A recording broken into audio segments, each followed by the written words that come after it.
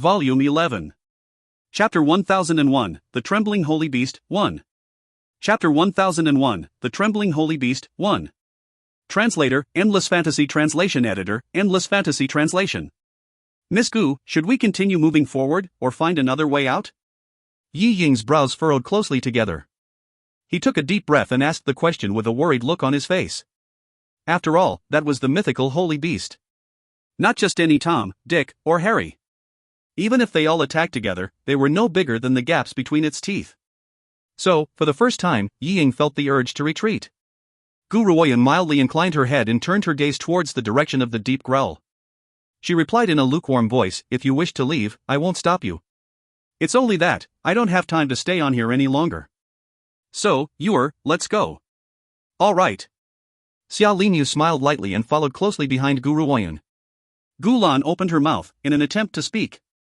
However, when she saw the young man's delicate and slim figure against the gentle breeze, she felt a surge of heat at the tip of her nose, especially at the sight of his bare sleeve. Her heart throbbed. "Leader." Her voice was pleading, and her large, vivid eyes turned towards Yi Ying. "Lanner, have you taken a liking to that kid?" Uncle Ling glared impatiently at Lanner and scoffed, "You know that a powerful holy beast resides in that area. If our world destruction mercenaries follows her there, we'd most certainly be hit with severe injuries and might even lose the entire army." Gu Lan went into a daze. She shook her head and said, "I only pity him. Such a young and beautiful youth, he should be enjoying his wonderful years and yet, he's crippled. Although this young man is always smiling, I know that he must feel very bitter within himself. Besides, if I were in his place, and I lost an arm, I'd much rather die." To a cultivator, an arm was similar to their power. Without power, was there any more reason to live? Yet he has endured it all with determination. Gu Lan could tell that the reason why he was determined to continue living was only for the sake of the woman by his side. "Leader, we've already been here for almost a month and food will run out soon. The Nemesis Forest is crawling with spiritual beasts, but it's difficult for us to hunt them down. At that time, how much longer can we endure without the support of food?" Gu Lan's large, vivid eyes blinked. Her usual sweet smile disappeared from her lovable face, replaced by a sense of determination. "So, why don't we give it everything we've got? Besides, didn't that spiritual beast only just achieved its breakthrough? When a spiritual beast achieves its breakthrough, it cannot fight back. Otherwise, it'll have no choice but to give up on the chance for this breakthrough. So, we can take this opportunity and slip right past it. As long as we use our time wisely, we can leave this place." Yi Ying became momentarily silent. Then, he lifted his handsome face, as if he had made up his mind. "Lanner is right, our responsibility is to leave Nemesis Forest, not to fight spiritual beasts. However, there is one aspect that we must pay attention to. All the powerful spiritual beasts of Nemesis Forest have gone on a pilgrimage to the Holy Beast. Even if we do not need to fight the Holy Beast, it would be difficult to go up against these spiritual beasts." Then, he paused and continued. "However, we must give it a try. You must all be on alert. Do not be blinded by the battle, immediately carve a bloody way out and run."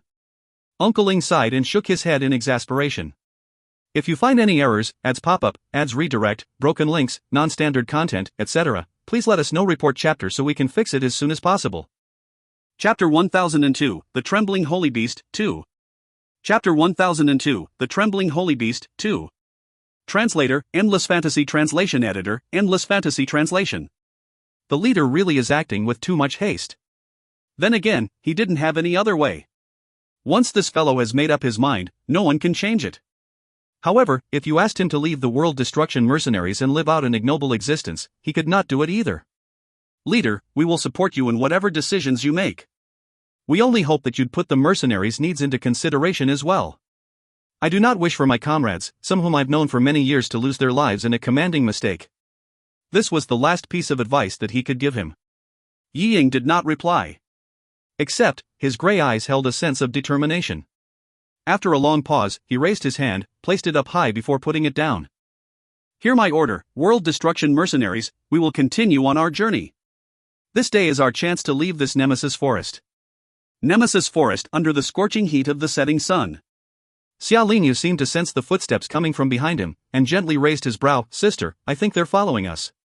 Hearing this, Gu Ruoyan was also stunned. She never thought that Yi Ying would have the guts to make such a decision. However, it was very obvious that this decision was no mistake. "Let's not concern ourselves with them for now. We'll be reaching the Beast King's lair soon. When that time comes, you stay away for a bit. Leave the Beast King to me. Gu Ruoyun smiled mildly. Her gaze fixed upon the enormous power that came from ahead the entire time. Her brows wrinkled. As they drew deeper and deeper, the power she sensed grew even greater. That power was so strong that it was suffocating. Xia Linyu turned slightly pale. Just as he felt that he could no longer take it, a gentle hand clasped tightly around his hand. Threads of gentle spiritual energy entered his body through the palm of his hand, which also alleviated the discomfort in his body. When he was finally able to breathe again, he turned towards Gu Ruoyun and flashed a sunny smile. Thank you, sister. Don't talk. Let's continue walking. Gu Ruoyun's expression grew even more severe. If she did not have the vermilion bird on hand, she would not have any way of defeating this spiritual beast. At that moment, she personally did not have enough power. Roar! A loud roar was heard, and the horizon trembled. Even the mountain range beneath Gu Ruoyun's feet trembled. The roar was mixed with agony and joy, as if it needed to let it all out as fiercely as possible. This was the foreshadowing of a holy beast's breakthrough. Watch out! Gu Ruoyun's eyes sharpened, and she quickly pulled Xia Linyu behind her. It was also at this moment that countless spiritual beasts charged out from within the forest ahead. Their fangs were bared and their claws brandished as they charged toward Gu Ruoyun and the rest. At the sight of such fearsome spiritual beasts, the world destruction mercenaries were so frightened that their legs nearly gave way. Gu! Miss Gu! What do these spiritual beasts want this time? A mercenary asked as he trembled. Despite having encountered numerous battles, they've never been faced with anything like this before. Gu Ruoyun shrugged her shoulders. This time, they're aiming at us. So you've better put up your defenses, quickly. Spiritual beasts have keen senses. They could sense them from the moment the group had set foot into this lair. They would never allow for anyone to disturb the Beast King during the crucial moment of his breakthrough. Shwa! Hearing this, the mercenaries quickly drew their weapons. However, when faced with such fearsome spiritual beasts, a human's power would decrease by an obvious degree. Under the attack of spiritual beasts, they would not even have the ability to protect themselves. If you find any errors, ads pop-up, ads redirect, broken links, non-standard content, etc., please let us know. Report chapter so we can fix it as soon as possible.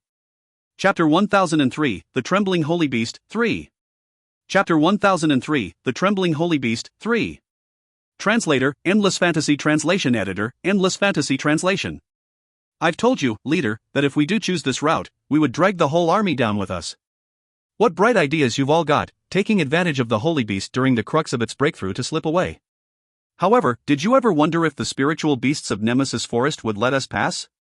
Uncle Ling blocked an eagle's talons with his sword, his expression filled with anxiety. He could not help but blame Ying. Ying remained silent the entire time, yet his expression sunk simultaneously along with the increasing amount of spiritual beasts. His powers were of the highest level among everyone present. He had already reached the rank of a low-level martial supreme. Hence, he was highly competent in facing these spiritual beasts. However, there was no lack of weak cultivators among his band of mercenaries. They were no match for the spiritual beasts. Besides, he would be met with a moment of depletion in spiritual energy. When that time comes, that would signal their death. However, Ying lifted his head towards the flash of green robes against the gentle wind, and hope flashed in his eyes. Even he himself did not know why he would place all of his hopes onto this woman. Amidst the gentle breeze, the flash of a green robe shuttled among the spiritual beasts. When she raised her sword, brains would spill out and fall to the ground, blood splattering everywhere. Gu Ruoyun did not summon any of her spiritual beasts to battle. This was because it was her first time facing so many enemies in battle, ever since she had broken through to the rank of Martial Supreme. How could she give up on such a great opportunity to increase her power? However, some spiritual beasts were aware that they were no match for Gu Ruoyun, so they attempted to attack Xia Linyu, who was next to her. However, even spiritual beasts who were able to make schemes like this had their heads lopped off by Gu Ruoyun's sword before they could even get anywhere near Xia Linyu. Otherwise, their bodies would be sliced into two. This. The mercenaries gradually felt dumbfounded at the sight of this. Our leader is considered to be rather powerful now, right? However, even our leader could not possibly be able to kill such powerful spiritual beasts so easily. Besides, there were also a few martial supremes among them. Yet this woman. Not only was she able to kill her opponent instantly, she was able to take care of the crippled young man by her side as well. To do two things at once, how did she manage that? Uncle Ying's expression changed from his initial anger to one of shock. In the end, his entire face was filled with embarrassment. From the beginning, he had thought that Guru Oyun held unlawful intentions towards them, and tried to lure the world destruction mercenaries to this place so that the spiritual beasts of Nemesis Forest could take care of them. Yet the thought of how powerful this young woman actually was never crossed his mind. She had such outstanding ability, so why would she need to waste her efforts in luring them to the Beast King? Wouldn't it have been easier to just handle it on her own? 1. It was also at this very moment when Uncle Ling finally believed that Guru Oyun was truly not a spy from the Heavenly Wolf mercenaries. She actually happened to arrive in Nemesis Forest by coincidence and happened to bump into them. Shwa! Suddenly, Guru Oyun raised her long sword, a sharp wind from the sword's blade pierced across the air and charged straight towards Uncle Ling. Uncle Ling went into a momentary daze, unable to comprehend what was going on.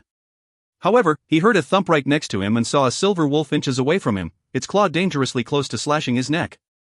However, the energy from Guru Oyun's sword happened to hit the silver wolf's claw. Instantly, a wolf's claw dropped, and fresh blood came splattering out into all directions, staining his robes in a blood-red hue. Uncle Ying's body stiffened. The shame on his face grew even thicker, and he felt as if a lump was in his throat. He could not speak at all.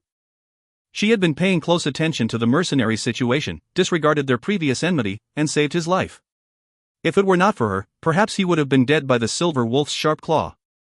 Yet he had questioned her so much in the past. If you find any errors, ads pop up, ads redirect, broken links, non-standard content, etc., please let us know. Report chapter so we can fix it as soon as possible. Chapter 1004, The Trembling Holy Beast, 4. Chapter 1004, The Trembling Holy Beast, 4. Translator, Endless Fantasy Translation Editor, Endless Fantasy Translation. Of course, Guru Oyun was not aware of his thoughts at all. The reason why she had saved Uncle Ling was entirely due to the fact that he never did anything to harm her, although he had been suspicious of her from the very beginning. However, the actual reason why Guru Oyun helped was because she had been observing the situation of the rest of the mercenaries. Hence, she managed to pick up on the embarrassed look on Uncle Ying's face.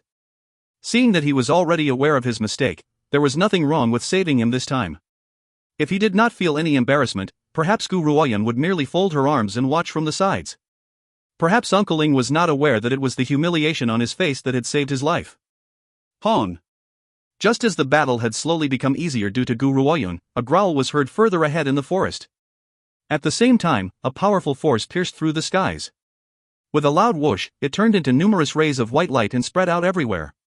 At that moment, the spiritual beasts, which had been locked in a fierce battle, stopped whatever they were doing and collapsed to the ground and knelt to the ground, worshipping toward the direction of the source of power. Their eyes filled with piousness and reverence. Hundreds of beasts making a pilgrimage. That is also to say, that spiritual beast had successfully broken through to the state of a holy beast. With that knowledge in mind, every face of the world destruction mercenaries turned into an ugly shade. They never thought that this spiritual beast would have achieved its breakthrough so quickly. A holy beast? Even 100 high-level martial supreme would not possibly be able to defeat a holy beast. What more if it came down to them? Finished, we're most definitely finished this time. Run, perhaps we can still get away. Even dying of hunger in Nemesis Forest is a better option. I don't want to die by the teeth and claws of a holy beast. Prior to this, we still had some hope of escaping this place. However, once this Beast King has had its breakthrough, we would be goners for sure. The crowd glanced at each other, then ran in the direction behind them instantly. Do battle with a holy beast? That's just an act of digging your own grave. They would not be so foolish as to strike a stone with an egg. However, just as they turned around to try and escape, they heard footsteps coming from inside of the forest. The footsteps were like stones weighing 1,000 kati, slamming onto the ground, causing the entire ground to shake. At that moment, the crowd who had initially planned on running away came to an abrupt realization. They felt as if the feeling in their legs had completely disappeared. They did not even have the strength to move their legs, and could only stare in shock at the trembling forest. Ha ha ha! A wave of laughter that was rather smug and egotistical filled the air, coming from the direction of the sound of the footsteps. It echoed throughout the entire forest, causing everything to shake, a terrifying sight indeed. Which little bastard is digging his own grave, setting foot into your grandfather Holy Beast's land, and even has the audacity to cause harm onto grandfather Holy Beast's slaves? As the saying goes, pay regard to the status of its master before beating a dog. You've harmed my servants, hence, you shall pay for it with your lives. The smug voice created a look of absolute terror on everyone's face. They trembled as they stared at the middle-aged man who stepped out from the deep end of the forest. The man was rather chubby, as if he were filled with a ton of fat meat. He wore a torn and tattered sackcloth, simply draped over his body, looking poor and haggard like a beggar.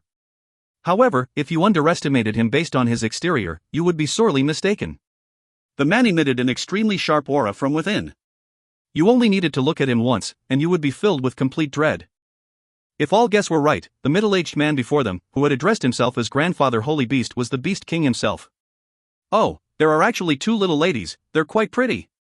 Ha, it seems that things will not be so boring from now on.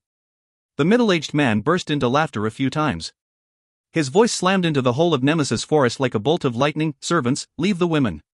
Kill all the men. Just as he gave the order, his eyes stopped at Guru Oyun. He looked shocked. Then, a sense of astonishment appeared in his gaze. He then asked, seeking confirmation, Is your name Guru Oyun? If you find any errors, ads pop up, ads redirect, broken links, non-standard content, etc., please let us know. Report chapter so we can fix it as soon as possible. Chapter 1005, The Trembling Holy Beast, 5. Chapter 1005, The Trembling Holy Beast, 5. Translator, Endless Fantasy Translation Editor, Endless Fantasy Translation. Just as the Holy Beast spoke, forget everyone else, even Guru Oyun herself was in shock. You know me? She was a little astonished. Has my name gotten so famous that even spiritual beasts are aware of my existence? Her answer had undoubtedly meant that she admitted to her identity. The Beast King's initial shock had turned into fear. The fat on his body trembled, like a ball shivering from the cold. It was as if Guru Oyun were some horrifying monster to him. The crowd was dumbstruck. What on earth is going on?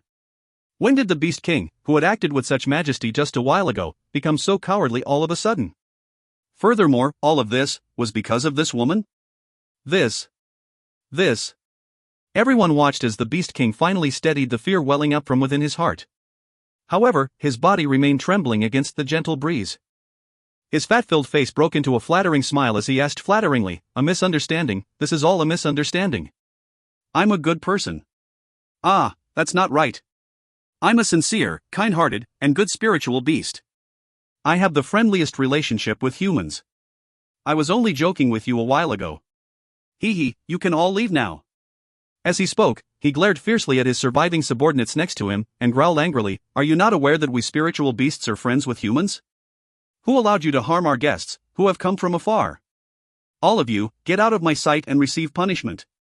Damn it, taking advantage of my breakthrough and attacking humans. Are you all F***king tired of living?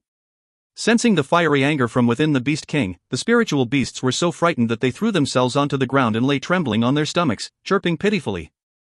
The Beast King felt a little better at the sight of the spiritual beasts' trembling bodies. Whose fault is it that he himself had been scared witless as well? However, he never expected Guru Oyun to make an appearance here. If that person were to find out that I had delusional thoughts of forcibly containing his woman, the whole of Nemesis Forest might cease to exist. Guru Oyun mildly squinted her eyes and took one step towards the Beast King. A peculiar light flashed in her eyes. You recognize me? This. The Beast King dug out a handkerchief out of nowhere, wiped the cold sweat off his brow. Then wiped it across his head as if he were rowing a boat against the waves. Nope, definitely not. That lord did not wish for Guru Oyun to find out about the instructions he had once left me with, so we mustn't tell her anything at all. Otherwise, if we end up provoking him, we would truly be done for. You really don't recognize me, . Guru Oyun raised her brow. She could guarantee with 100% confidence that this Beast King recognized me. Really, even more real than pearls. The Beast King nodded as if he were pounding garlic with his chin, his face filled with flattery as he spoke. Do not judge me simply because I guard Nemesis Forest from day to night. I am also very well informed on the news in the secular world. I've merely heard of your name, O great Guru Oyun, so I deeply admire you as well. I really didn't mean to offend you. I ask that you forgive me, my lord. The Beast King snibbled as he spoke and his eyes filled with tears. He nearly threw himself, kneeling on the ground to beg her. Guru Oyun smiled. If you don't wish to tell me, I won't force you, but I'll find out sooner or later. I have some business to attend to at the moment, so I won't stay here. Let's go. Xia Linyu nodded, glanced at the Beast King, who was sniveling uncontrollably, then turned towards the woman ahead of him. If you find any errors, ads pop up, ads redirect, broken links, non-standard content, etc., please let us know. Report chapter so we can fix it as soon as possible. Chapter 1006, The Trembling Holy Beast, 6. Chapter 1006, The Trembling Holy Beast, 6. Translator, Endless Fantasy Translation Editor, Endless Fantasy Translation. Up to this moment, the world destruction mercenaries had yet to return to their senses. They stared, completely tongue-tied, widening their eyes in astonishment. What's going on? How is the Beast King's attitude so vastly different from how it was before? He was even screaming bloody murder so fiercely a while ago, yet he switched to acting so petty and lowly in an instant? Besides, no one thought that this Beast King would actually recognize Gu Ruoyun, and acted so fearfully towards her. Where on earth did this woman come from? Uncle Ying's gaze was a mess of complication. He really never expected that the woman whom he had suspected would be the one who ultimately helped the world destruction mercenaries to escape this place. Servants, escort Lord Gu Ruoyun and the rest on their way out of Nemesis Forest. The Beast King finally heaved a sigh of relief. He was really afraid that Gu Ruoyun would force him into telling her the truth. At the same time, he had made preparations to die before submitting to her wishes. In the end, she let him off just like that. Hence, his eyes were filled with gratitude, aside from fear. Actually, what he did not know was that Gu Ruoyun already had an answer in her heart. That was the reason why she did not force him to provide her with an answer. Aside from that man, who else would silently help her in this way? Even if he were not by her side, he would still be concerned over her safety. To have him keep her company in this lifetime, what more could she ask for? Let's go. Ying returned to his senses, saw Gu Ruoyun and Xia Linyu who were now at a far-off distance, and quickly chased after them as well. Standing behind them, the spiritual beast that had previously besieged them, were now like docile little cats following behind, escorting them out of Nemesis Forest. Lord Gu Ruoyun, have a pleasant journey. If you have the time, do not forget to come back to my Nemesis Forest as a guest. The spiritual beasts of Nemesis Forest are very friendly and have always had a very good relationship with humans. When that time comes, I'll raise the banners to welcome your arrival. The Beast King remained standing in the same spot, waving his pink handkerchief, looking completely broken-hearted at her departure as if he were extremely reluctant for them to leave. Pu Tong. The mercenaries nearly fell somersaulting onto the ground when they heard the Beast King's words. Friendly? We certainly haven't seen the aspect of friendliness in these spiritual beasts. Let's not forget that a while ago, all of these spiritual beasts wanted to fiercely rip us to shreds. If it were not for Gu Ruoyun, we might all actually be dead by now. Also, this guy actually carries a pink handkerchief around with him? Can you imagine a scene with a 150-kilogram fatty waving a pink handkerchief? Every time it crossed their minds, they would feel an urge to puke. F***CK. The humans have finally left. Once every shadow had disappeared from sight, the Beast King could not help but hit himself on the chest in an attempt to steady his terrified heart. I hope they never come again. Otherwise, with Nemesis Forest being so vast, I'm not the only Beast King around here. What if some blind little bastard ends up killing Lord Gu Ruoyun? By then, all the spiritual beasts of Nemesis Forest would not be enough for that person's melting pot. The Beast King could not help but shiver at the thought. Then, he decided to have his little brothers carry a portrait of Gu Ruoyun in order to avoid offending her. In the outskirts of Nemesis Forest. Ying paused in his steps, then joined his fists and bowed towards the spiritual beasts that had escorted them. Thank you very much for escorting us over the past few days. He exclaimed with gratitude. Now, we've reached the outskirts of Nemesis Forest and will be able to leave this place very soon, so you can leave us here now. Please return to your homes. If you find any errors, ads pop up, ads redirect, broken links, non-standard content, etc., please let us know. Report chapter so we can fix it as soon as possible. Chapter 1007, The Trembling Holy Beast, 7. Chapter 1007, The Trembling Holy Beast, 7. Translator, Endless Fantasy Translation Editor, Endless Fantasy Translation. After departing from the Beast King's lair, they still had to travel for a few more days before reaching the outskirts of Nemesis Forest. However, do not make assumptions simply because both sides had started off in a hostile state. They even felt a great urge to rip each other to shreds. The humans have killed numerous spiritual beasts as well. However, after having interacted with each other along the way, a deep friendship had been established between the humans and the spiritual beasts. Roar! The spiritual beasts let out a deep roar, and charged towards the direction where they had come from. Except, they glanced reluctantly over at the humans behind them before they left. In contrast with the Beast King's hypocrisy, they truly felt reluctant to part with them. Gulan's face was filled with tears. She turned towards a fiery red lion and waved her hands, gesturing farewell, crying too hard that she looked so pitiful. Little lion, I'll come back and visit you again. However, when that time comes, don't end up attacking me after forgetting about me. Lanner. Ying stroked Gulan's head, smiled and said, Lanner, don't worry. I'll take you back to Nemesis Forest when we have a chance in the future. After this experience, it should be much easier to get out in the future. Of course, this was also because of Miss Gu lending her light. Sob. Gulan threw herself into Yi Ying's arms and burst into tears. The reason why humans and the spiritual beasts have always existed as enemies were because they were unable to befriend one another. However, once they shed their vigilance, they could become very good friends. Just as Gulan began to cover her head in ball, the flaming lion glanced at her, then lowered its head, communicating incoherently with a spiritual beast next to it, then ran wildly towards Gulan. Lanner, don't cry. The flaming lion is back. Ying lifted his head and saw the flaming lion rushing towards Gulan. He went into a mild daze and hurriedly pacified Gulan. As if sensing the boiling heat coming from behind her, Gulan turned around in disbelief. When she saw that the flaming lion had indeed returned, tears streamed down her face once again. Flaming lion, you're not going to leave?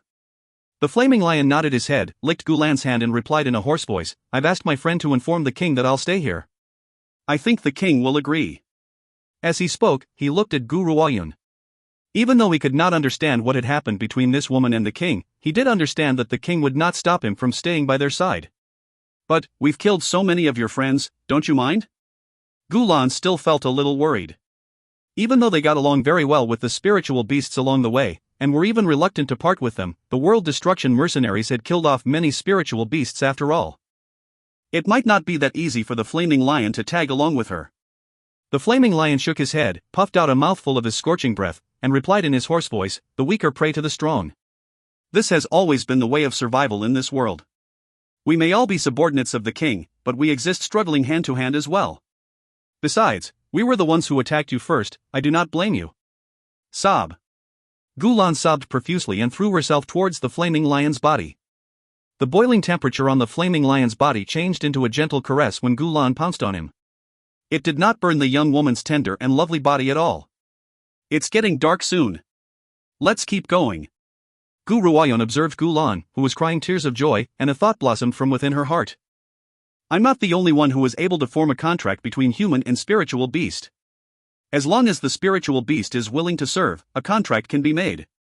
So, shouldn't I be searching for a powerful spiritual beast to act as yours escort and protector? In case any carelessness should appear on my end and end up causing him harm. If you find any errors, ads pop up, ads redirect, broken links, non-standard content, etc., please let us know. Report chapter so we can fix it as soon as possible. Chapter 1008, The Trembling Holy Beast, 8. Chapter 1008, The Trembling Holy Beast, 8. Translator, Endless Fantasy Translation Editor, Endless Fantasy Translation. Miss Gu, may I ask you a question? Ying turned his attention away from Gulan and on to Gu Ruoyun. This was a question that he had been wanting to ask over the past few days, but could not. Go ahead, Gu Ruoyun raised her brow and replied in a succinct manner. I'd like to know. Are you Gu Ruoyun, the genius woman whose name has spread far and wide since the medicine sect's general meeting? In the beginning, perhaps Ying would not have considered this. However, ever since the Beast King had changed his demeanor, he's felt the need to ask her the question on a few occasions. After all, he simply couldn't figure it out.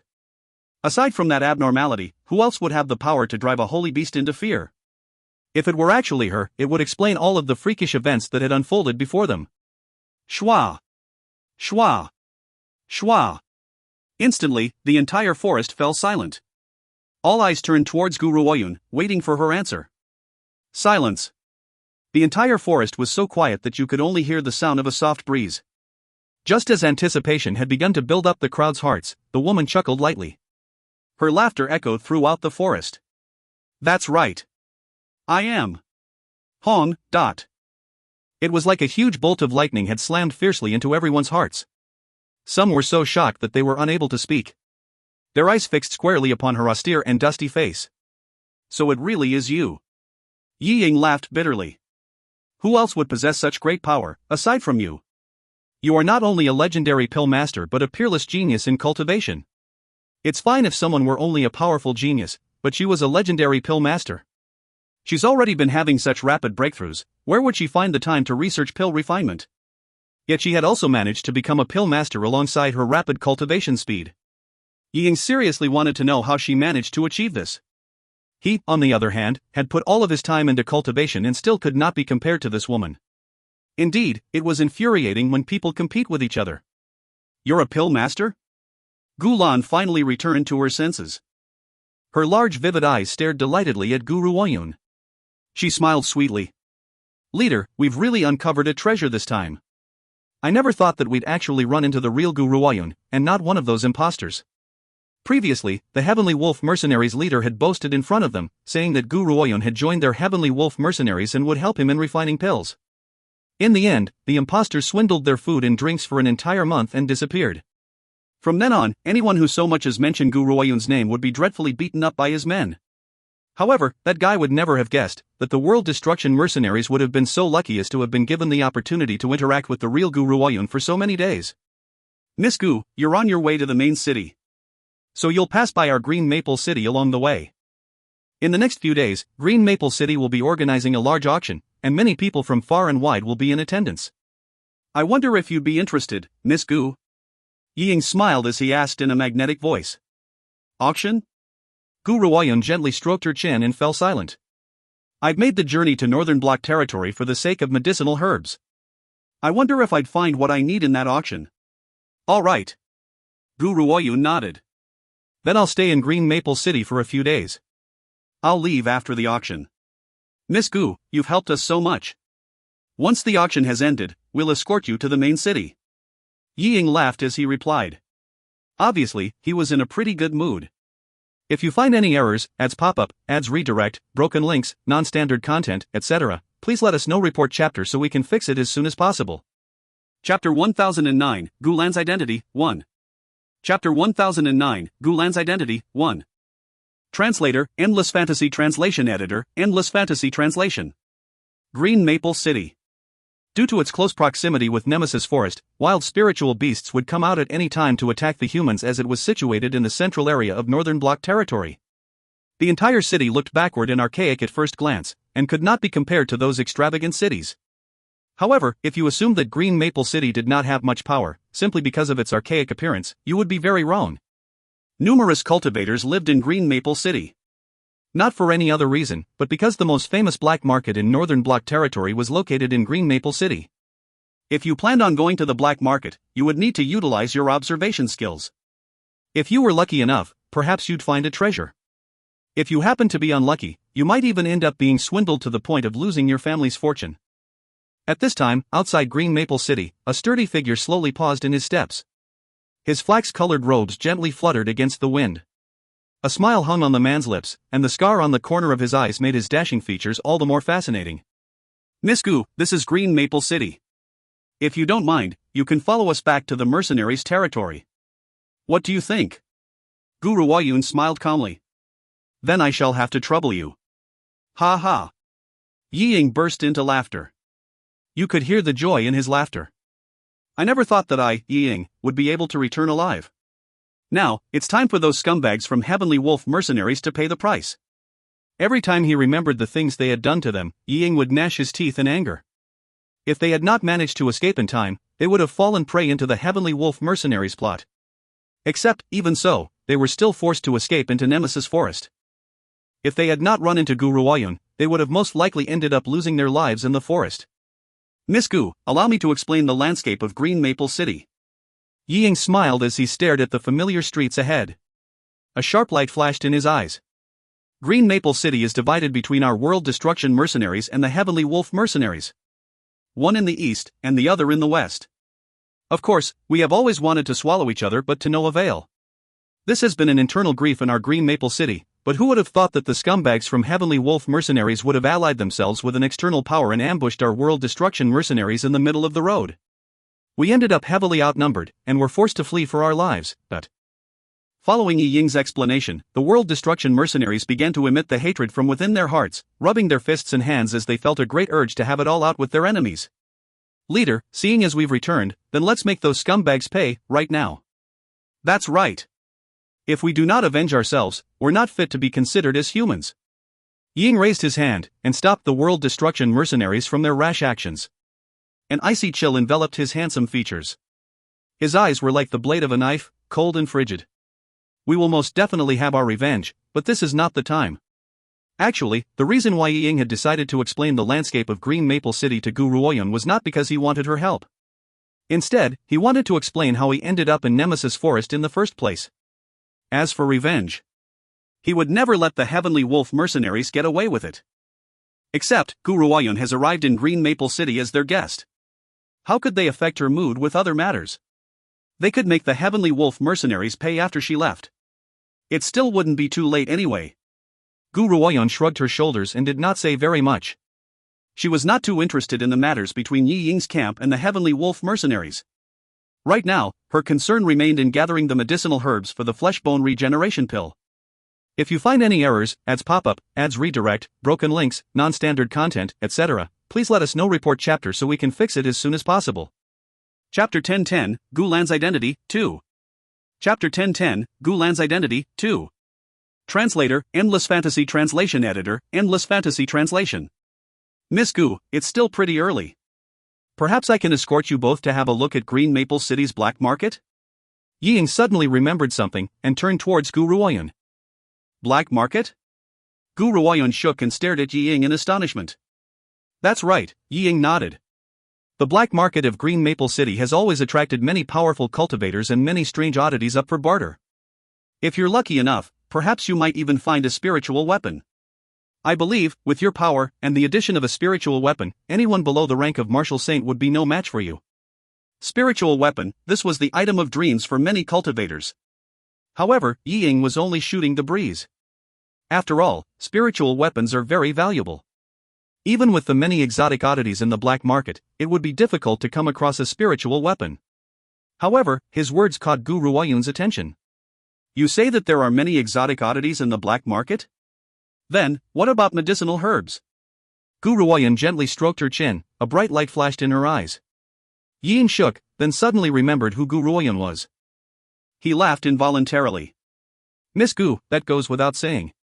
There are indeed many medicinal herbs available in this black market. It all depends on your observation skills. Of course, I believe that as a pill master, this wouldn't be a problem for you. Alright, then let's go treasure hunting at the black market. It's only that, my brother is a little tired. Please send someone to escort him to get some rest. Gu Ruoyun raised her brow and said, as she had noticed that Xia Linyu was looking a little fatigued. Sister, I'm fine, You go get some rest. I'll be back soon. During this period of time, Xia Linyu had not managed to get a good rest, and because she had already broken through to the rank of Martial Supreme, she did not really feel all that tired, but he was different. At the moment, he was not strong enough, so he really needed to maintain his energy. All right. Xia Linyu sighed. He knew that after days of such a difficult journey, his body would not be able to stand much longer. Except, he did not wish to push everything onto his sister. Lan'er. Yi Ying hurriedly shot Gulan a look, after hearing Xia Linyu's reply. Take Sir Xia back to the mercenary unit to get some rest. Take good care of him. An ambiguous smile hung on the corner of his lips. His gray eyes surveyed Gulan and Xia Linyu. Except, the two did not seem to pick up on anything inappropriate. Gulan giggled and stepped forward, her bright eyes that were not unlike the moon displayed a splendid light. Brother Xia, let's go. I'll escort you back to get some rest, and show you around Outworld Destruction Mercenary Unit. Xia Linyu nodded, then took one last look at Gu Ruoyun and left with Gulan. Miss Gu, we should be on our way too. Yi Ying turned away and smiled at Gu Ruoyun. You're trying to matchmake Gulan with Yuer? Gu Ruoyun smiled and raised her brows. She saw right through Yi Ying's plans at first glance. Yi Ying smiled uneasily. Gulan has been a part of our world destruction mercenaries for nearly a year now, but this is the first time she's ever shown any interest in a man. So I want to give them the chance to have a deeper understanding. Would you have any objections, Miss Gu? Gu Ruoyun shrugged her shoulders. Xia Linyu may be my younger brother, but I will not restrict him. Anyone he likes will be my relative. Except, Yuer is shouldering too much at the moment, and he has been feeling much too inferior at the moment.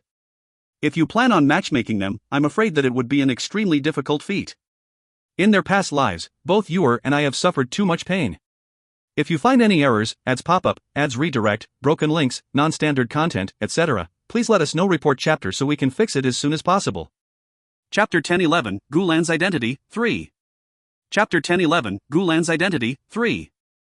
Translator, Endless Fantasy Translation Editor, Endless Fantasy Translation. While we've already exacted their great revenge, our relatives will never be able to come back to us. Hence, Gu Ruoyun really hoped that someone could help disintegrate the agony in his heart. After all, if it were not for Xiao Yi, she would never have been able to step out from her pain so soon. While I plan on matchmaking them, there's one thing that I'd need to inform you first. Ying smiled as a profound glint flashed in his eyes. To this day, I do not know who Gulan really is. I only managed to save her 1 year ago completely by coincidence. I saw how she had nowhere to go, so I took her in. Only, after interacting with her for a long time, have I come to realize that she carries a spiritual weapon. A spiritual weapon? Gu Ruoyun raised her brow and turned towards Yi Ying's profound features. That's right, Yi Ying nodded. Miss Gu, as a cultivator, you are aware that there are different classes of spiritual weapons. It's not that there aren't any spiritual weapons in Northern Block territory, it's just that those spiritual weapons are mainly owned by a few great organizations. Furthermore, she's mentioned about having acquaintances in the main city. I can make a rough guess that she must be a great young lady from one of the great powers in the main city. Gu Ruoyun fell silent. Prior to her journey here, she had a rough understanding of the powers in Northern Block territory. So naturally, she knew which organizations Yi Ying had been talking about.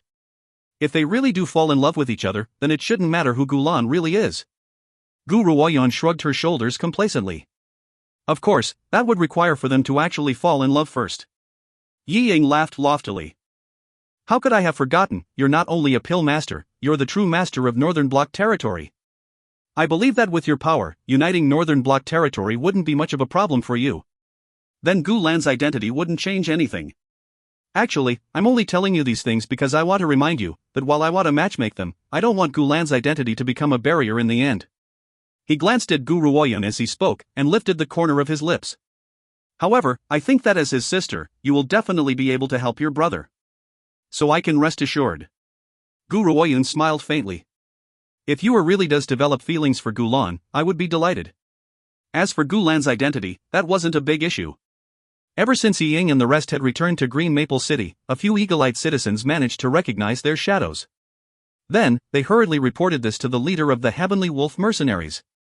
At this moment, in the Heavenly Wolf Mercenaries' territory, a middle-aged man picked up a random cup next to him and fiercely threw it onto the ground with a loud crash. His fierce features looked absolutely twisted from his rage, his eyes filled with malice. What did you say? That bastard Yi Ying didn't actually die in Nemesis Forest, and he's actually escaped? Leader, this is the truth. I actually did see them return, and they've even brought back a pair of strangers. A short man knelt before the middle-aged man's right-hand seat and spoke with excellent voice and expression. Leader, this Yi Ying really doesn't know what's good for him. He was defeated by our Heavenly Wolf Mercenaries, and yet he still has the audacity to return. Should we go loot his home and destroy him? The middle-aged man's entire face was full of malice. His eyes were like a venomous snake, filled with poison. It was difficult to even look at him. Where did he go after his return? Reporting to you, leader. Yi Ying took the rest to the black market. Only Gulan and a crippled young man returned to the World Destruction Mercenaries unit. Are we going to meet with Yi Ying at the black market now? If you find any errors, ads pop-up, ads redirect, broken links, non-standard content, etc., please let us know. Report chapter so we can fix it as soon as possible. Chapter 1012, Gulan's Identity, 4. Chapter 1012, Gulan's Identity, 4. Translator, Endless Fantasy Translation Editor, Endless Fantasy Translation. The middle-aged man fell silent. After a long pause, his vicious eyes stared at the shorty who knelt before him. You say that Gulan went ahead and returned to the World Destruction Mercenaries unit with a young man? That's right, I saw it with my own eyes. Since that's the case, then we'll go to the World Destruction Mercenaries unit instead. The middle-aged man sneered. The corners of his lips curled into an eerie angle. His ferocious features grew even more sinister and terrifying, making one tremble with fear. The short man was in a daze. He asked confusedly, Leader, only Gulan and the young man are in the World Destruction Mercenaries unit. Why go to war over these two? There's simply no need for that. Idiot. The middle-aged man glared at the short man with eyes full of loathing. He replied icily, Why does an idiot like you exist in our Heavenly Wolf Mercenaries? That kid, Yi Ying, is quite powerful. He's not even 30 years old and he's already a low-level martial supreme. If I go up against him, I might not be able to defeat him. It might even end in disaster. The reason why I had been able to ambush him previously was entirely because I had the Zhang family's help. Now, those members of the Zhang family have left Green Maple City. Would I still brainlessly walk into a bloodbath with Ying? Actually, based on his power, he might not lose against the young Ying. Except, there hasn't actually been a lack of powerful cultivators in Green Maple City aside from both their organizations. If he were to end up seriously hurt for the sake of killing Ying, many would find it very easy to take advantage of the opportunity. The mantis stalks the cicada, unaware of the oriole behind. Anyone could understand the logic behind that. It was due to that very reason that both parties have been able to live in harmony for so many years. But, if our Heavenly Wolf mercenaries aren't going to fight the World Destruction mercenaries, why disturb Gulan? The short man still could not understand the reason behind his leader's plan. You really are AF** king idiot. Can't you use your brain? Yi Ying is a man who greatly values friendship. If we take Gulan away, would he remain nonchalant? The middle-aged man laughed icily, as he spoke with a malicious look on his face. Of course, I didn't want it to come this. Yi Ying forced my hand. So, I'm determined to be the only decision-maker in Green Maple City. He's nothing but a child. What right does he have to divide my territory? In the middle-aged man's point of view, Green Maple City belonged to him. Yi Ying had the gall to divide his land for so many years, so he must prepare to be swallowed whole. The middle-aged man's eyes darkened at the thought. He laughed coldly. However, this girl Gulan seems to have some power as well. In order to cut the battle short, I'll take care of this, personally. As long as we capture this girl, I believe that Yi Ying would no longer have the gall to retaliate against me. As for the young man that the girl, Gulan, has escorted back. He paused. A murderous intent flashed across his vicious eyes. Kill him. The black market is situated at the heart of Green Maple City. The staff here are noisy, and you would hear a loud announcement on sales at any time. Gu Ruoyun swept her gaze across each and every stall, but could not find the things that she had been looking for. She shook her head and sighed. Yi Ying, are these the only stalls in the black market? Are there other sections? After all, the items here are certainly not considered to be valuable treasures. Furthermore, the black market of Green Maple City's prestige could not possibly amount to this. Indeed, after hearing her question, Yi Ying nodded. This is only the most common section of the black market. While there may be leaks from time to time, it happens very rarely. I was afraid that we would overlook something, so I brought you here to have a look. Since the treasures you are looking for aren't here, then I'll take you to the underground black market. If you find any errors, ads pop up, ads redirect, broken links, non-standard content, etc., please let us know. Report chapter so we can fix it as soon as possible. Chapter 1013, Gulan's Identity, 5. Chapter 1013, Gulan's Identity, 5. Translator, Endless Fantasy Translation. Editor, Endless Fantasy Translation. The stalls were much quieter in the underground black market compared to the stalls Gu Ruoyun had seen earlier on. No one was yelling either. Every stall owner was completely quiet, sitting silently inside his own stall. Occasionally, a few of them would explain their wares to a customer. Gu Ruoyun swept her gaze across every single stall, but none held her attention. It goes without saying that Green Maple City's black market certainly lives up to its reputation. She only needed one sweeping glance to find many treasures that would cause a sensation in the secular world. Only, based on her current level in power and her stash, these items were of no interest to her any longer. What is it? Is there nothing you like? Yi Ying noticed Gu Ruoyun's furrowed brow and smiled gently as he asked. Gu Ruoyun shook her head. Just as she turned away, her gaze instantly froze at one particular stall. The owner of the stall was a young man dressed in blue robes. He was tall and slim, with very fair skin, especially those blue eyes of his. It was as if one could sink into them, unable to get out. Unfortunately, he had one area of imperfection. The man had an ugly, dark freckle on his face. It was also due to the existence of that freckle that spoilt the soft and beautiful feeling. Yi Ying noticed that Gu Ruoyun had fixed her attention on the man in blue robes. Mildly astonished, he explained. That's Lan Gu. Everyone in Green Maple City is aware of his situation. The master of the Lan family in the main city happens to be his uncle. Except, Lan Ji's existence is unclear. He's brought bad luck to his father and mother, which resulted in his banishment from the Lan family. After that, he arrived in Green Maple City. He paused, then continued to speak. This Lan Gu is a marvel as well. He brought a bunch of sweets to sell at the black market, claiming them to be pills. However, who would dare purchase his pills? Perhaps eating them would end up giving you diarrhea. Yi Ying laughed. This Lan Gu isn't some pill master either, yet he claims that these playthings are pills. Who could believe him? Poison is more like it. Gu Ruoyun did not seem to hear Yi Ying's words at all. She automatically walked towards Lan Gu, as if she did not mind the pills on display in his stall. These pills, did you refine them yourself? She asked. Seeing how someone had finally made an inquiry at his stall, Lan Ji's blue eyes lit up. He smiled and nodded. Yes, I refined them myself. His voice was melodious, rather pleasing to the ear. If it were not for that dark freckle on his face, this man would undoubtedly be considered a peerlessly beautiful man. Hearing this, Gu Ruoyun's eyes flicked, but she did not say very much, only carefully surveying the pills in his stall. Can you tell me what kind of pills these are?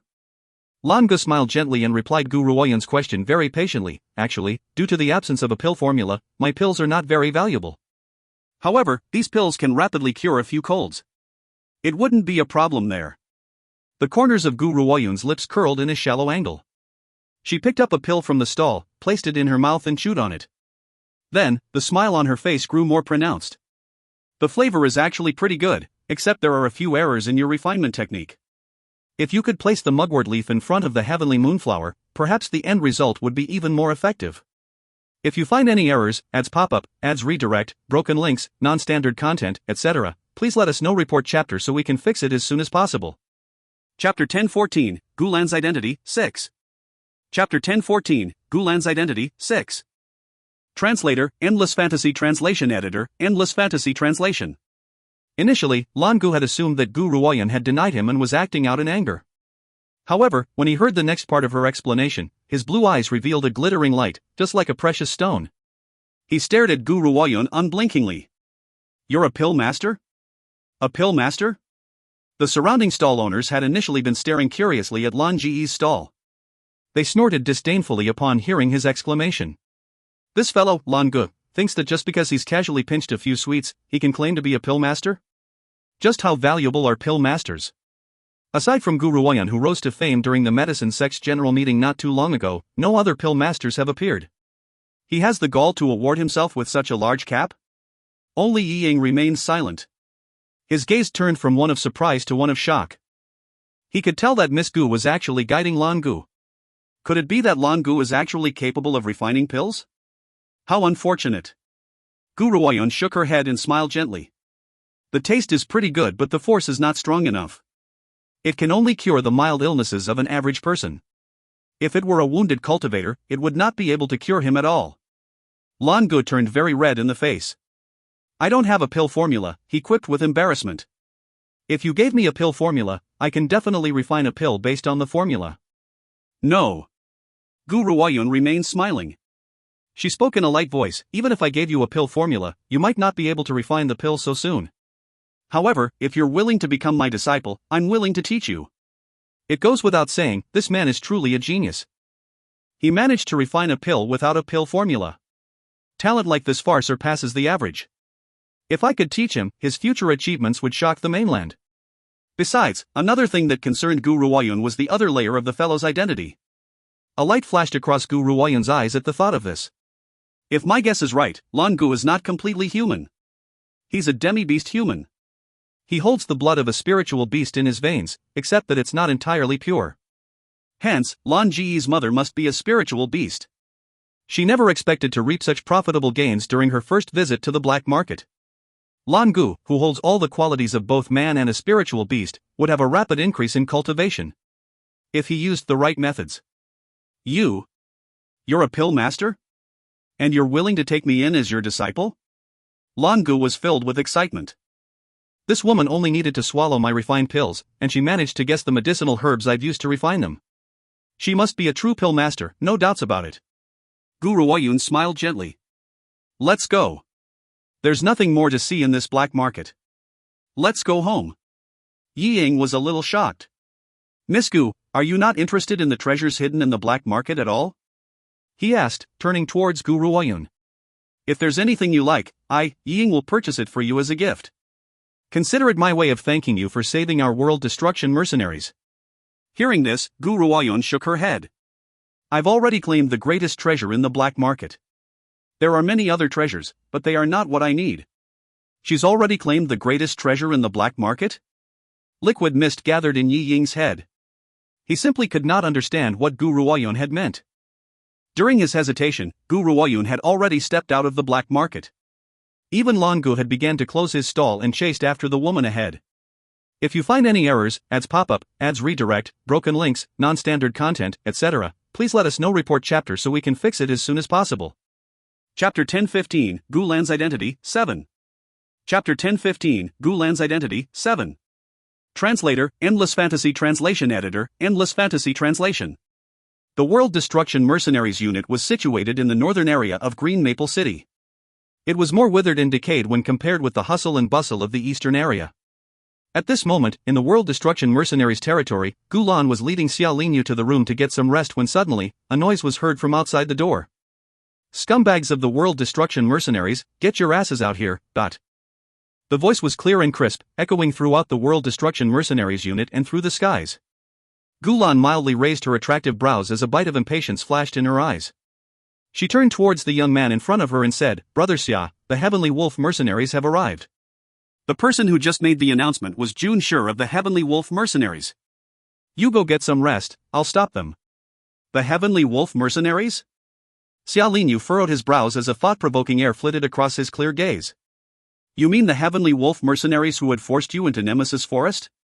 Gu Lan nodded. "The very same. They must have heard the news once the World Destruction Mercenaries had stepped into Green Maple City. I never thought that they would take advantage of our leader's absence and launch an attack. Brother Xia, don't worry, I'll protect you.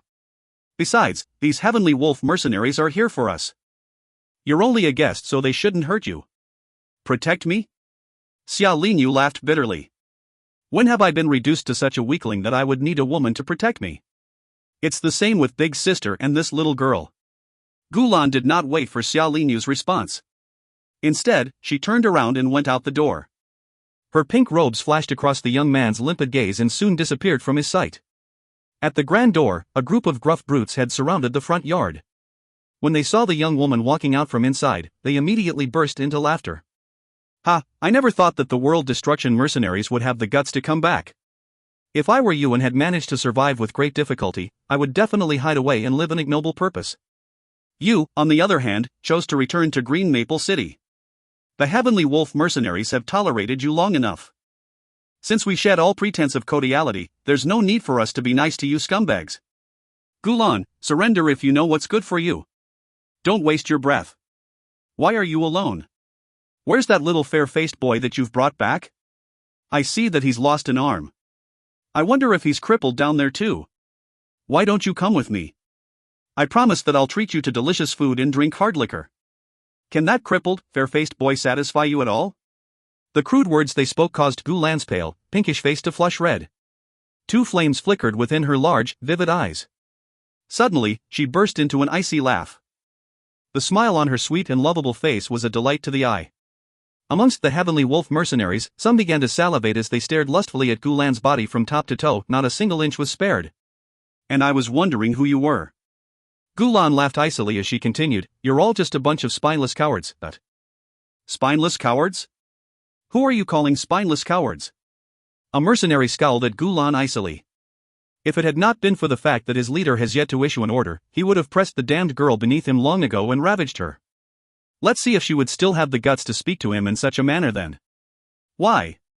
Taking advantage of my leader's absence and coming here to bully a weak little woman like me? If you have the skills, come at us when our leader has returned." Gu Lan sneered as she spoke, "I wonder if you have the guts? If you find any errors, ads pop-up, ads redirect, broken links, non-standard content, etc., please let us know. Report chapter so we can fix it as soon as possible. Chapter 1016, Gu Lan's Identity, 8. Chapter 1016, Gu Lan's Identity, 8. Translator, Endless Fantasy Translation Editor, Endless Fantasy Translation. Gu Lan's words angered the mercenaries so much that their faces turned ashen. Just as they were about to teach the damned girl a lesson, their leader, a middle-aged man, raised his hand and stopped them from acting rashly. "Gu Lan." The middle-aged man looked at Gu Lan before continuing with a serious look on his face, "You think too highly of that kid, Yi Ying. I won't ever lose to him if we were to fight one-on-one. However, I don't want to give other organizations an opportunity, so I'm choosing the method that will create the least casualties. Hence, I'll have to trouble you to come back with us to the Heavenly Wolf Mercenaries unit. As for the fair-faced boy who had come back with you. The middle-aged man paused before he lifted the corners of his lips into a creepy angle. We can only blame it on his association with the world destruction mercenaries. His meaning was, he would not spare the young man who had returned with Gulan. He would never spare anyone who has any connections with the world destruction mercenaries. If one does not remove the roots, cut grass will regrow in the future. Gulan never expected the Heavenly Wolf mercenaries to not spare Xia Linyu. Her heart filled with anger as the cold smile on her face deepened. Brother Xia is only the world destruction mercenaries' guest, but I never thought that the Heavenly Wolf mercenaries would turn out to be deranged to such a degree. I only wish to leave you with a piece of advice. There are some people in this world that you should never offend. Don't invite a greater calamity onto yourselves. At this moment, Gulan no longer displayed her sweet and lovable appearance. Instead, she was emitting a terrifying aura which was different from most of the mercenaries. Ha ha ha. The middle-aged man laughed maniacally. His laughter was arrogant and smug. He then said, Gulan, you are young yet you enjoy spouting such wild banter. To this day, the Heavenly Wolf mercenaries have never heard of anyone that we should never offend aside from those few great families. Are you telling me that this young man is a member of one of those families? His face was filled with disdain as he stared at Gulan contemptuously. He isn't from any of those families. Gulan laughed icily as she replied. Obviously, Brother Xia is not from any of those great families, but I am connected to those forces. If the Heavenly Wolf mercenaries were to kill me, I believe that they won't be alive for very much longer. Once those people have received word of my death, they will avenge me. Since he isn't from any of those families, the Heavenly Wolf mercenaries can afford to offend him. The middle-aged man narrowed his eyes as a cold light flashed in his pupils. Guards, take Gulan away. Kill every other idle person. I'd like to see if any of you has the audacity to try. Gulan's expression changed greatly and she hurriedly blocked the way with her body. An anxious air appeared on her sweet and pretty face as she glared fiercely over at the group before her. At this moment, she was filled with regret. She regretted having brought Gu Ruoyun and Xia Linyu back to Green Maple City. Initially, they had intended to thank them for saving them and had only thought of bringing them back as their guests. However, she never thought that the Heavenly Wolf mercenaries would take advantage of the leader's absence and launch a killing spree. If she had known this earlier on, she would never have brought Xia Linyu back to the World Destruction mercenaries' territory. Unfortunately, there was no cure for regret in this world. All she could do now was to bar the enemy's way in and prevent anyone from entering the door. Little lion, come out and help me. Gulan gritted her teeth and cried out loudly. Soon, a loud roar sounded from inside the great door. A lion covered in flames charged from the gates before their eyes and bared his fangs as he glared at the intruders. Little lion, we mustn't let anyone harm Brother Xia no matter what. You must help me to delay them, at least until the leader and the others have returned. This was all she could do for now. Gulan's gaze shot towards a patch of the sky not too far away. Her large, vivid eyes gradually clouded over with grief. Leader, you must hurry back. Otherwise, I'm not sure how long I can hold on. If you find any errors, ads pop up, ads redirect, broken links, non-standard content, etc., please let us know. Report chapter so we can fix it as soon as possible. Chapter 1017, Gulan's Identity, 9. Chapter 1017, Gulan's Identity, 9. Translator, Endless Fantasy Translation Editor, Endless Fantasy Translation. The pale yellow light of the setting sun enveloped the entire sky. At this moment, a flaming lion was roaring angrily outside the World Destruction Mercenaries' gate. He then turned his ferocious glare towards the humans before him as his nostrils flared and produced a scorching breath. A spiritual beast? The Heavenly Wolf mercenaries' leader had jumped in fright when the flaming lion had suddenly appeared. A radiant light then flashed in his slightly sharpened eyes. He sneered and said, no wonder you had the guts to rush out like that, you've been lucky enough to obtain a spiritual beast.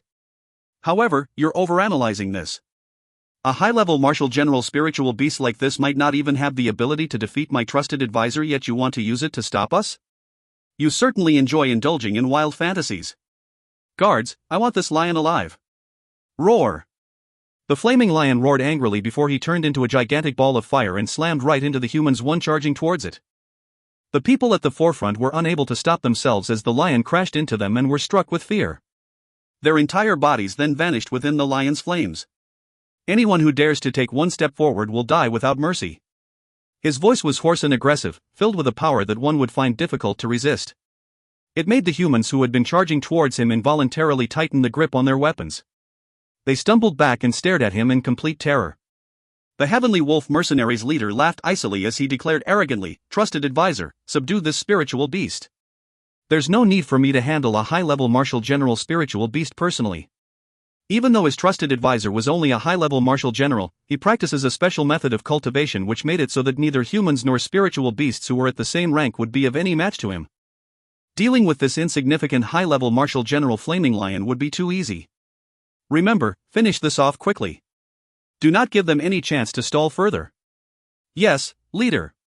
The trusted advisor joined his fists and bowed. His figure, which was dressed in green robes, emerged from behind the leader. He then raised his hand gently and a long sword appeared in his grasp from out of thin air. Little lion. Gulan was nervous as she said, "You must be careful, this trusted advisor is very powerful. Generally speaking, most martial generals would be no match for him." "Don't worry." As if he could sense the worry in Gulan's heart, the Flaming Lion softened his voice and stared comfortingly at the young woman behind him. His fiery red eyes no longer held its initial fierceness as he said, "I won't let anyone near you." His voice was just as hoarse as it has always been. However, it could make one unconsciously feel assured. He gave one the impression that as long as he said these words, he would not forget to honor his promise, no matter what and without the shadow of a doubt. Even if it meant his death. Human. The Flaming Lion's eyes moved away from Gulan and turned towards the trusted advisor before him. His eyes have returned to their cruel glare once again as he spoke with malevolence. "Today, as long as I, the Flaming Lion, am here, I won't let anyone harm Lana or Sir Xia. Flaming Lion, you have a decent level of power. If you're willing to serve me and become my mount, perhaps I'll spare your life." The trusted advisor paid no attention to the Flaming Lion's warning and spoke in a mystifying yet disdainful manner.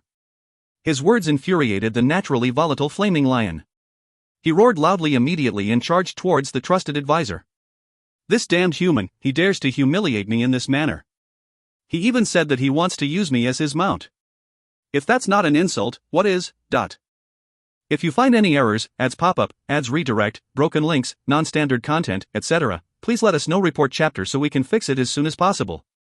Chapter 1018, Gulan's Identity, 10. Chapter 1018, Gulan's Identity, 10. Translator, Endless Fantasy Translation Editor, Endless Fantasy Translation. Ying, who was not too far away, seemed to sense something and paused in his steps.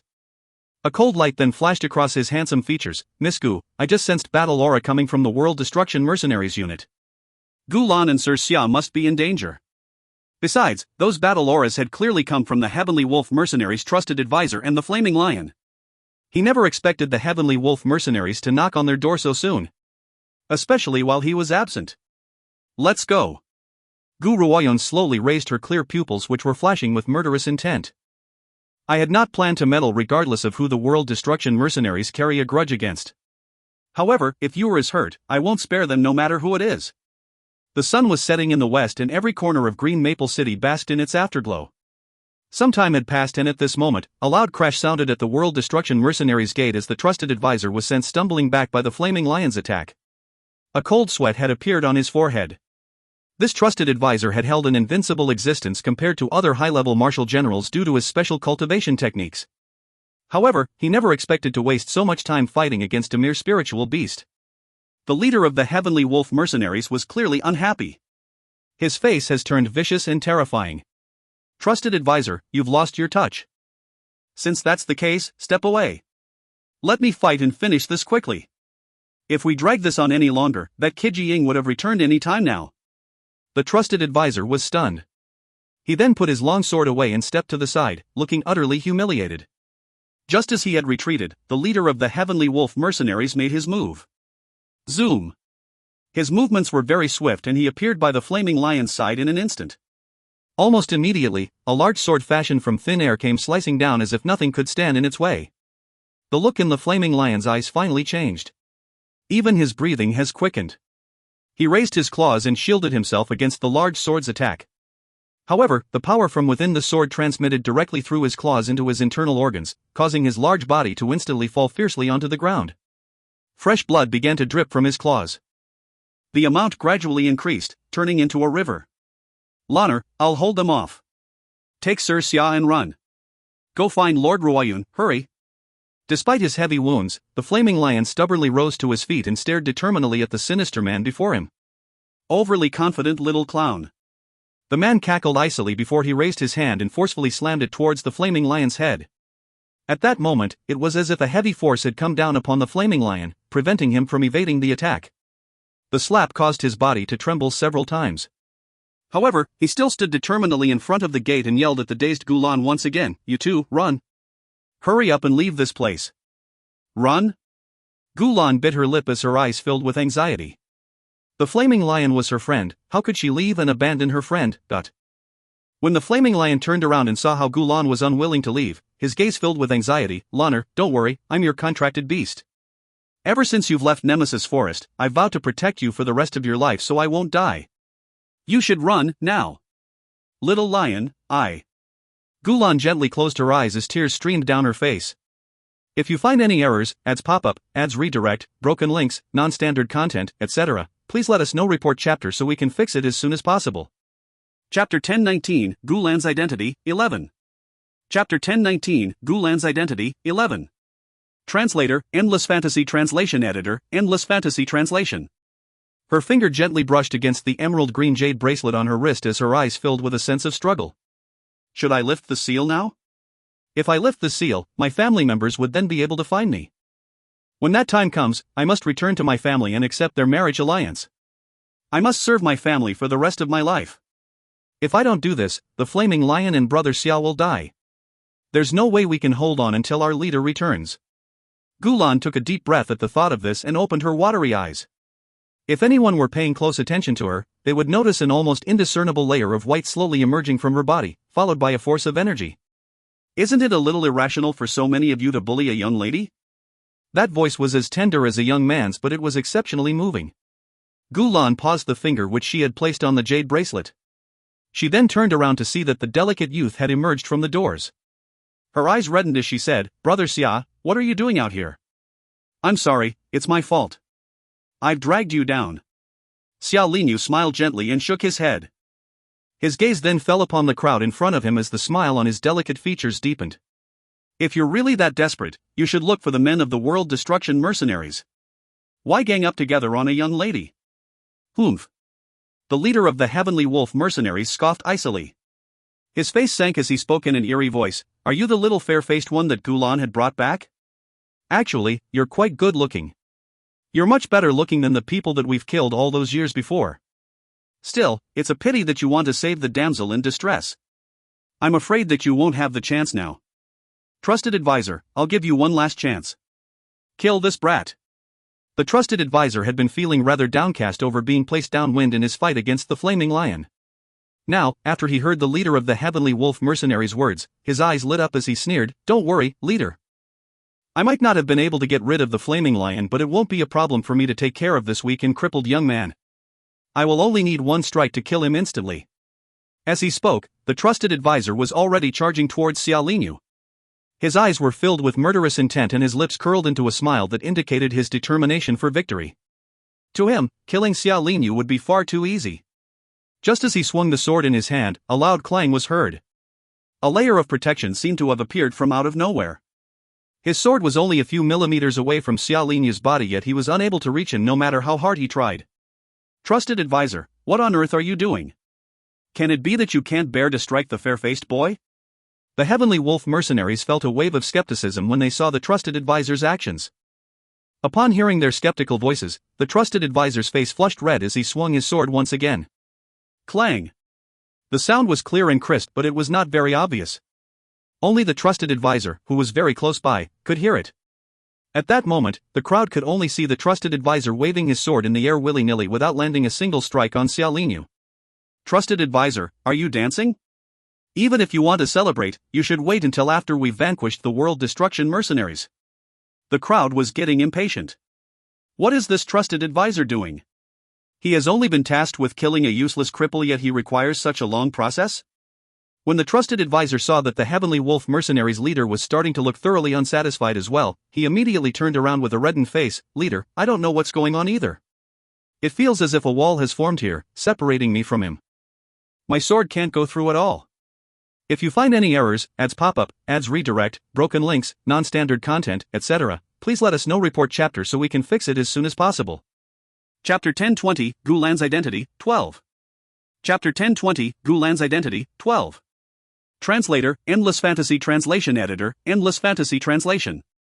A wall? Ha, trusted advisor, are you teasing me? Why can't I see a wall anywhere? Have you gone soft so you're using this excuse to trick us? Tisk, TSK. No wonder this trusted advisor hasn't had a woman in so many years, he's a homosexual. However, we have things we need to do today and it involves the entire Heavenly Wolf mercenaries. Trusted advisor, aren't you being a little irresponsible? The trusted advisor felt even more anxious from the humiliation after hearing the disdainful jeers. However, there really was a protective shield that separated the two of them. The Heavenly Wolf mercenaries' leader had a sinister look on his face all the while and had not spoken a single word. His eyes were fixed upon Xia Linyu, but no one could read his thoughts at all. Brother Xia. Gulan finally regained her senses from her initial shock and stared in astonishment at Xia Linyu. What have you done? Why does he think that there's a wall between us? Xia Linyu smiled. I had constructed a formation while you and the Flaming Lion were stalling for time. That was also the reason why I had not come out to help you. It's a good thing that I've finally succeeded. A formation? Gulan's face filled with joy. Brother Xia, you know how to construct a formation? My sister taught me, said Xia Linyu as his expression softened. She was worried that I might fall into danger during her absence, so she had taught me a series of formations which could protect my life. This is one of them. Hearing this, the admiration on Gulan's face increased. Her eyes flickered with a magnificent light. Sister Gu is really awesome. Not only is she powerful and a pill master, she even knows how to create formations. There's nothing in this world that she cannot do. However, the young girl's bright eyes gradually darkened again and she laughed bitterly. If only I were as powerful as her. That way, my family wouldn't force me into a marriage alliance. The hand that Gulan had placed on the jade bracelet slowly broke away at the thought of this, but her heart heaved a sigh of relief. Lifting the seal would require some time. Hence, she had not managed to successfully lift the seal earlier on. Now that Brother Xia has stopped the Heavenly Wolf mercenaries in their tracks, she no longer needed to risk being discovered by her family. What on earth have you done? Unlike the other mercenaries, the leader of the Heavenly Wolf mercenaries believed the trusted advisor's words. He understood that the trusted advisor was not the type of person who would make nonsensical remarks, nor was he a homosexual. He could not possibly have gotten soft over this young man. Hence, there was only one possibility: there really was a shapeless wall surrounding them. The leader of the Heavenly Wolf mercenaries had not managed to listen in on Xia Linyu and Gulan's conversation, so he was not aware of the truth behind the matter. Xia Linyu did not reply to his question. He then walked towards the Flaming Lion and frowned as he asked, "Are you all right?" At that moment, the Flaming Lion's body finally relaxed and collapsed onto the ground with a loud thud. He gulped and gasped as he replied, I'm all right. I won't be dying anytime soon. You hang in there. Wait for my sister's return, she can heal your wounds, but... Xia Linyu knit his brows even more and a sense of disturbance flickered in his clear gaze. His supply of healing pills has long been depleted. These days, he was usually by Gu Ruoyun's side, so he had not needed to worry about the lack of pills. Had he known that something like this would happen, he would have asked Gu Ruoyun for more pills for self-defense. The leader of the Heavenly Wolf mercenaries' eyes became more sinister. He then glared fiercely over at the trusted advisor. If it wasn't for this B****, we would have succeeded long ago. However, I never expected Xia Linyu to have this ability. If you find any errors, ads pop-up, ads redirect, broken links, non-standard content, etc., please let us know. Report chapter so we can fix it as soon as possible. Chapter 1021, Langu, the Demi-Beast Human, 1. Chapter 1021, Langu, the Demi-Beast Human, 1. Translator, Endless Fantasy Translation Editor, Endless Fantasy Translation. Damned brat, you've offended the Heavenly Wolf mercenaries. One day, you will regret everything you've done today. Let's go. When he saw how Xia Linyu had ignored his question, the Heavenly Wolf mercenaries' leader looked extremely ugly in the face. However, if this were to drag on any longer, Yi Ying and the others would have returned. He has to leave before that happens. As for the remaining world destruction mercenaries, it wouldn't hurt for the Heavenly Wolf mercenaries to join forces with the Zhang family and hunt them down once again. Trying to escape now? Don't you think that it's a little too late? Xia Linyu said as he turned to look at several figures who were heading towards them from not too far away. A small smile formed on his delicate face as he exclaimed gracefully. The leader of the Heavenly Wolf mercenaries was stunned. He then sensed a murderous intent from behind him. He turned around, and when he saw the furious yet handsome face, he frowned as he exclaimed, "That brat Ying has returned so quickly. I never thought that the leader of the Heavenly Wolf mercenaries would do something like this," said Ying. He laughed icily and spoke in a disdainful voice, "Taking advantage of my absence to bully a weak woman and a feeble young man? Aren't you afraid of this leaking out and influencing your reputation in the Northern Bloc territory?" The leader of the Heavenly Wolf mercenaries burst into laughter and spoke in a domineering manner, "Losers are always in the wrong. This is a reality which has never changed on this mainland. Besides, history is written by the victors. So what if I were to bend the rules for the sake of unifying Green Maple City? In the eyes of everyone else, I'm merely displaying formidable will. What's wrong with that? Ying, he's quite right. Losers are always in the wrong. This has indeed been a reality on this mainland." As Ying was about to retort, a clear and cool voice spoke up from his side, causing him to swallow his words. "Ha ha!" The leader of the Heavenly Wolf mercenaries burst into laughter. He narrowed his pupils and turned his attention to the elegant but dusty-looking woman in the crowd. He gently lifted the corners of his lips as you said, "Ying, can't you see? Even someone on your side has verified my words. Do you still believe that I'm in the wrong?" Ying laughed icily as if he had not heard the leader of Heavenly Wolf mercenaries' disdain. He knows that Gu Ruoyun has her reasons for saying these words. True enough, just as the leader of the Heavenly Wolf mercenaries had spoken, Gu Ruoyun laughed once again. Her laughter was indifferent and no one could see any clear emotion on her face. "So," she paused before continuing, "the history of Green Maple City shall be rewritten by the World Destruction mercenaries. You, on the other hand, will become a stepping stone for the World Destruction mercenaries in their unification of Green Maple City." The leader of Heavenly Wolf mercenaries' expression changed drastically. How could he possibly not understand what Gu Ruoyun had meant? This fellow is actually saying that the World Destruction mercenaries are the kings while I'm the foe? Ha ha! This is simply too arrogant, too egotistical. The Heavenly Wolf mercenaries are the ones who will be the victors to rewrite Green Maple City's history. The World Destruction mercenaries must serve beneath my feet and forever look up towards me. Miss, it is not a crime to be wild in your youth.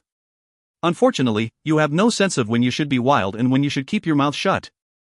You seem to be under the impression that the World Destruction mercenaries are very powerful, so you're trying to hold on to their legs. However, the legs you are holding onto are not steady at all and cannot shield you, a person who sprouts such conceited nonsense, said the leader of the Heavenly Wolf mercenaries as he laughed icily. Based on his point of view, this little girl was clearly here to cruise onto their fame. Ying had not even spoken yet this little girl had dared to spit such conceited words. How was this any different from digging one's own grave? If you find any errors, ads pop-up, ads redirect, broken links, non-standard content, etc., please let us know. Report chapter so we can fix it as soon as possible. Chapter 1022, Longu, the Demi-Beast Human, 2. Chapter 1022, Longu, the Demi-Beast Human, 2. Translator, Endless Fantasy Translation Editor, Endless Fantasy Translation. Sister. Xia Lingyu glanced at the leader of the Heavenly Wolf mercenaries first before he turned his gaze towards Gu Ruoyun and said, "The Flaming Lion has suffered serious injuries because of him. Can you have a look at him first?" "All right."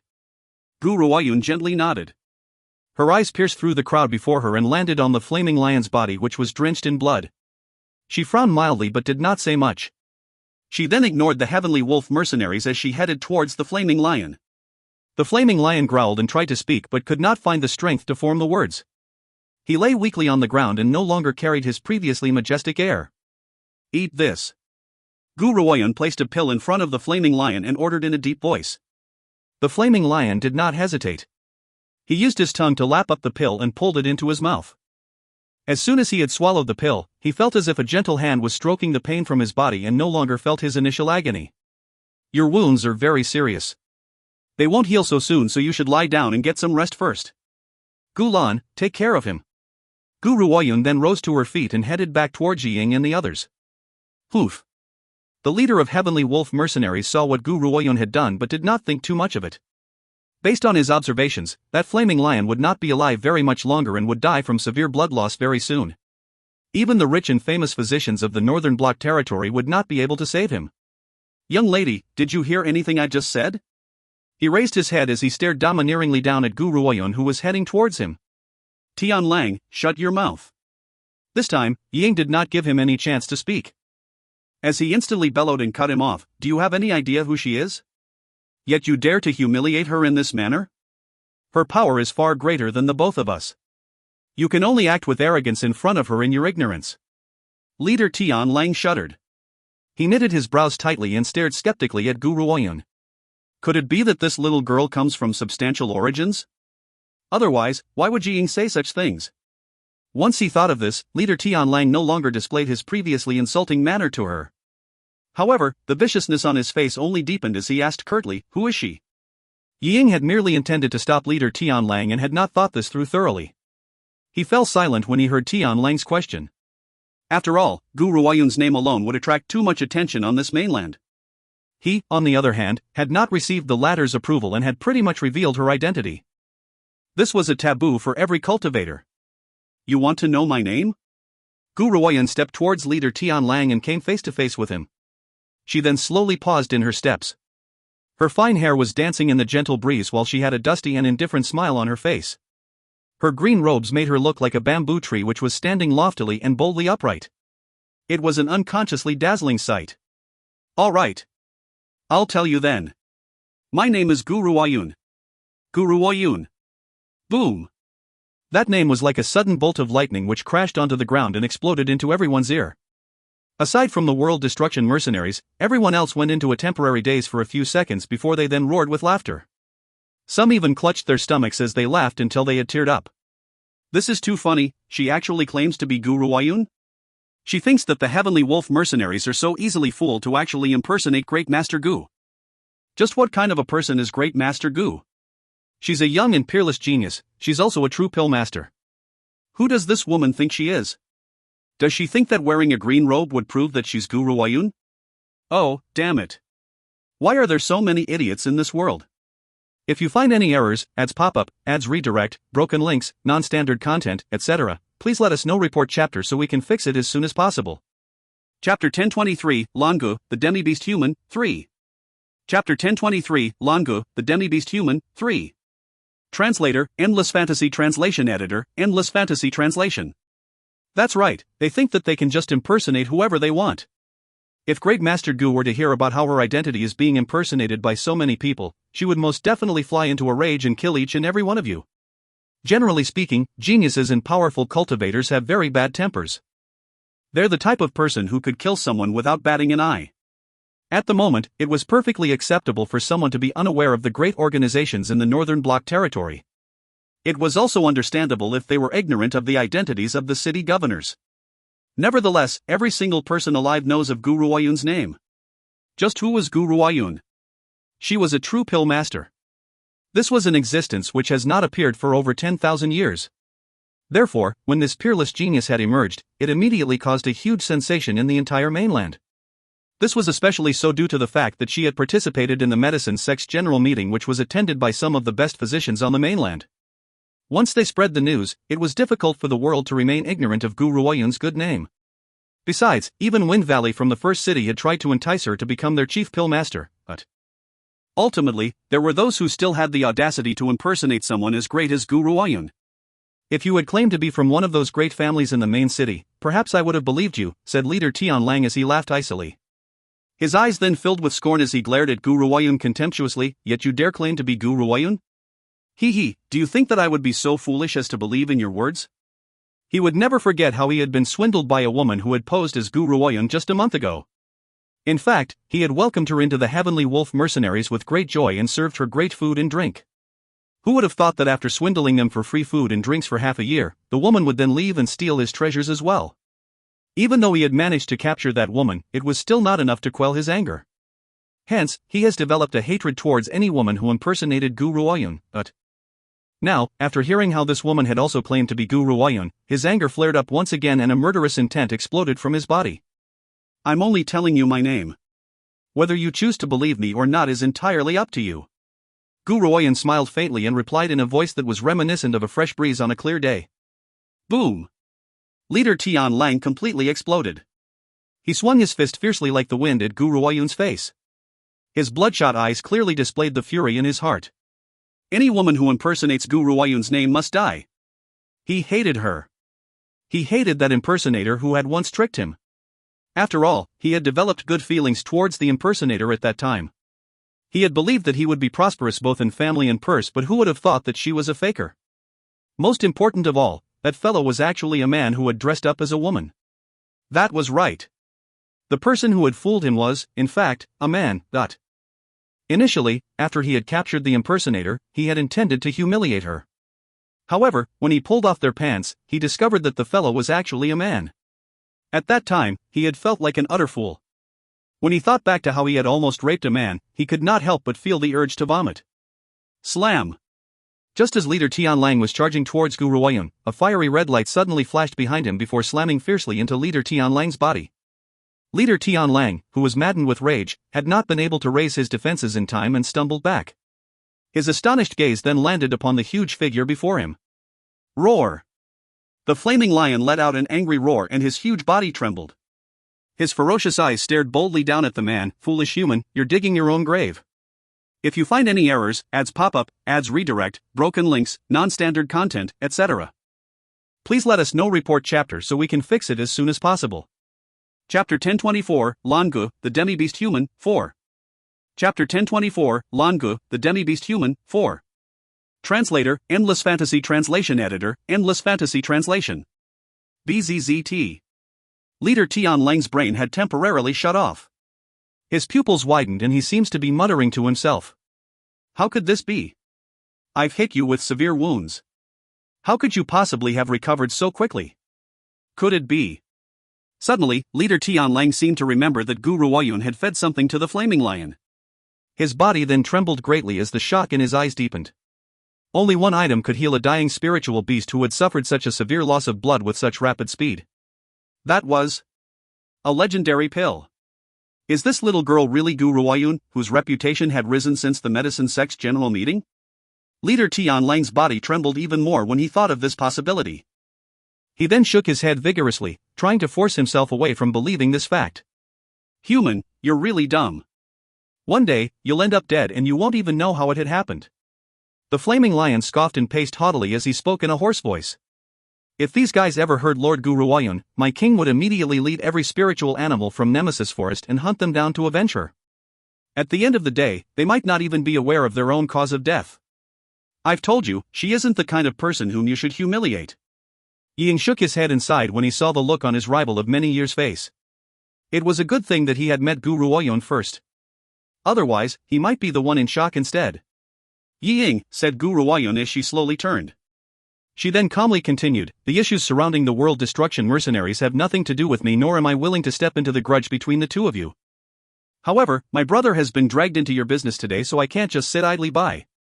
Ying looked absolutely ashamed. My apologies, Miss Gu. I didn't know that this would happen. Don't worry, I'll destroy the Heavenly Wolf mercenaries one day. Gu Ruoyun smiled as she said, I had not wanted to get involved, but I will send someone to help you. This will be considered as the price they'll have to pay for crossing your. She paused before she continued to speak. Langu, if you want to be my disciple, it won't be that easy.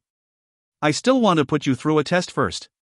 The first test will require you to lead the world destruction mercenaries and defeat the Heavenly Wolf mercenaries in one day. Langu? Yi Ying's face filled with astonishment. Langu is the help that Gu Ruoyun is sending to me? Langu was mildly shocked. His eyes blinked gently, but he did not reply. Gulan had continued to observe Gu Ruoyun and Langu with a very curious look on her face. She could not understand what was happening. Why is Langu coming with us to destroy the Heavenly Wolf mercenaries? After Gu Ruoyun had given her order, she then turned her attention towards Xia Linyu.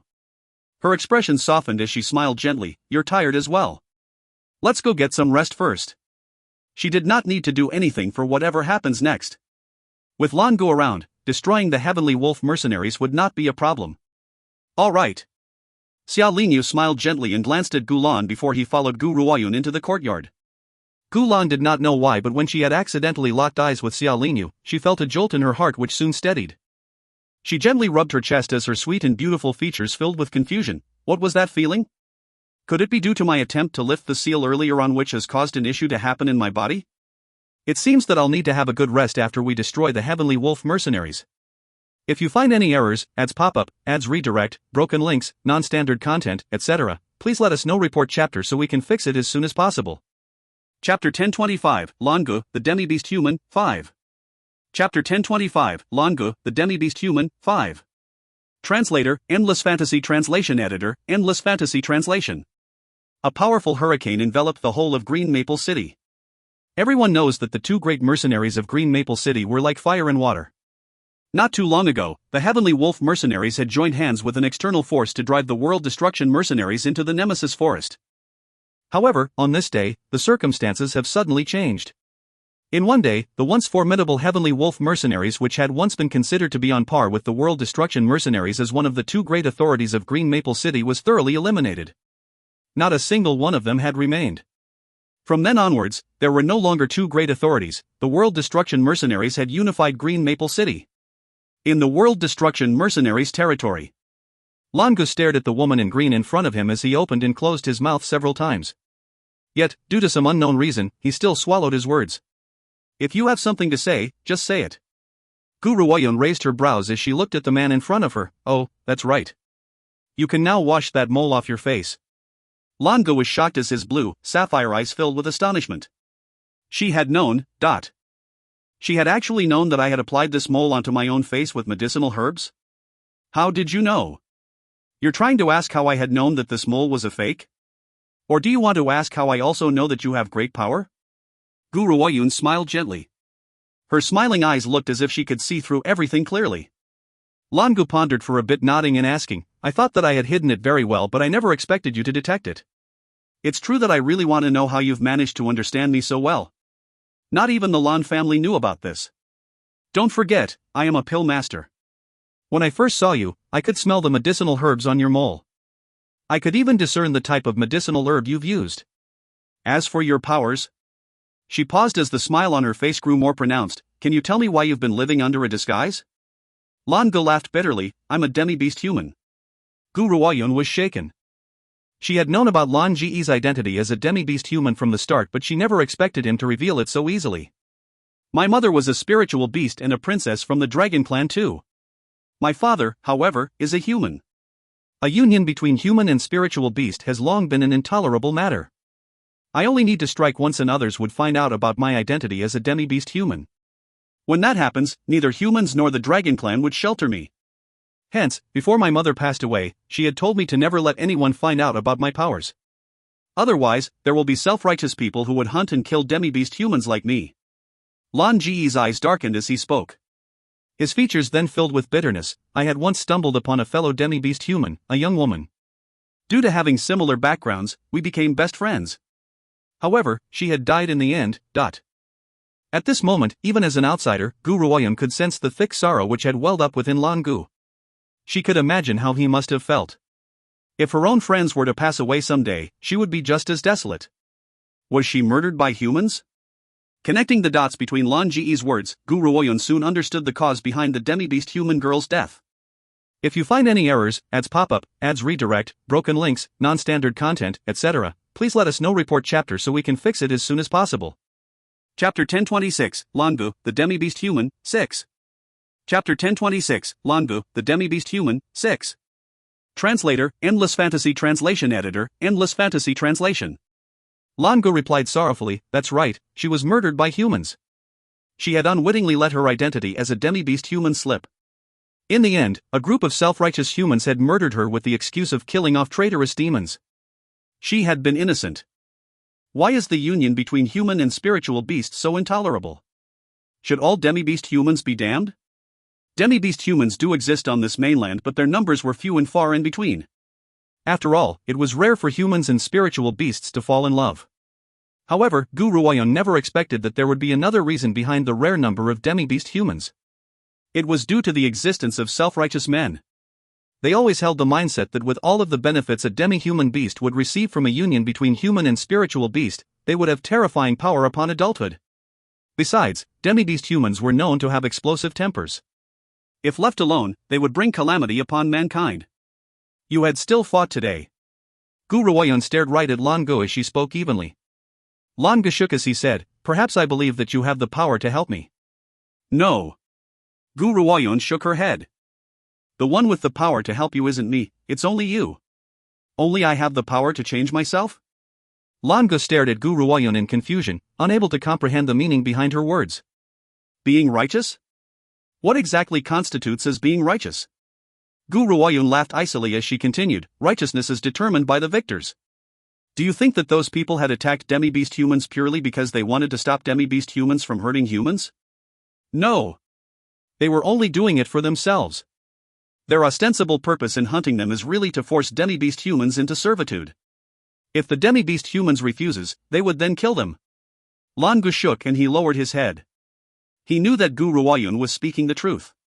After the young woman and revealed her identity as a demi-beast human, people had come to look for her and asked her to vow her loyalty and devotion to them. It was because of her rejections that brought about her death in the end. Unfortunately, at that time, he had not been by her side and was unable to protect her. By the time he had managed to rush over, he was met with her extremely cruel death. Her body had been completely cleaned out. Even her beasts had been taken away by the humans. Every drop of blood from her body had been drained. Her eyes, fingers, internal organs, everything else had been cut out and taken away. Could you imagine how horrifying her death was? To top it off, it was those self-righteous humans who had committed this act.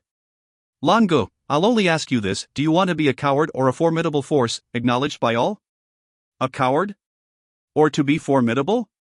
Lan Ji's eyes displayed absolute determination. I want to become formidable, I want to avenge her as well, but... Alright, I'll give you the chance. Gu Ruoyun smiled calmly, however, you'd still need to work on it yourself. Next, I will give you your second assignment. I want you to build an organization in the shortest time possible. There's no need for you to give me a report on the progress, but I want to see the results. During this period of time, I can supply you with medicine and spiritual weapons. I can even conceal your demi-beast human aura. Medicine and spiritual weapons? Lan Ji's eyes displayed a sense of shock. He then asked, aren't you afraid that I'd betray you after supplying me with these things? Then why had you revealed your identity as a demi-beast human to me? Aren't you afraid that I'd sell you out?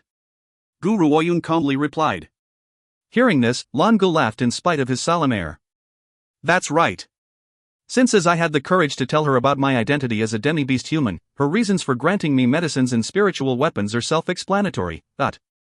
If you find any errors, ads pop up, ads redirect, broken links, non-standard content, etc., please let us know. Report chapter so we can fix it as soon as possible. Chapter 1027, Lan Gu, the Demi-Beast Human, 7.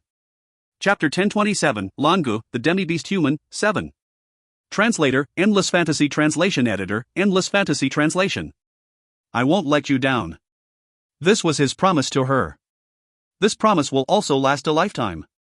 Even Gu Ruoyun had not expected that not too long after, a powerful organization would emerge from the mainland and cover the sky. However, no one knows the identity of its leader. All they knew was that all businesses within the organization were managed by someone named General Lan. By the way, Lan Gu seemed to have recalled something and said, I've destroyed the Heavenly Wolf mercenaries, but I've taken one person captive. That person has asked to see you. Who is it? Gu Ruoyun shook as she asked. Lan Gu laughed exasperatedly, go have a look and you'll find out. We don't know what to do with that fellow. Besides, he's been insisting that he wants to see you. Otherwise, he won't let the matter go.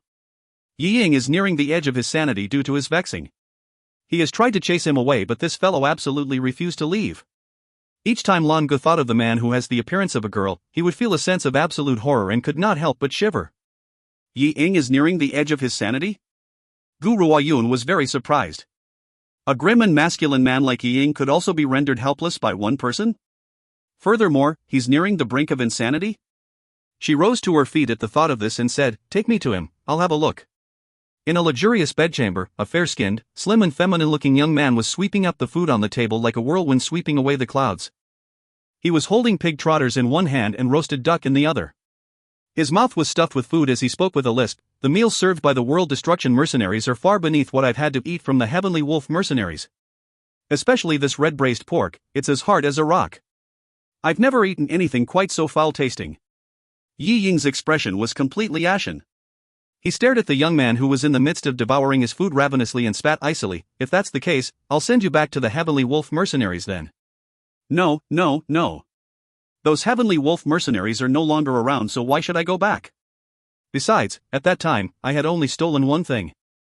In the end, those B***stards from the Heavenly Wolf mercenaries had chased me and made me run for over 1,000 miles.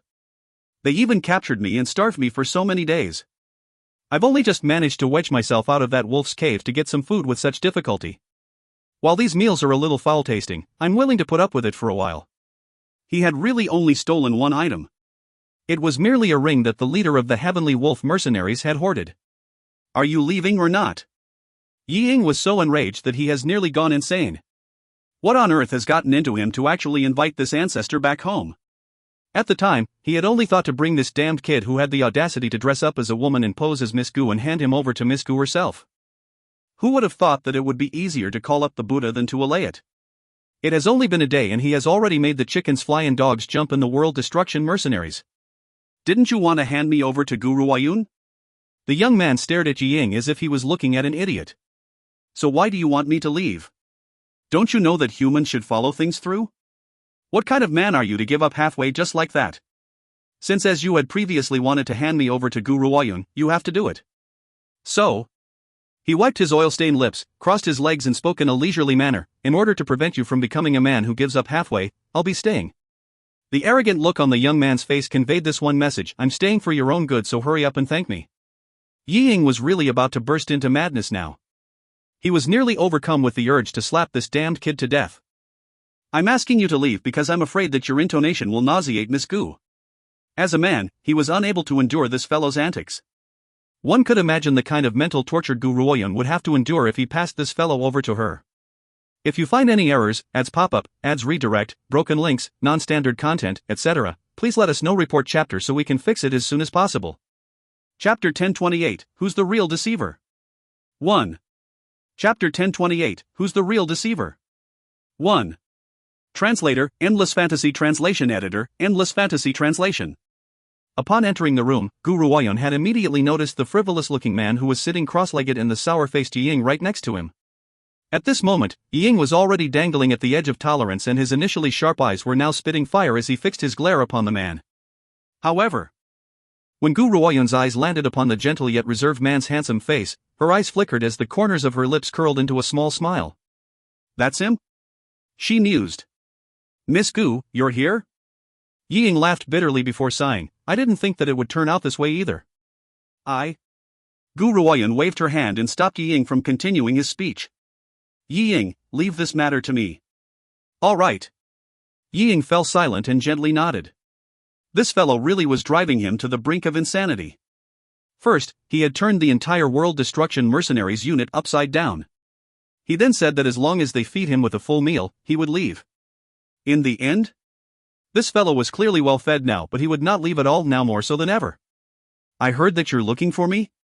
Guru Wayun raised an eyebrow as she looked at the young man with a smile which did not reach her eyes. A frivolous smile remained on the young man's handsome face as he said, Guru Wayun, no matter how you say it, we can only be considered to be tied together by fate. I only wanted to have a talk with you. That's right, just to have a chat one. Fate? Guru Wayun chuckled softly. From what I know, we don't know each other. How could we be fated? The young man's eyes flickered. You see, out of so many people on this mainland, I had chosen to impersonate you. If that isn't destiny, then what is? Yi Ying was dumbstruck. This was the first time he has ever met someone who has impersonated another and could still act so bold, confident, and self-righteous about their own actions. He reckons that, aside from this guy, no one else would possibly act so shamelessly. Oh? Guru Wayun's smile grew more pronounced. So, according to you, your choice in impersonating me means that we're tied together by fate? The young man nodded, that's right, we're tied by fate. Hee, since as we're fated, how about I follow you around? Only now did Yi Ying understand this fellow's intentions. As it turns out, he was considering Guru Wayun as a replacement for the Heavenly Wolf mercenaries? Now he wants to freeload off her for food and drink? You want to follow me? No. I only want to help you, the young man refuted Guru Wayun's statement. Follow her? That's a grade lower than others. How could I rank beneath others? What? You want to discuss conditions with me? Since that's the case, let me tell you about the consequences of impersonating me. The smile on Guru Wayun's face was unreadable. She then turned towards the beautiful and handsome young man, smiled brightly and said, You've used my name to freeload food and drink off others and to also steal from them. How shall we settle this bill? This. The young man's eyes were darting back and forth. He then replied flatteringly, Guru Wayun, no, great Master Gu. As a great and powerful pill master of the mainland, you shouldn't be so petty, right? I have merely impersonated you, so I didn't do anything wrong. At most, I had only swindled those asterisk souls from the Heavenly Wolf mercenaries. Besides, didn't you have a grudge against them? Gu Ruoyun chuckled softly. Apologies, I really am that petty. As for the grudge between the World Destruction mercenaries and the Heavenly Wolf mercenaries, what does that have to do with me? Do you really think you have the right to barter with me? At that point, she paused and looked around. On account of the fact that you haven't done anything to harm me, I will spare you for now. Hearing this, the young man heaved a sigh of relief. If you find any errors, ads pop-up, ads redirect, broken links, non-standard content, etc., please let us know. Report chapter so we can fix it as soon as possible. Chapter 1029, Who's the Real Deceiver? 2. Chapter 1029, Who's the Real Deceiver? 2. Translator, Endless Fantasy Translation Editor, Endless Fantasy Translation. He had initially wanted to meet Gu Ruoyun so that he could freeload off her. He never thought that he would put his entire foot in. However, just as the young man was sighing with relief, Gu Ruoyun's voice rang out once again. I've only spared your life, I never intended to clear you of your debt. As a consequence of impersonating me, you shall follow Lan Gu from now on and listen to his orders and commands. Gu Ruoyun pointed at Lan Gu, who was standing behind her, and smiled brightly at the young man. The young man did not reply, but his eyes were darting back and forth again. He knew that it would not be easy to make Gu Ruoyun let him off. Besides, this woman was far too clever. He did regret his rash actions, but if he really were to follow her, she might even swallow him whole. As for the blue-eyed man behind her, he seems to be a bit more feeble-minded. Much easier to fool when compared to this woman. It looks that you agree with my decision. Gu Ruoyun, who had been observing the young man the entire time, noticed his obvious sigh of relief and smiled as she said, however, before you head off with Lan Gu, I want you to swallow this pill. What's this? The young man looked at the pill in the palm of Gu Ruoyun's hand as his eyes filled with caution. He simply did not believe that Gu Ruoyun would be so kind as to grant him a pill. This thing in the girl's hand must not be anything good. Poison. Gu Ruoyun gently moved her lips and replied. You. Just as the young man opened his mouth to yell at her, Gu Ruoyun flicked her fingers and turned the pill into a glowing ray of light, which then flew straight into the man's throat. He was forced to swallow it immediately. The young man was deeply in shock. He quickly reached a finger into his throat and attempted to dig the pill out. Unfortunately, while he did manage to throw up all the food which he had consumed today, he had not been able to expel the pill. What kind of poison did you put into me? The young man wiped the bits of vomit from the corners of his lips as he glared fiercely at Gu Ruoyun. Gu Ruoyun shrugged her shoulders. In order to avoid having traitorous thoughts from rising within you, I've used this pill to bind you. Don't worry, as long as you are obedient, you won't die for now. I'll send the antidote to Lan Gu every 3 months. As long as you consume one antidote every 3 months, all will be as if you've never swallowed the poison. Of course, if you try to escape or betray us, your entire body will rot and you will die. The young man was trembling with rage. What was he thinking? He had actually thought that he could come to this woman and freeload off her.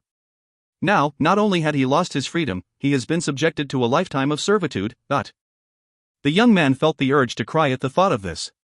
Lu Yu, from now on, you must truthfully obey Lan Gu in all matters. If you should ever disobey him, you know the consequences. Lan Gu, let's go. Once she had said her piece, Gu Ruoyun then turned around and headed out the door. The young man was in a daze. Had I mentioned my name at all? How had she known that my name was Lu Yu? Could it be that I've accidentally let it slip? Amidst the rustling autumn wind, a rich and diverse array of leaves were falling onto the ground. In the courtyard, Gu Ruoyun paused in her footsteps before she smiled gently and addressed Lan Gu, who had been following closely behind her. She spoke without turning her head. Lan Gu, are you curious why I've allowed this fellow to tag along with you? Lan Gu nodded. When he realized that Gu Ruoyun could not see his reaction, he then slowly replied, I do wish to understand this matter. He isn't very powerful and there's not much use to let him tag along with me. If you find any errors, ads pop-up, ads redirect, broken links, non-standard content, etc., please let us know. Report chapter so we can fix it as soon as possible. Chapter 1030, Who's the Real Deceiver? 3. Chapter 1030, Who's the Real Deceiver? 3. Translator, Endless Fantasy Translation Editor, Endless Fantasy Translation. Gu Ruoyun smiled as she said, You're wrong. While he does indeed lack in power and that causes him to go out of his way to cheat and swindle, he has a rather agile brain. With both of you put together, one will be the brains and the other will be the warrior. Perhaps an unexpected outcome will emerge from this combination. Lan Gu was in shock. You seem to know him very well. That's right. Gu Ruoyun smiled. A hint of absent-mindedness then flashed in her eyes as she stared up into the sky before saying, "We've met once before, so you can say that we're acquainted." However, that was a matter which had happened in her past life. At that time, both she and Supreme Jean had heard of an emergence of the ancient ruins in a mountain range. They had stayed together for the journey. However, because they had attracted the attention of countless other cultivators, both of them had only managed with great difficulty to loot a few treasures for themselves. What they never expected was that amidst this struggle in the ruins, there was one who had emerged as the ultimate victor. That person was this young man, Lu Yu. That was when they had got to know about each other. This fellow was adept at cheating and swindling but was also very intelligent. Many cultivators had fallen into his trap. However, that was the first time they had met and the last time they had seen each other. This was because after Gu Ruoyun had emerged from that place, she had been hunted down and murdered by the Xia family before being reincarnated. Perhaps, after so many years have passed, this fellow has forgotten their frank and assured conversation under the moonlight that time. By the way, Lan Gu. Gu Ruoyun seems to recall something and turned towards the blue-eyed man behind her before saying, "Every 3 months, you can just casually refine a great restoration pill for him to consume." Lan Gu shook before he stared suspiciously at Gu Ruoyun. You mean? Lu Yu is very clever, so you cannot subdue him on your own. If I had not used this little lie, he wouldn't have listened to your orders at all. So, to avoid him from discovering this matter, just casually refine a pill for his consumption. The pill that Gu Ruoyun had given Lu Yu was not really poison. Whenever she thought back on their past conversation under the moonlight, she did not really wish to do this to him. However, in order to make this fellow serve Lan Gu, she had no choice but to lie to him. The corners of Lan Ji's lips twitched a little. This woman is really the true deceiver. Perhaps Lu Yu would never have thought that he, who has always cheated and swindled his way, would have been lied to in the end. If he ever finds out the truth, would he cry out in agony? I understand, Lan Gu said before he smiled. A light then flashed in his blue eyes as he turned towards Gu Ruoyun. He said, "I hear that you're headed for the main city?" Gu Ruoyun nodded. "You know who I am. The medicine sect's official lodging is awaiting me in the main city, so I'd like to make my way to there soon. Also, Lan Gu, I believe you haven't told me about the situation in your family." Hearing this, Lan Ji's eyes darkened. A bitterness hung on the corners of his lips as he replied, "The Lan family members have never accepted me because I have been born with blue eyes. At the time, my father had held some prestige in the Lan family, so they had not dared to overstep. My parents had then passed away later on. Everyone said that I had jinxed them to their deaths. In fact, only I know that the Cho family had arrived to carry out a vendetta against them and they had died in the Cho family's hands." When he mentioned the Cho family who had been responsible for his parents' deaths, Lan Gu unconsciously tightened his fists and a murderous intent flashed through his eyes. "After my parents' death, the Lan family could no longer tolerate my existence. My uncle, the master, then chased me out of the Lan family. Fortunately, I came here and that was how I had met you. If you find any errors, ads pop up, ads redirect, broken links, non-standard content, etc., please let us know. Report chapter so we can fix it as soon as possible." Chapter 1031, Who's the Real Deceiver? 4. Chapter 1031, Who's the Real Deceiver? 4. Translator, Endless Fantasy Translation Editor, Endless Fantasy Translation. Lan Ji's gaze fell upon Gu Ruoyun. The murderous intent slowly faded away from his eyes and his expression soon returned to their initial steadiness. "I believe that you will change my life." Gu Ruoyun shrugged her shoulders. "I've said this before as well, only you can change yourself. Only I can change myself." Lan Gu fell silent for a while as he diligently looked into the meaning behind Gu Ruoyun's words. After a while, he came to a sense of understanding and his fair face, which was marked with a dark mole, displayed a small smile. "I understand. By the way, there's something that I need to tell you. Gu Lan. I know her. Who is she?" Actually, Gu Ruoyun has some guesses towards Gu Lan's identity as well, but she was not too sure of her assumptions. She's a member of the 4 great families from the main city and the eldest lady of the Gu family. I heard that the Gu family had intended to use her to form a marriage alliance with the Jiang family's young master. She had run away to escape this political marriage. The Gu family has been searching for her whereabouts ever since. The surname Gu was quite common in the Northern Bloc territory. Hence, despite having interacted with the World Destruction mercenaries for a year, no one had thought that Gu Lan was actually the missing young lady of the Gu family. Ying had begun to suspect her identity after he had unwittingly caught sight of the spiritual weapon in her hands. Alright, I understand. Gu Ruoyun nodded as she replied, Lan Gu, I'm going to leave this place with you or tomorrow. I hope that when we meet the next time, you'll be waiting for me with good news. You're leaving? Lan Gu was shocked. A sense of reluctance then welled up within him. How will I find you then? Go to main city, you'll find me there. Gu Ruoyun did not give Lan Gu the chance to reply as she headed towards the courtyard.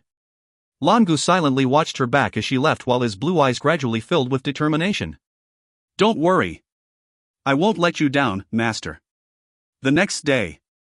At first light.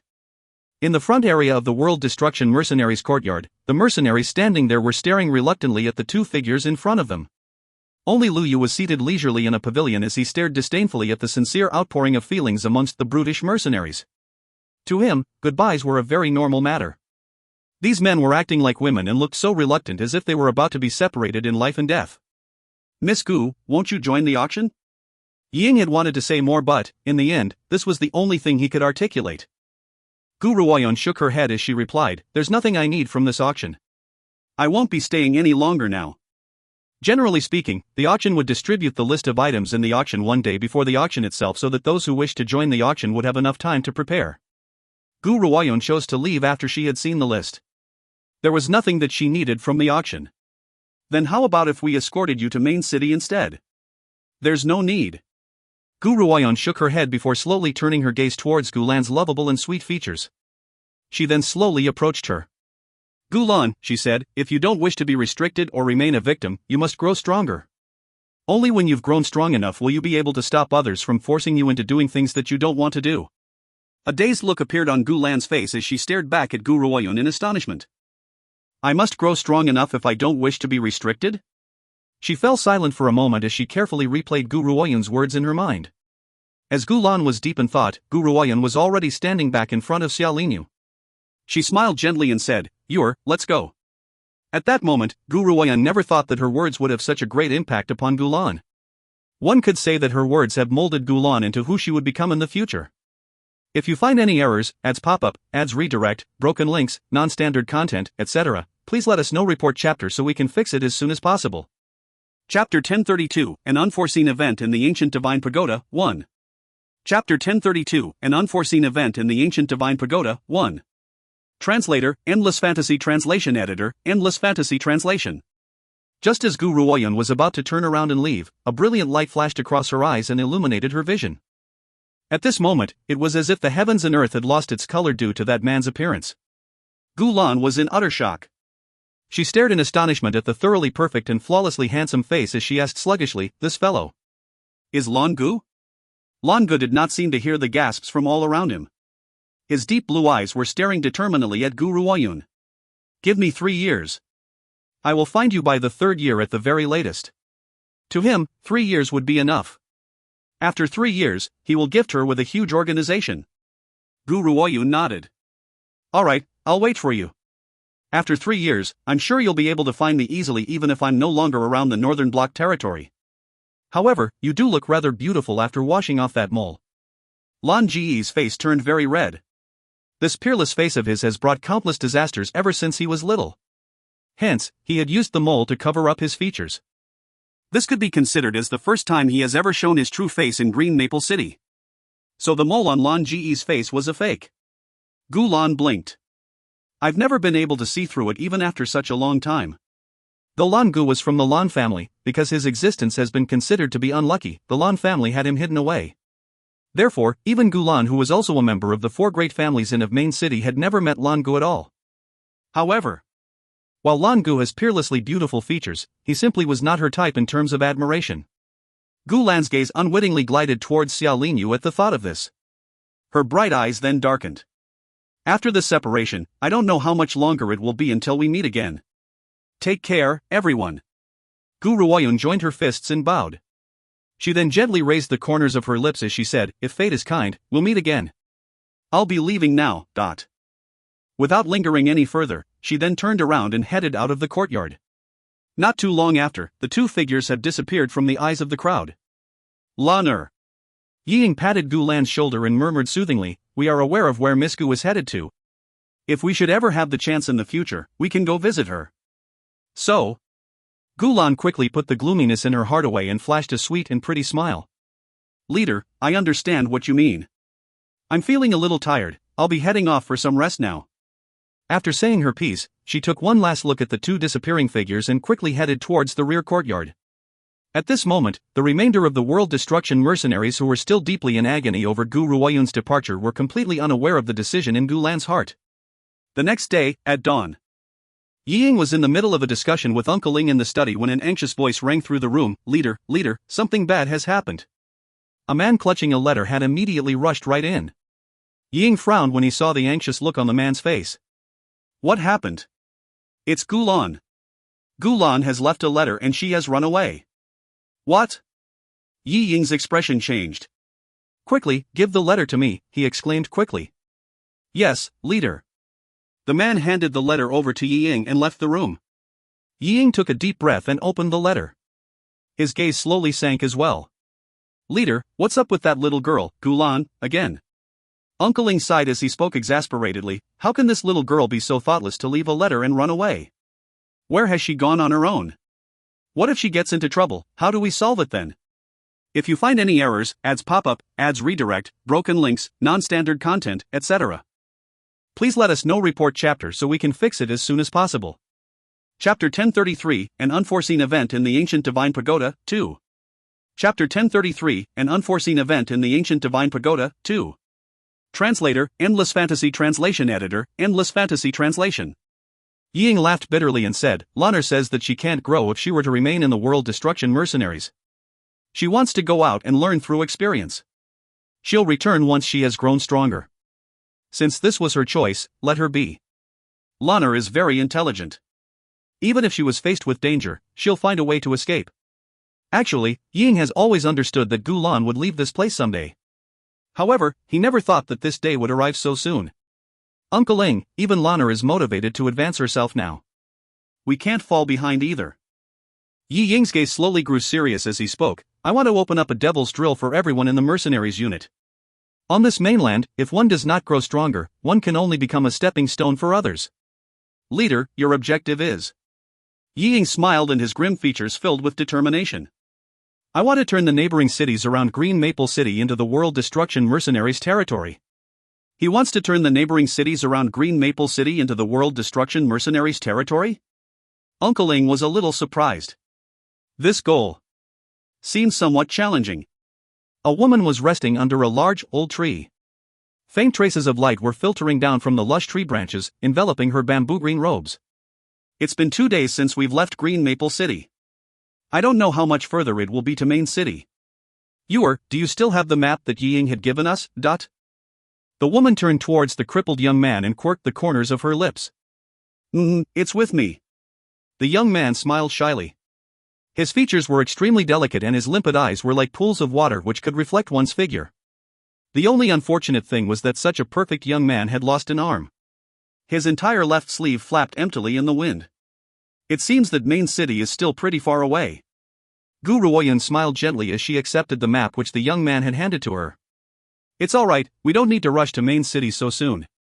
After all, perhaps I'll find what I need along the way. Based on Gu Ruoyun's current level of strength, if she wishes to hurry on towards Main City, she could just take to the skies and fly right over.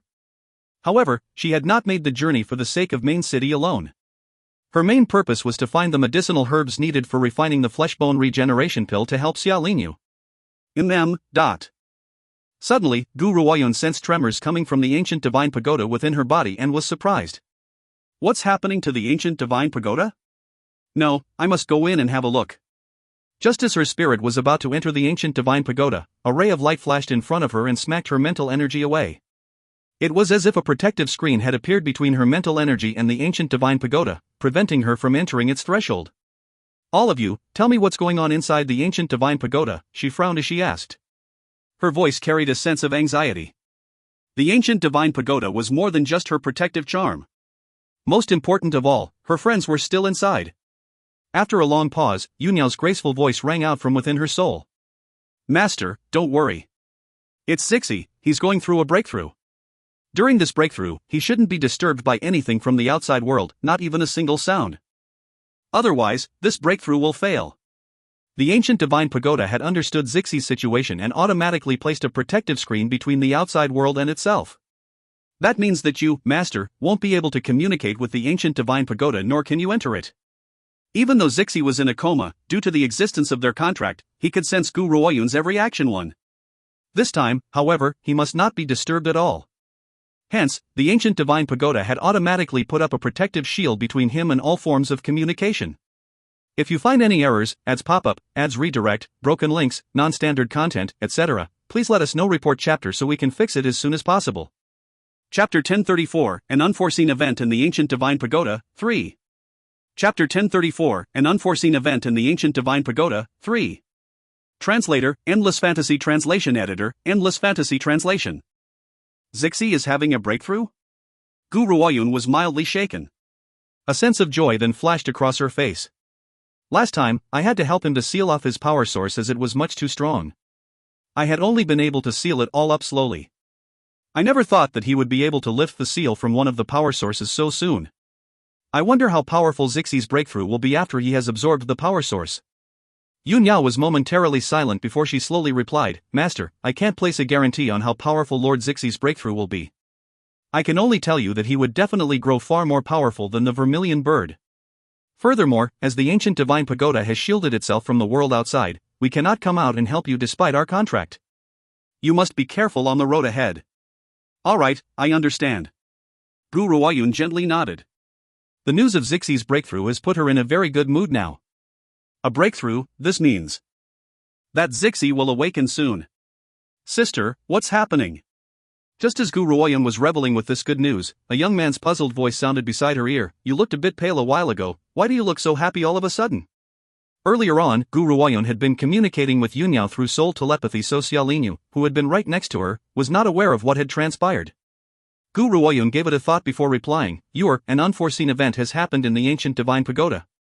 If any trouble comes our way, the vermilion bird and the spiritual beasts would not be able to come to our aid, so I'm afraid that I won't be able to protect you at all times. Hence, I'd like for you to go into Xiaohei to accompany the ghost doctor and the others. The divine weapon, Xiaohei, was a box which Gu Ruoyun had obtained in the banished lands. The box was laden with all sorts of elements which allows a cultivator to grow exponentially in their cultivation. Hence, the ghost doctor and others have remained inside the divine weapon. Unfortunately, as Xiaohei's master, Gu Ruoyun was unable to enter and use it for cultivation. Otherwise, she would have broken through to the rank of a martial supreme long ago. All right. Xia Linyu fell momentarily silent before he agreed to Gu Ruoyun's decision in the end. He knows that based on his current level of power, not only would he be of no help to Gu Ruoyun if he had stayed by her side, he would become a burden to her. Let's continue on our journey then. Once she had finished speaking, Gu Ruoyun rose to her feet. It was also at this moment that the young man who had been right next to her disappeared into the air. It was as if he had turned into thin air and not even his shadow could be seen. Whoosh! Whoosh, whoosh, whoosh. Just as Gu Ruoyun was about to leave, she was suddenly attacked by countless murderous auras. Wild winds immediately rose throughout the entire forest, which was now so quiet that only the sound of wind could be heard. Why, at a time like this? Her face sank along with the rise of the powerful murderous auras. An unforeseen event had just occurred in the ancient divine pagoda, and now someone has arrived to cause trouble for me. It seems that I won't be able to utilize my final protective charm this time. Ha! Gu Ruoyun was in the middle of her thoughts when countless figures in the form of sharp rays of light shot towards her and quickly surrounded her from every angle. The leader of the group was a middle-aged man. His sharp and cold eyes fell upon Gu Ruoyun as he asked, "You're Gu Ruoyun? Grand Lord Hong Lian's daughter?" Gu Ruoyun's expression sank even more. Her clear, cold gaze was fixed squarely upon the group surrounding her. She did not respond to his question. Instead, she asked another question in return, "Members of the First City?" "That's right, dot." The middle-aged man laughed icily. He did not deny Gu Ruoyun's statement. After all, to him, this woman does not pose too much of a threat.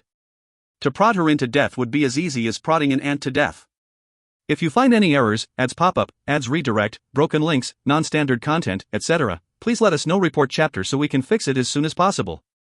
Chapter 1035, An Unforeseen Event in the Ancient Divine Pagoda, 4. Chapter 1035, An Unforeseen Event in the Ancient Divine Pagoda, 4. Translator, Endless Fantasy Translation. Editor, Endless Fantasy Translation. Let me guess, are you guys from Wind Valley or the Lin family? Gu Ruoyan gently stroked her chin and laughed icily as she said, if my guess is correct, you're from the Lin family. The eldest lady of Wind Valley would not be so stupid to send people to capture me here. However, it goes without saying that you're far more composed compared to the last time. You've even sent martial saints along as well. The Lin family from First City were the ones who had plotted to capture my older brother and caused my parents' separation. They're also the reason why father has been working so hard. Gu Ruoyun, how dare you? The middle-aged man scoffed icily as he stared domineeringly down at her. Previously, the members of the Lin family had extended an invitation to you as a guest in our Lin household. Instead, you had collaborated with Grand Lord Hong Lian and murdered the Lin family members. This is a debt that the Lin family shall collect from you sooner or later. However, the Lin family has always practiced returning good for evil. We will give you a chance to atone for your sins. As long as you follow us back to the Lin family home, we'll spare your life. Gu Ruoyun laughed. Her smile was filled with an icy chill and it further enraged the middle-aged man.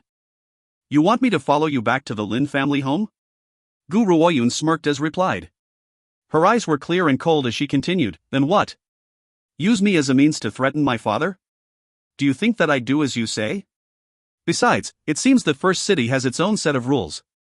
Cultivators at the rank of Martial Saint and above aren't allowed to leave First City without permission. Aren't you afraid that those people from First City would punish the Lin family for shirking the rules like that? The middle-aged man's face was ashen. The Lin family had to do this was because they had no other way. Grand Lord Hong Lian's power was growing far too quickly. If they want to eliminate him now, they would need to send out half of the Lin family's powerful cultivators. However, if they really were to mobilize that many Lin family cultivators, it was likely that they would be stopped even before they could step out from First City. Hence, he had to represent the cultivators of the Lin family and capture Grand Lord Hong Lian's daughter. However, upon leaving First City, he never thought that he would hear a rumor about how this woman was a pill master. If that was the case, the Lin family seriously needs to get rid of the father and daughter pair more than ever now. Otherwise, the Lin family's doomsday would arrive very soon. Little girl, let me offer a bit of advice, don't retaliate unnecessarily. That troublemaking father of yours has constantly antagonized the Lin family. The Lin family had always shown mercy by allowing him to drag out an ignoble existence for so many years. We've already shown him so much benevolence. After this, don't blame us for being discourteous. Showing mercy? Drag out an ignoble existence? Are you certain that you're talking about the Lin family and my old man? Gu Ruoyun replied as she chuckled softly. Her smile was extremely calm, but when her voice rang in everyone's ears, they could clearly hear her disdain. Based on what I do know, the Lin family has been trying to eliminate my father for many years now. However, it was to no avail as they were simply too weak. Not only had they allowed my father to escape, they've let him grow to the rank that he is today. If it wasn't for the fact that you can't do anything about my father, you wouldn't have needed to come and look for me. Only, it's just too bad. I, Gu Ruoyan, may not be able to go up against so many of you, but if I want to escape, there hasn't been anyone who's been able to intercept me. Ha ha ha. The middle-aged man burst into laughter and exclaimed with a scornful look on his face, little girl, as humans, it's best not to act with such savagery. With so many of the Lin family members surrounding you, do you really think that you can escape? If we do let you get away, we won't have the right to stay in First City anymore. If you find any errors, ads pop up, ads redirect, broken links, non-standard content, etc., please let us know. Report chapter so we can fix it as soon as possible. Chapter 1036, An Unforeseen Event in the Ancient Divine Pagoda, 5. Chapter 1036, An Unforeseen Event in the Ancient Divine Pagoda, 5. Translator, Endless Fantasy Translation Editor, Endless Fantasy Translation. That was right. This time, for safety's sake, the Lin family had deliberately sent him, a martial saint. Though little girl's powers were pretty substantial, in his hands, she would be nothing more than an insect. Trying to escape? Dream on. All of you, attack. Take this girl alive. The middle-aged man gritted his teeth and bellowed an order. The aura within the group of Lin family members whirled suddenly before charging towards Gu Ruoyan, who was surrounded by them. Bang! At the same time, a powerful aura also exploded from Gu Ruoyan's body. The powerful aura was so strong that it caused the group to stumble back unconsciously before they stopped and looked at her with astonishment. The middle-aged man's eyes landed upon Gu Ruoyan's hand. He then lightly raised the corners of his lips as he exclaimed disdainfully, "A spiritual weapon? I never thought that you would have a spiritual weapon in your hands. No wonder you're so confident. If the people here today were ranked below martial saints, you might have been able to get away. Unfortunately, the gap between a martial saint and a martial supreme is no small distance, but actually the size of an entire gulf. You'll never be able to touch it, ha ha ha. He burst into laughter as a torrential wind rose piercingly around him. The surrounding trees were sucked into the sky, and the middle-aged man, who was standing in the middle of the hurricane, curled his lips into a sneer. He then moved as fast as lightning and soon appeared in front of Guru Oyen. "Master, run!" Yunyao and the rest anxiously cried out from within her soul. Unfortunately, it was already too late. Just as Guru Oyen had pulled out her sword and was holding it in front of her chest, the middle-aged man's power slammed fiercely onto her body with a loud bang.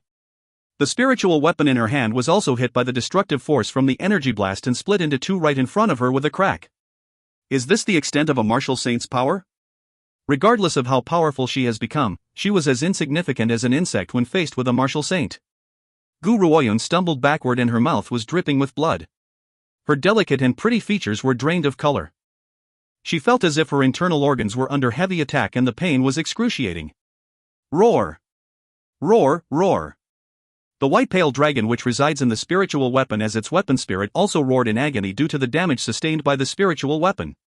Its voice was like a spell and caused Guru Oyen's heart to clench violently.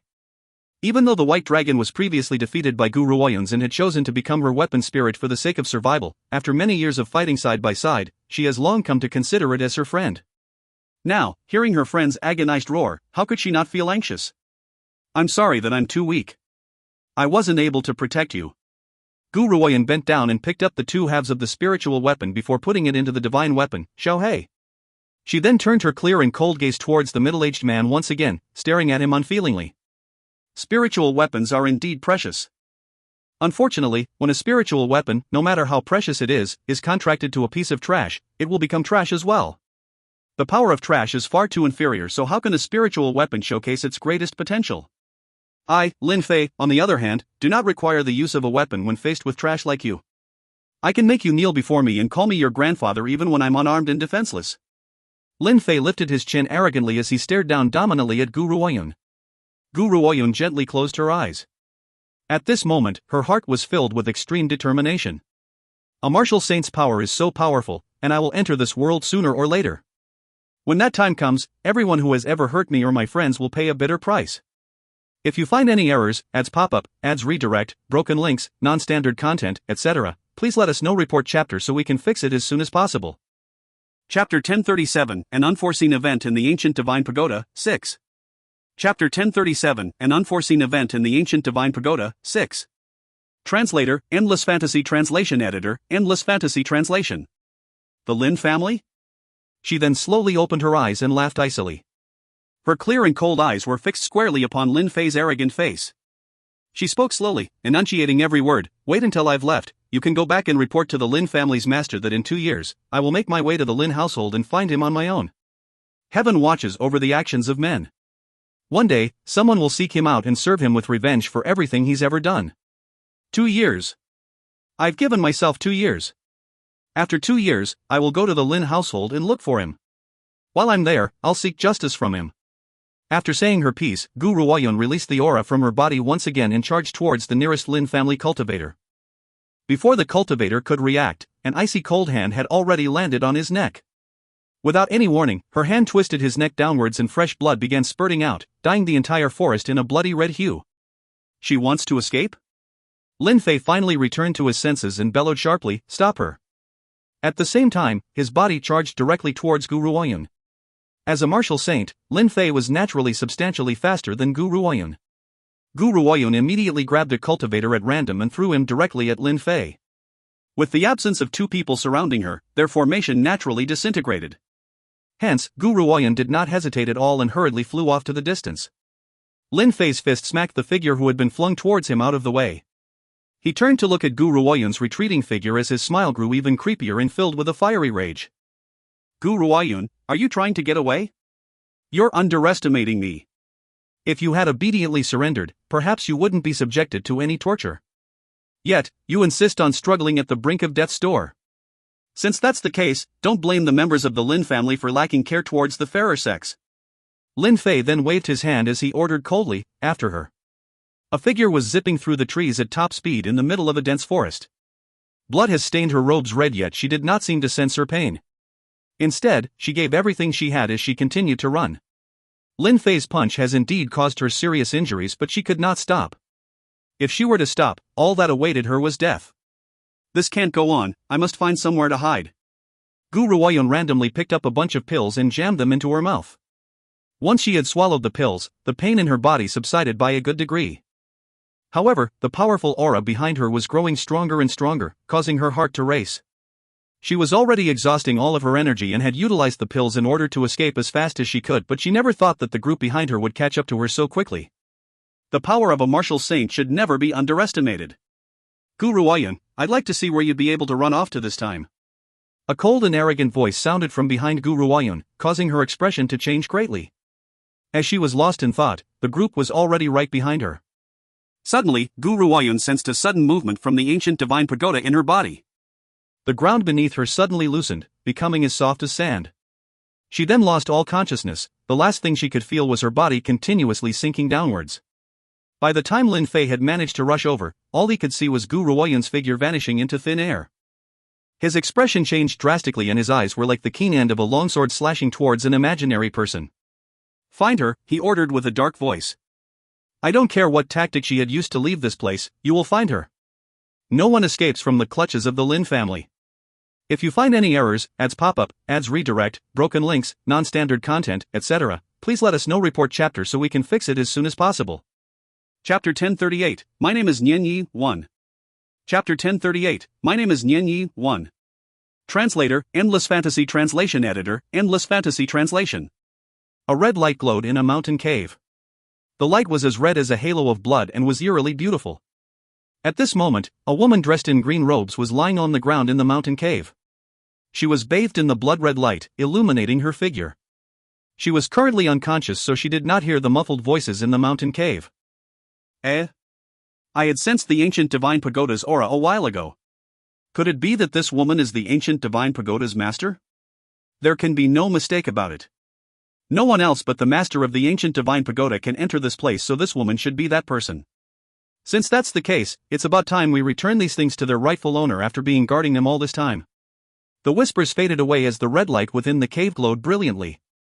Suddenly, a sword drenched with blood red light flew over from a distance away. It then entered Gu Ruoyun's mind. The Ninth Emperor has recognized its master. We should send her out of this place now. The muffled voice sounded once again before everything grew quiet. A hurricane then rose from within the cave and carried Gu Ruoyun's body up. It hurts. Gu Ruoyun felt as if her head had exploded and she was in extreme agony.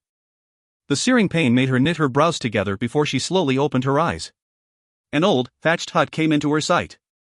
The house had simple furnishings and she was lying on a bed made of grass. Her initially blood-drenched robes had been changed into a set of clean but patched robes. This surprised her and the frown on her face deepened. Where am I? I had sustained injuries on my chest, so why does my head hurt instead? Also, I feel as if my entire body has lost all its strength. The feeling of weakness made Gu Ruoyun feel utterly powerless. Logically speaking, since I've taken some pills, my body should have been healed after such a long period of time. How did this happen? Just as Gu Ruoyun was rubbing her temple with her fingers, she suddenly realized that there was an additional sword in her head. The sword was completely red in color and 9 awe-inspiring dragons were carved onto its blade. Gu Ruoyun only needed one look to sense the majestic air that shone from within the sword. It was like a king which stood tall in the world. Anyone who stands before it must obey. The divine weapon, Ninth Emperor. These words suddenly appeared in Gu Ruoyun's mind, creating shockwaves throughout her entire being. Divine weapon? Is this sword a divine weapon? That makes sense. What other kinds of weapon, aside from a divine weapon, would have the power to shock anyone in such a manner? However, what I don't understand is when this divine weapon had appeared in my head. Master, the white dragon's voice rang out from within her soul, the spiritual weapon has been destroyed and I am severely injured. Initially, I had intended to enter the divine weapon in your mind, but that divine weapon already contains a weapon spirit. That weapon spirit has great power and has denied me access, so I was unable to enter the divine weapon. Though the white dragon may only be a spirit, because he had become a weapon spirit in a spiritual weapon, he would also suffer severe injuries if the spiritual weapon was damaged. It was a good thing that the damage on the spiritual weapon was not too severe. Otherwise, he would have vanished with a puff of smoke along with the spiritual weapon. I'm sorry, I had underestimated the power of a martial saint. Gu Ruoyun sighed, go into another spiritual weapon and recuperate first.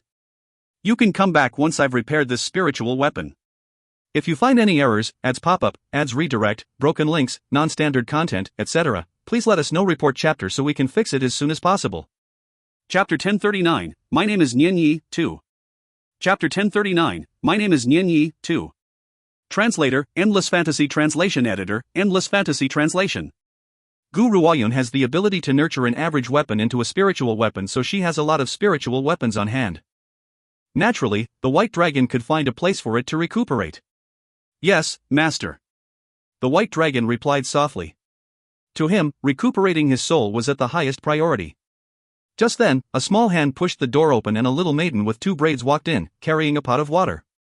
When she that Gu Ruoyun had woken up, she approached her joyfully. You're awake? Big brother was out hunting in the mountains when he found your unconscious body on the ground. He was afraid that you would run into fearsome spiritual beasts, so he had brought you back. Naturally, she was referring to regular wild animals with no spiritual consciousness when she said that her brother was out hunting. Normal beasts exist just like regular humans on the mainland. Thank you. Gu Ruoyun held her forehead and tried to get out of bed. However, she was not as strong as she thought she was and staggered a little before she sat right back on the bed again. It seems that she has to endure many repercussions after unwittingly forming a contract with this divine weapon. She would not be able to help you or to search for medicinal herbs for the time being. Be careful. When she saw what Gu Ruoyun had tried to do, the little maiden hurriedly put the wooden basin down and quickly rushed over to support her. You are already so badly injured, you should get a proper rest, she chided Gu Ruoyun with slight impatience. For the time being, it's best that you stay put. Gu Ruoyun frowned. She then turned towards the little maiden who was making her way towards the wooden basin once again. What is this place? Also, who are you? The little maiden held a handkerchief up and walked back towards Gu Ruoyun. She grinned and the freckles on her face complemented splendidly along with her smile. You may call me Xiaoyu, just like Big Brother. This is Windfall Village. My mother and father were both killed by bandits, so it's just me and my brother now. By the way, what's your name? My name? Gu Ruoyun paused and fell silent for a moment before she slowly replied, My name is Nian Yi. Nian Yi? The little maiden cocked her head and murmured, What a strange name. If your name is Nian Yi, who are you missing one? Gu Ruoyun smiled delicately but did not answer her question. It was a good thing that the little maiden did not prod her any further. She glanced at the sky outside the house and exclaimed in a good-natured manner, The sun is setting soon, Big Brother should be on his way back now. It was easy to see that the little maiden misses her older brother dearly. As soon as she has spoken, a noise sounded from outside the door. A man who was holding a large bow in his hand then slowly walked into the house. He was dressed in a tiger skin waistcoat which set off his tanned complexion. Miss, are you all right now? The man had noticed that Gu Ruoyun, who was lying on the bed, was awake. He scratched the back of his head and amicably and chuckled, It was my sister who had helped you out of your clothes. However, there aren't any decent clothes in the house, so we'll have to inconvenience you for now. I hope you don't mind. It's fine, I don't mind. It would be reasonable to say that I should be the one to thank you both for saving my life. Gu Ruoyun smiled and replied nonchalantly. When he heard her words, the man heaved a sigh of relief. Even though this lady was drenched in blood when he had found her, he could tell from her aura that she was definitely not from an average organization. He had been really afraid that she would take offense. Miss, I don't know what you had encountered which had resulted in someone trying to hunt you down. However, you can recuperate here in peace. The Windfall Village folk are a simple and honest bunch. You need not worry about your enemies finding you here. If you find any errors, ads pop up, ads redirect, broken links, non-standard content, etc., please let us know. Report chapter so we can fix it as soon as possible. Chapter 1040, My name is Nian Yi, 3. Chapter 1040, My name is Nian Yi, 3. Translator, Endless Fantasy Translation Editor, Endless Fantasy Translation. The man's gaze was sincere as he looked at Gu Ruoyun and spoke in a hoarse voice. A sense of fondness emerged in Gu Ruoyun's heart when she saw his sincerity and honesty. She smiled as she replied, Thank you. Please recuperate your wounds in peace, Mississippi. Let me know if there's anything that you need. I'll help you as long as it's within my power. The man could not help but blush when he saw her smile. He has never seen such a good-looking woman before. Even though she was dressed in such plain and simple clothes, it could not hide her lucid, elegant, and noble air. she definitely stood out from the crowd. Of course, his blushing face does not mean that he has any intentions towards Gu Ruoyan. It was a reaction like when most people lay their eyes on a handsome man or a beautiful woman. They would not be able to help themselves from wanting to take a second glance at them. This was only limited to feelings of admiration and not because they had felt their hearts move. He had saved her and brought her back was not because he had been moved by her delicate and pretty features. It was simply because he would not stand idly by while someone was lying injured on the ground. "Brother, I'm hungry. Let's go get dinner ready, okay?"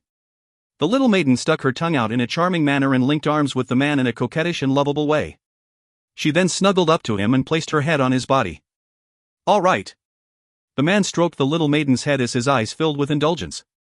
As Gu Ruoyan observed the loving pair of siblings, her mind unconsciously thought of Gu Shengxiao and her gaze sank. "I've been away from the West Spirit mainland for such a long time now, I wonder how Big Brother is doing." However, knowing him, he wouldn't be satisfied with staying in West Spirit mainland for the rest of his life. One day, he will make the journey to this place as well. Before that time arrives, I will conquer the world. By then, I'll have the power to ensure my big brother's safety. In the following days, Gu Ruoyan made no further attempts to go look for the medicinal herbs. Instead, she relaxed and recuperated in the little village. It goes without saying that being away from the splendor of the mundane world, this plain and simple little village was very suitable for cultivation, especially with only simple and honest village folk around.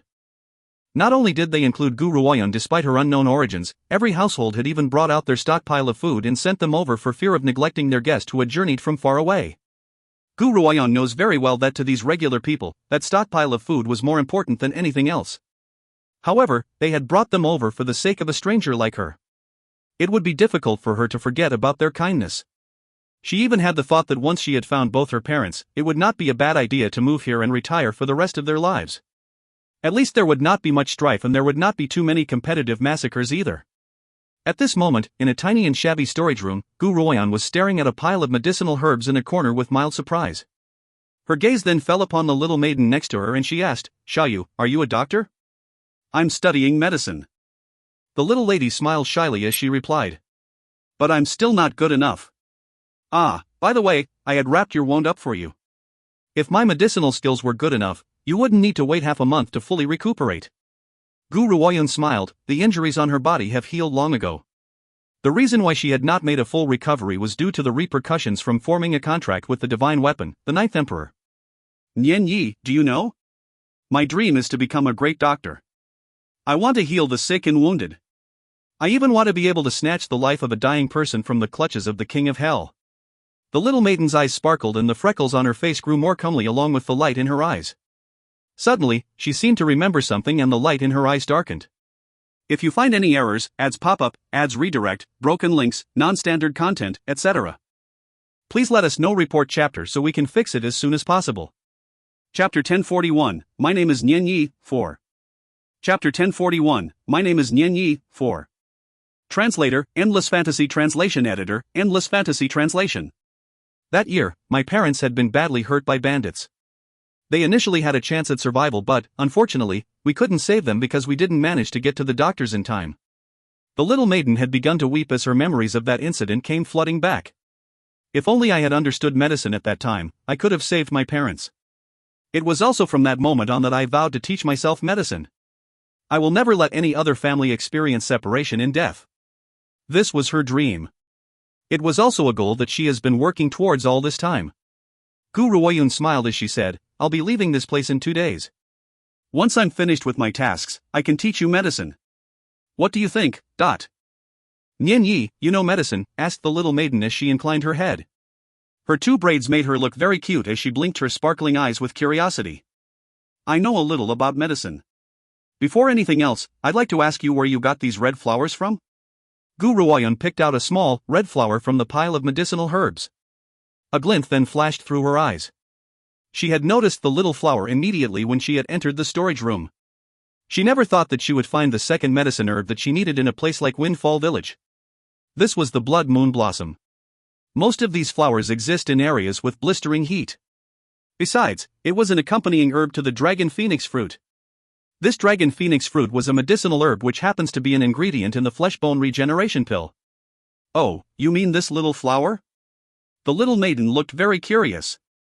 She thought for a bit before replying, my brother had found it during one of his hunts a while ago. He had stumbled upon a blazing cave and retrieved this little flower from there. Alright, I understand. Gu Ruoyun put the blood moon blossom down and smiled. Come on, let's go out. She needs the dragon phoenix fruit. This blood moon blossom was not of any use to her. Perhaps I should shift my departure to an earlier date. At this moment, a group of thugs carrying knives and spears had suddenly charged into the village. Instantly, the entire village flew into chaos and the villagers began screaming bloody murder. However, they were no match for the bandits in the end. They then tied the men and women up and dragged them into the village square. Gu Ruoyun and Xiaoyu had just stepped out from the storage room when a group of thugs burst in through the door. Those thugs immediately stepped towards them in an attempt to seize the two without any explanation. Xiaoyu jumped in fright and quickly hid behind Gu Ruoyun, peeking out with timid eyes and staring at the bandits in terror. Stop! What are you trying to do?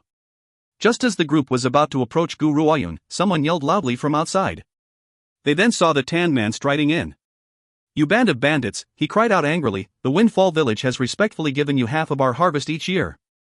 Why are you going back on your word now and causing trouble for the villagers of Windfall village?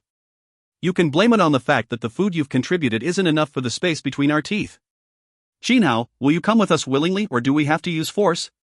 The two bandits also made a move to capture Gu Ruoyun and the little maiden behind her as they spoke. Xinhao was so enraged that his face turned ashen. His tanned features were filled with anger as he replied furiously, "You dare lay a finger on them with your dirty claws? Just try, dot. Ha, a little kid like you dares to threaten us? Have you forgotten how your parents have died?" The group of bandits burst into laughter and spoke with ridicule. At that moment, they did not notice the increasingly chilly look in the girl in green's eyes. If you find any errors, ads pop-up, ads redirect, broken links, non-standard content, etc., please let us know. Report chapter so we can fix it as soon as possible. Chapter 1042, My name is Nian Yi, 5. Chapter 1042, My name is Nian Yi, 5. Translator, Endless Fantasy Translation Editor, Endless Fantasy Translation. Nian Yi. The little maiden trembled violently behind Gu Ruoyun. Her bright eyes were filled with terror as she said, "They're the culprits behind our parents' deaths." That year, these bandits had occupied Black Cliff Mountain, which is not too far from Windfall Village, and had committed all sorts of wicked deeds around it. Because of this, all the villages including Windfall Village then joined forces to go against these bandits. It was to no avail and many were either injured or killed disastrously. My mother and father had both lost their lives at that time. In the end, every village agreed to contribute half of their food and money in order for them to spare the rest. Nian Yi. I'm so scared. Sensing the shivers from the person behind her, a murderous intent flashed in Gu Ruoyun's eyes. She suddenly lifted the corners of her lips and smiled as she said, "Since they want us to leave with them, what's wrong with taking a walk?" Nian Yi? Xihao was mildly surprised. He never expected Gu Ruoyun to agree to the bandits' demands. However, if he allowed her to fall into these bandits' hands, she would be swallowed whole. "No, you are only a guest of the Windfall village." Xihao furrowed his brows and glared at the ruthless bandits. "This woman is not a villager of Windfall village," he exclaimed. "The matters of Windfall village have nothing to do with her." "Can't you let her go? Xihao, you dare to bring up conditions with us?" "I don't care who she is, everyone in Windfall village will have to come with us. However, compared to you, this lady is clearly more aware of the situation. She knows that we, the Black Cliff Mountain bandits, cannot be defeated, so she has decided to follow us obediently." The bandit burst into an arrogant laugh, but his vulgar eyes continued to size Gu Ruoyun up. "It goes without saying that with such a beautiful woman in the Windfall village, it's been quite a profit for us to have made the trip." "You?" Xihao clenched his fist tightly, feeling a great urge to land it on the bandit. However, he was only a normal person. How could he possibly stand a chance in a fight against a cultivator? Gu Ruoyun looked at Xihao, but she kept quiet. She slowly walked out of the door and spoke indifferently. "Didn't you say that you wanted to take us away?" "Lead the way then, I'm a bit pressed for time here, so don't hinder me from conducting other matters." The bandits were in shock when they heard her words. What does she mean? Why does she make it sound like we, as bandits, have become people who would lead the way? Besides, she says that she's pressed for time? That we should not waste her time on her business? After all, we are strong bandits. Is this woman not afraid of us at all? Big brother, I'm scared. Xiaoyu crept towards Xihao and tugged his sleeve as her freckled face filled with fear. Will they treat us the same way as how they had treated mother and father? Xiaoyu, don't be afraid. Xihao pulled Xiaoyu into his arms and patted her back soothingly. Big brother will protect you, he replied softly. I won't let anyone hurt you. Mother and father are dead. My sister is my only family. Today, I will protect her no matter what. All the villagers had been restrained and pushed into the center of the square outside the village. They were surrounded by the bandits who were wielding knives and spears. When they looked into the bandits' fearsome eyes, they were so terrified that they did not dare utter a word. Those who were timid have even wet their pants. Instantly, the smell of urine filled the air around the square. A brawny, middle-aged brute was sitting on a chair at the foremost of the bandits. The fierce look on his face gave off a very sinister air. Coupled with the murderous bloodlust from his body, one could tell at first glance that he was the type of person who could kill a man without even batting an eye. If you find any errors, ads pop up, ads redirect, broken links, non-standard content, etc., please let us know. Report chapter so we can fix it as soon as possible. Chapter 1043, The Bandit's Punishment, 1. Chapter 1043, The Bandit's Punishment, 1. Translator, Endless Fantasy Translation Editor, Endless Fantasy Translation. Nian Yi, why have you been captured as well? An older woman, who was dressed in short robes with a floral pattern, noticed Gu Ruoyun immediately as she entered the square and looked mildly shocked. She then cried out angrily, these bandits simply have no humanity. They wouldn't even spare a maiden. Furthermore, she's only a passerby at this time, she has been dragged down by the Windfall village. Gu Ruoyun smiled gently as she asked, Auntie Hua, are these bandits very powerful? Of course they are, sighed Auntie Hua. Apparently, the leader of these bandits is a martial king. To us common folk, a martial king is simply invincible. It looks that the Windfall village is finished this time. A martial king? Gu Ruoyun shrugged her shoulders. There were numerous martial kings in the northern block territory, so they were not considered to be particularly outstanding. However, how could they have possibly been reduced to looting from villagers? After all, generally speaking, cultivators were a very proud bunch. They have always viewed anyone attacking the common folk with disdain. Hence, even though common folk does exist on the mainland, they have always lived peaceful and untouched lives. Nian Yi, if you get the chance, just run. Don't worry about us. These bandies have never blinked whenever it comes to murder, so no good can come from falling into their hands. Under these circumstances, some of the simple villagers were still worried about Gu Ruoyun's safety. It made her feel rather touched. Don't worry, just leave this matter to me. Gu Ruoyun smiled and turned her gaze towards the bandit at the foremost of the group. Leave it to you? Auntie Hua was stunned and she could not understand the meaning behind Gu Ruoyun's words. Nian Yi, I know that you're not an average person, so perhaps you're a cultivator too. However, these bandits' powers aren't like anyone else's. If you rush towards them, you'll lose out. These villagers have never left Windfall village all their life, so they do not really understand the world outside. Therefore, when it comes to the insignificant martial kings who were not even worth mentioning, they were like gods in the villagers' eyes. Gu Ruoyun shrugged her shoulders and carried a nonchalant smile on her face as if she had not heard Auntie Hua's exclamation. When Auntie Hua noticed that Gu Ruoyun had paid no notice to her warning, she became anxious. Nian Yi, I see that you're still very young, and even if you do have pretty good talent, you must only be at the rank of a martial general now. You're no match for those bandits. The Black Mountain Cliff bandits have always mentioned that their leader has great power, and martial kings at their leader's age were too few to count.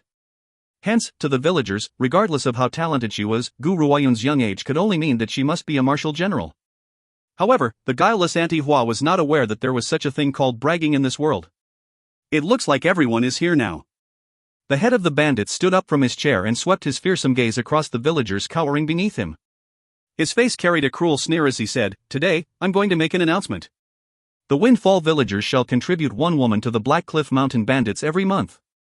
If you miss out on 1 month, I'll come down to the Windfall village and kill 2 people. What? Hearing this, the men of Windfall village exploded with rage. You want us to use our women in exchange for us to drag out an ignoble existence? We won't do this. This is a complete damage to our honor as men. That's right. Brothers, we're not going to listen to these bandits anymore. We can deal with the fact that he's making us contribute a big half of our food every year, but now he's making grand designs over our wives and daughter. A real man would never allow anyone to tarnish our wives. I'd rather die than allow anyone to abuse my family. If you find any errors, ads pop up, ads redirect, broken links, non-standard content, etc., please let us know. Report chapter so we can fix it as soon as possible. Chapter 1044, The Bandit's Punishment, 2. Chapter 1044, The Bandit's Punishment, 2. Translator, Endless Fantasy Translation Editor, Endless Fantasy Translation. The leader of the bandits' expression gradually became frosty. A bandit next to him noticed the dissatisfaction on his face and hurriedly stepped out. How dare you, he reprimanded angrily. It's a privilege that our leader has taken a fancy to your wives and daughters. Countless people have been trying to curry favor from our leader. You now have the opportunity, yet you don't appreciate this boon? Could it be that you've forgotten that our leader is a martial king? Do you have any idea what martial kings are? There are only 5 in existence on the entire mainland. The bandit held out 5 fingers as he exclaimed complacently, "My leader is one of the 5 most powerful cultivators. As for those at the rank of martial king and above, let me tell you this, they've been extinct for hundreds of years. I can see that you're indeed a group of country bumpkins who've never seen the world, yet you dare to act so arrogantly towards someone of my leader's station. Do you know how to write the word death?" Gu Ruoyun crossed her arms over her chest as she stared smilingly at the bandit who was bragging vigorously.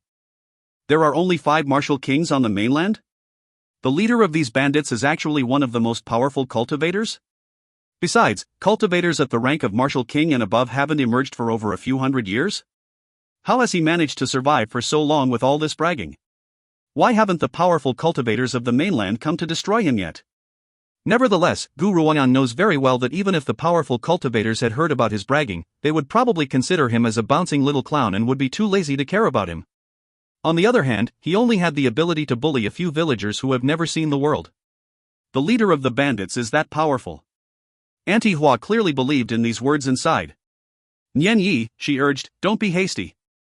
You won't be of any match to him, he's one of the most powerful cultivators on the mainland. We'll try to beg him for mercy later so that he'll let you leave. Besides, you're not a villager of the Windfall village, so you'll be fine if you leave." "I've said to leave this matter to me." Gu Ruoyun chuckled softly. Her clear and cold gaze remained fixed upon the bandits who were acting like bouncing little clowns. The smile on her face has grown even more pronounced as she challenged, "You say that the most powerful cultivators on the mainland are martial kings? And that martial emperors and the rest no longer exists?" Her voice was clear and bright as it resounded through the silent crowd, instantly drawing everyone's attention. "Of course." The bandit glared at Gu Ruoyun and continued to brag, "I'm telling you this, our leader isn't just one of the most powerful cultivators on the mainland, he's the youngest martial king too. The other martial kings are nearing the cemetery now, and only our leader was the only one who has managed to reach this rank in his middle age. Our leader is the most talented person on the mainland. He's the only one, there's no other. Perhaps he would even break through to become the first martial emperor the world has seen in a few hundred years. Think about it, how powerful is a martial emperor? Shouldn't you feel honored to have the privilege to give your women to such a powerful man?" Gu Ruoyun raised her brows and responded with a smile that did not reach her eyes, "How was I not aware that the most powerful person on the mainland has become a martial king? However, those martial emperors, martial honors, and martial supremes, where have they gone?" Auntie Hua hurriedly tugged Gu Ruoyun's sleeve when she saw that Gu Ruoyun was provoking the leader of the bandits. She was attempting to signal her against speaking any further so that she would avoid angering these merciless beings. If that were to happen, she could forget about leaving the village. "Nian Yi." The little maiden was a little worried as well. Her freckled face carried a sense of anxiety. "You'd better stop talking. These people are very scary, they'll hurt you. If you find any errors, ads pop up, ads redirect, broken links, non-standard content, etc., please let us know. Report chapter so we can fix it as soon as possible." Chapter 1045, The Bandit's Punishment, 3. Chapter 1045, The Bandit's Punishment, 3. Translator, Endless Fantasy Translation Editor, Endless Fantasy Translation. The little maiden has taken a liking towards Gu Ruoyun. Furthermore, the latter had promised to teach her medicine, so the little maiden certainly does not wish for anything to happen to her. Gu Ruoyun gently patted the little maiden's arm but did not console her. She then turned with a half-smile in her eyes towards the leader of the bandits. No one had sensed the accumulation of murderous intent in her eyes. "Humph." The leader of the bandits scoffed icily. His entire face hardened fiercely as he said, "What would a bumpkin like you know about today's world? Martial kings are now at the top of the food chain in our world. Those ranks that you've just mentioned are in the past now. Do you think that after reading a few books, you can understand how the few cultivators on the mainland are ranked outside of the village? What a joke. If it hadn't been for the fact that I do not want to live my life being fawned over, I would never have come to a place like this. My reputation on this mainland is something that none of you could ever imagine. I only need to show myself before the eyes of the world, and those who wish to be my apprentices would cling on to me and refuse to let go.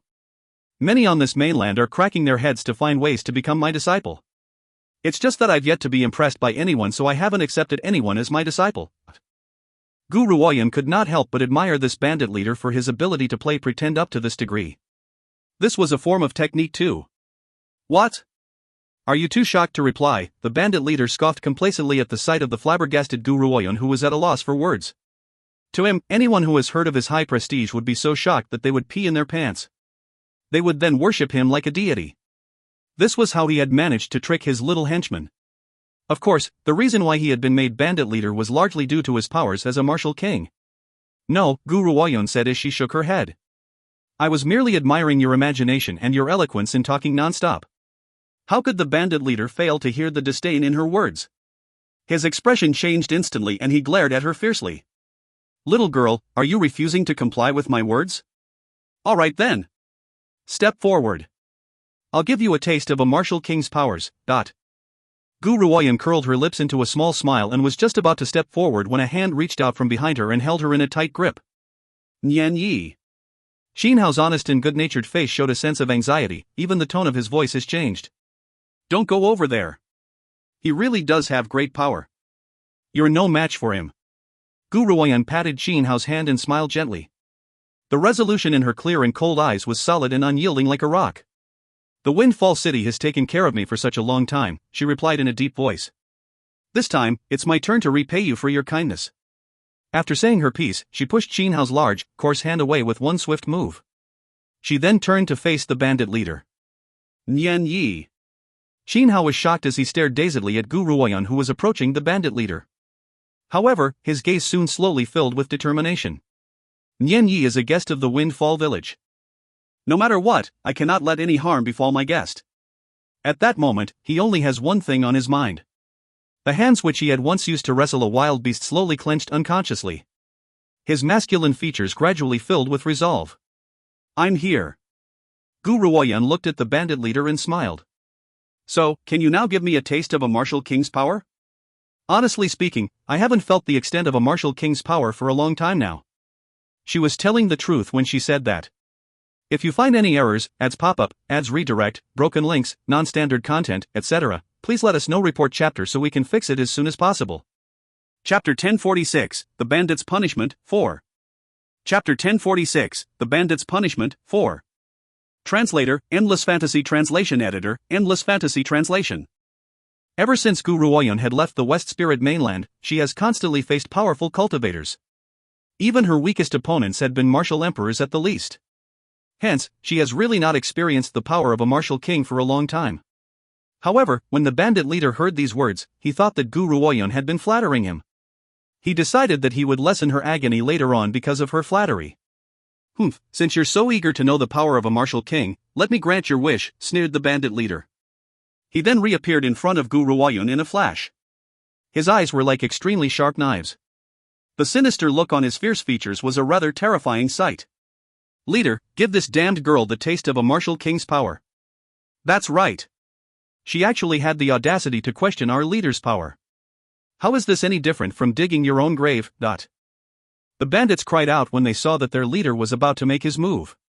After all, they had never seen their leader attack anyone else despite having followed him for a very long time. Everyone in this vicinity would immediately tremble with fear at the very mention of their leader's name. Only this little girl would act so recklessly and dare to challenge their leader. That's it. Auntie Hua could not help but close her eyes and sigh softly. Xiaoyu, if you see a chance, run away immediately. Xin Hao clenched his fist tightly as he spoke with determination, run as far as you can and don't come back to Windfall Village. The little maiden seems to understand what Xin Hao was trying to say and she held her small body tightly. She then tugged Xin Hao's robe pitifully as she tearfully replied, Brother, our parents are gone. You're the only family I have left. I don't want to become an orphan. Xiaoyu, I don't want to live under these bandits' tyranny for the rest of my life, so I will draw my weapons like mother and father did. Besides, Nian Yi is innocent.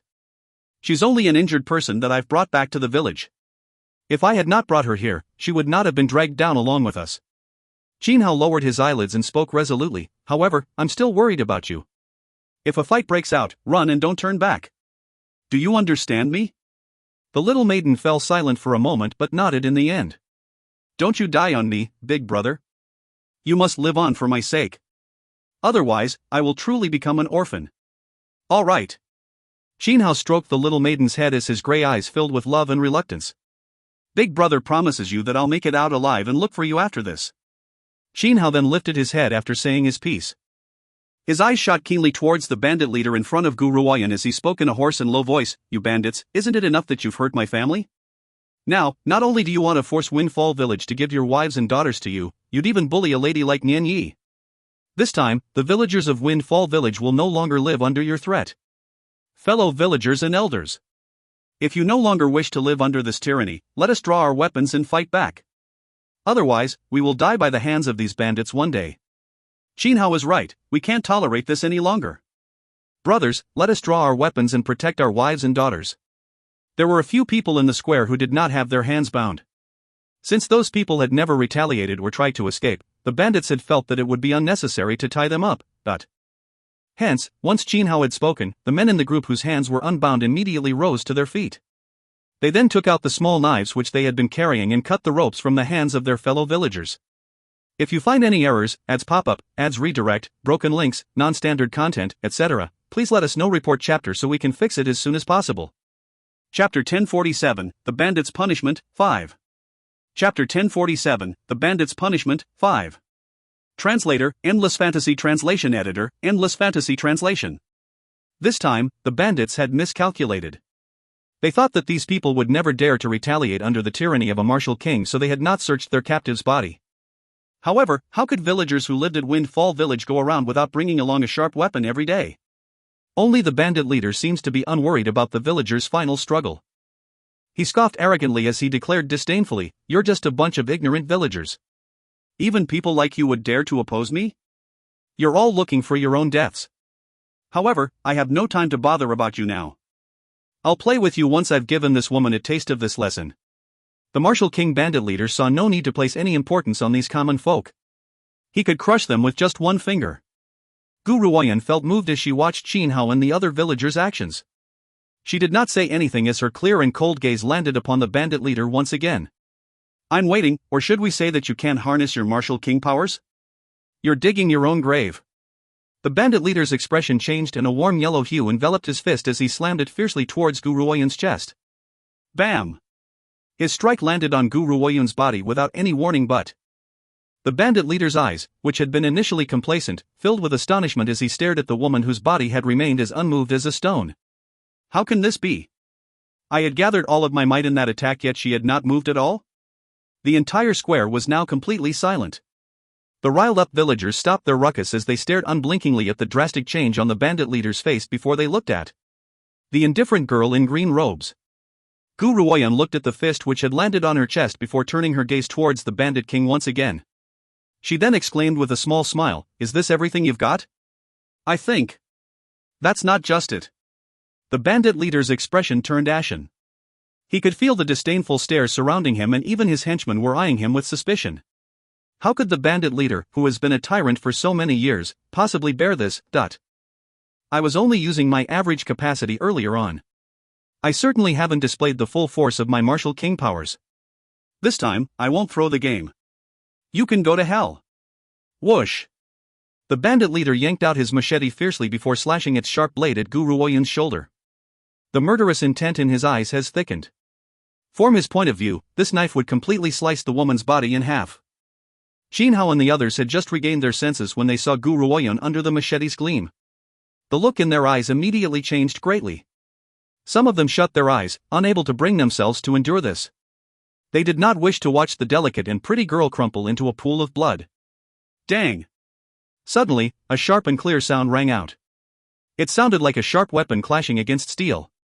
Some of the ones who could not bear to watch opened their eyes once again. The woman's small smile looked absolutely engaging under the gentle breeze. A large, sharp knife was propped up against her slender shoulder, but her expression has remained unchanged. A shallow smile had accumulated in her clear gaze. What? Is that the full extent of your power? Gu Ruoyan's clear and cold voice brought the bandit leader back to his senses. Panic began to cloud over the initial ferocity in his eyes. The strong terror in his heart made him raise his machete and slash it fiercely towards Gu Ruoyan once again. You can go to hell. This woman must die. Otherwise, I will live in terror for the rest of my life. If you find any errors, ads pop up, ads redirect, broken links, non-standard content, etc., please let us know. Report chapter so we can fix it as soon as possible. Chapter 1048, The Bandit's Punishment, 6. Chapter 1048, The Bandit's Punishment, 6. Translator, Endless Fantasy Translation Editor, Endless Fantasy Translation. Dang. Dang, dang, dot. The bandit leader's machete slashed at her over and over again, yet it could only make a sharp and clear noise like it was striking against steel. Even his opponent's robes had remained untouched. No. That's impossible. The bandit leader was on the verge of a breakdown. He stumbled back and the machete in his hand fell to the ground. He then bellowed maniacally, "You're a monster, you must be a monster. How could a human remain unscathed from a knife wound? I don't believe it, I can't believe it." At that moment, forget about the bandits, even the villagers of Windfall Village were in shock. What is her flesh made of? Why is it that not even knives or swords can harm her? No wonder she had so much confidence, it's actually because her body is special. In the villagers' eyes, Gu Ruoyun's body must have something special. Otherwise, it would not be possible for her to remain unscathed from being slashed by a blade. Do you want to know why? Gu Ruoyun smiled as she walked towards the bandit leader. Her smile filled the bandit leader's eyes, causing his gaze to waver. You? Who are you? Why are you impervious to swords and spears? No one in this world is actually impervious to swords and spears. As for the reason why you cannot hurt me, the answer is very simple. Boom! A powerful energy came whirling out from Gu Ruoyun's body. It covered the sky and earth before slamming towards the bandit leader's head. The immense pressure caused the bandit leader to feel as if a large rock was pressing against his body. The sheer force of it nearly caused him to throw up a mouthful of blood. This power was far too familiar to him. Only those at the rank of a martial emperor and above would possess such a powerful force. Why would a cultivator at the rank above a martial emperor make an appearance in this godforsaken mountain village? No. I do not believe that I'd have such horrible luck, but... However, after witnessing the scene before me, I have to believe it. Gu Ruoyun curled her lips and turned towards the horrified bandit leader with a smile that did not reach her eyes. Because the difference between your powers and mine isn't just by 1 or 2 levels, you couldn't even penetrate my defenses. Do you still think you can hurt me? The bandit leader began to tremble as his eyes filled with panic. He opened his mouth to speak but was unable to make a sound. The most powerful cultivators on the mainland now are only at the martial king rank? Gu Ruoyun laughed icily before she continued to speak. Why is it that in the world outside the village where I come from, we've never heard of having martial kings calling the shots? On the East Peak mainland, martial kings are considered to be at the bottom of the barrel. There are even a substantial number of martial supremes. However, it's unfortunate that I've met many martial supremes, yet you, who holds the existence of the lowest of the low, are here bragging about your invincibility? Of course, no matter how much you brag, that's entirely your business. However, this time, you've made that mistake to me. Gu Ruoyun slowly raised her hand. The bandit leader could only stare in terror at her as a powerful force the scale of Mount Tai came slamming down above his head with a crash. This time, the bandit leader did not even have the time to beg for mercy. As soon as the Mount Tai level force slammed onto him, he was immediately flattened into a meat patty. The crowd was in shock. This was especially true for the villagers of Windfall Village. They never imagined that this fair, pretty, and ever-smiling maiden would possess such great power, but they had not even managed to see her attack before the martial king bandit leader's life was sent into the Yellow Springs? Auntie Hua laughed bitterly. Nian Yi, you've concealed yourself very deeply. We were nearly shocked to death. It's a good thing you did not fall into any danger. If you find any errors, ads pop up, ads redirect, broken links, non-standard content, etc., please let us know. Report chapter so we can fix it as soon as possible. Chapter 1049, The Bandit's Punishment, 7. Chapter 1049, The Bandit's Punishment, 7. Translator, Endless Fantasy Translation Editor, Endless Fantasy Translation. Qin Hao was dumbstruck. He never thought that the woman he had rescued would turn out to be so terrifyingly powerful. Of course, if it had not been for his kindness at the time, perhaps Windfall Village would have been completely destroyed by these bandits today. The little maiden blinked her large eyes as her little freckled face stared at Gu Ruoyun with admiration. Nian Yi is really my idol. Not only is she knowledgeable about medicine, she even holds great power. If I could be as powerful as her one day, that would be great. Run! The rest of the bandits finally returned to their senses after witnessing their leader's demise. They looked at one another before they attempted to escape into the forest outside the village. Gu Ruoyun moved without even thinking. She did not even look back and kept her eyes on the villagers of Windfall Village the entire time. Xinhao was just about to bring up the bandits' escape, but before he could speak, he was completely shocked by what had happened next. Boom! Boom, boom, boom. Even the fleeing bandits did not know what had happened. Their bodies expanded like balloons before they exploded straight away. Blood and flesh splattered everywhere and screams of agony ensued. What does it mean when one could kill someone without touching them? Perhaps only powerful cultivators like her would have the ability to accomplish that. The villagers of Windfall Village have never witnessed such a bloody scene, and they were all obviously scared witless. Of course, not a single one of them felt any pity for the bandits. After all, these bandits have murdered countless innocent villagers that year. Many of their relatives have died by their hands. Therefore, the bandits' cruel deaths was a great sense of satisfaction for all the villagers. Xinhao, Auntie Hua, and Xiaoyu, I've stayed here for much too long now. It's time for me to leave. Gu Ruoyun smiled as she turned her gaze towards the simple villagers. Before I leave, I'll make a trip to the Black Cliff Mountains and get rid of the remaining bandits. From now on, you won't ever have to worry about being hurt by them. Nian Yi, it's really all thanks to you now, Auntie Hua exclaimed gratefully. Otherwise, the Windfall Village would definitely have suffered persecution once again. I know that you don't come from simple origins, so Windfall Village is no place for you. Gu Ruoyun merely smiled when she heard Auntie Hua's words. She then slowly turned her gaze towards the little maiden's freckled face. You have pretty good ambition.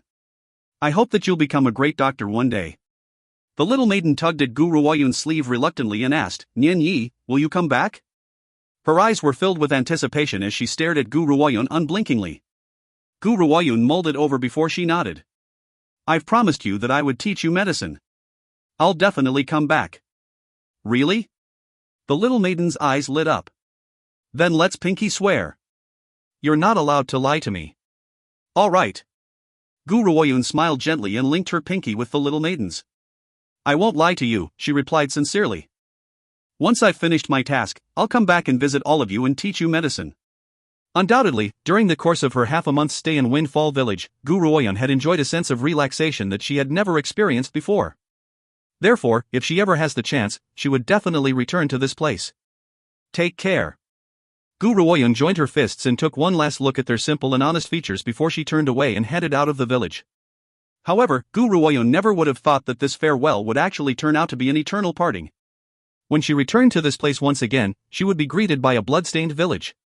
The little maiden's lifeless, freckled little face and all her acquaintances would be found lying in a pool of blood. The agony in her heart was unimaginable. If you find any errors, ads pop up, ads redirect, broken links, non-standard content, etc., please let us know. Report chapter so we can fix it as soon as possible. Chapter 1050, Breakthrough, Mid-Level Martial Supreme, 1. Chapter 1050, Breakthrough, Mid-Level Martial Supreme, 1. Translator, Endless Fantasy Translation Editor, Endless Fantasy Translation. This must be the blazing cave that Xiaoyu had mentioned. Gu Ruoyun paused outside a mountain cave. She could feel the scorching temperature from the cave and her gaze slowly became serious. She gently exhaled and murmured, the dragon phoenix fruit should be inside, but I also sense a powerful aura at the end of the cave. Nevertheless, for the sake of restoring Yuer's arm, she did not care too much about it. She took a step forward at the thought of this and entered the cave. As she set foot into the cave, a wave of heat rose from the cave floor. Gu Ruoyun did not hesitate and quickly walked deeper into the cave. The blood moon blossom is a medicinal herb which accompanies the dragon phoenix fruit. Wherever there's a dragon phoenix fruit, there will be blood moon blossom as well. However, the land which contains blood moon blossom might not have any dragon phoenix fruit. Still, even if there is only a small sliver of hope, I must try. Not long after entering the cave, Gu Ruoyun stumbled upon the little blood moon blossoms. However, she could not see any dragon phoenix fruit in the area surrounding the blood-colored flowers. Gu Ruoyun guessed that Qianhao must have picked the blood moon blossoms from the ones which were growing here. After all, based on his body, he would not be able to venture any deeper into the blazing cave. Master, something doesn't feel right in this place. Yunyao's voice rang out from within her soul. I know. Gu Ruoyun fell momentarily silent before she replied, for your sake, I have to try. All right. Yunyao sighed gently as she reminded, Master, Lord Zixi is still undergoing his breakthrough and we're powerless to help you too. You must be very careful and be wary of your safety. I understand. Gu Ruoyun gently lifted her head. Her eyes were filled with determination. She has always greatly valued her life. If she were to ever lose her life, the people around her would be in grave danger. So, no matter what, she had to protect herself. The scorching temperature grew even hotter as she journeyed deeper into the cave. It was a good thing that Guru Oyun was already a martial supreme. Coupled with the specialties in her body, this was not much of a problem for her to endure. Suddenly, she paused and fixed her gaze straight ahead as a rush of joy slowly filled her clear and cold eyes. Right in front of her, a bright red fruit shaped like a dragon's head resting on fiery red leaves entered her line of sight.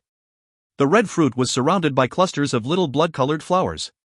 The dragon phoenix fruit. It's shaped like the head of a dragon and has the color of blood.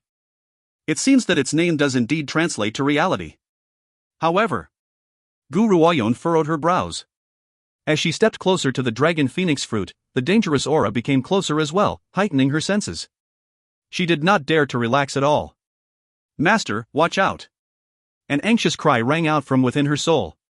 Suddenly, a fiery light came spiraling out from within the blazing cave, followed by a scorching temperature that could burn one's soul alive. A powerful red flame burst throughout the entire cave, casting a brilliant red light. "Ha! This Holy One has been waiting in this cave for many years now. I've finally found a satisfying body. Little girl, loan your flesh to me. Then I can leave this wretched place." As the wild laughter died down, the creature which had resided in the deep recesses of the cave finally showed his face. It was a gigantic flaming dragon. His entire body was made of flames, making it look dominant and unrivaled. That large body hovered within the blazing cave, giving off a powerful sense of oppression. However, if you find any errors, ads pop up, ads redirect, broken links, non-standard content, etc., please let us know. Report chapter so we can fix it as soon as possible. Chapter 1051, Breakthrough, Mid-Level Martial Supreme, 2. Chapter 1051, Breakthrough, Mid-Level Martial Supreme, 2. Translator, Endless Fantasy Translation Editor, Endless Fantasy Translation. The initially straight-faced Guru Oyun could not stop herself from bursting into laughter when she saw the flaming dragon which had appeared before her. A flaming dragon spirit? If your body were here, perhaps I would have felt threatened. However, you are only a spirit. I need not worry about a spirit. Guru Oyun raised her brow and stared at the flaming dragon's transparent body as she slowly replied. "Humph, don't spout such wild words, little girl," the flaming dragon scoffed icily. "I may be a spirit now, but I can still destroy you. This Holy One has been imprisoned here for so many years and many humans had blundered in before. I had turned my back on their inferior talents, so I burned them into ashes. However, your talents aren't bad. As long as you give your physical body to me, I will spare your life." Hearing this, Guru Oyun smiled. "Give my physical body to you? How is that any different from death?" "You." The flaming dragon glared at her. He then spoke arrogantly, "That's still better than having your soul scattered into nothing.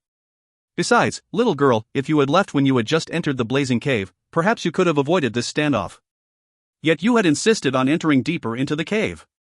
Isn't this the same as presenting your physical body to me on a silver platter? You can't blame me for enjoying this." The flaming dragon had been imprisoned here and he could only move around the area surrounding the dragon phoenix fruit. This was the reason why Qin Hao had been able to leave with his life. The flaming dragon could not possibly reach that area near the cave's entrance. Had he ventured any deeper, he might have ended up losing his life like everyone else without even leaving a corpse. "If I refuse?" Guru Oyun mildly lifted her gaze and an icy chill slowly filled the smile on her lips. "Ha ha ha." The flaming dragon laughed in spite of his rage, his red eyes looked as if they were spitting fire. "If you won't do this the easy way, little human girl, we'll do it the hard way. Don't blame me for twisting your soul and scattering it into the air." Roar! As he finished talking, the flaming dragon roared angrily and swatted his long tail towards Guru Oyun. Slam! The flaming dragon's tail struck Guru Oyun's body, causing her to stumble a few steps back.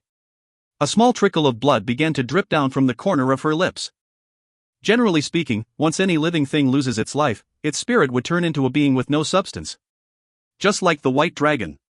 Even though he was a weapon spirit and was visible to the eye, one could not touch him physically. However, the person who had imprisoned the flaming dragon seems to have done something that provided his spirit with an essence. The tail which had hit Guru Oyun had nearly smashed her ribs. "Human, this Holy One shall give you one last chance. Will you give me your physical body or not?" The flaming dragon stared down at Guru Oyun, looking rather arrogant as if the woman beneath him was as tiny as an insect. He, on the other hand, was like a deity sitting high above her. Even if you asked me 100 times, my answer will remain the same. I make the decisions over my own body. I will never give it to you.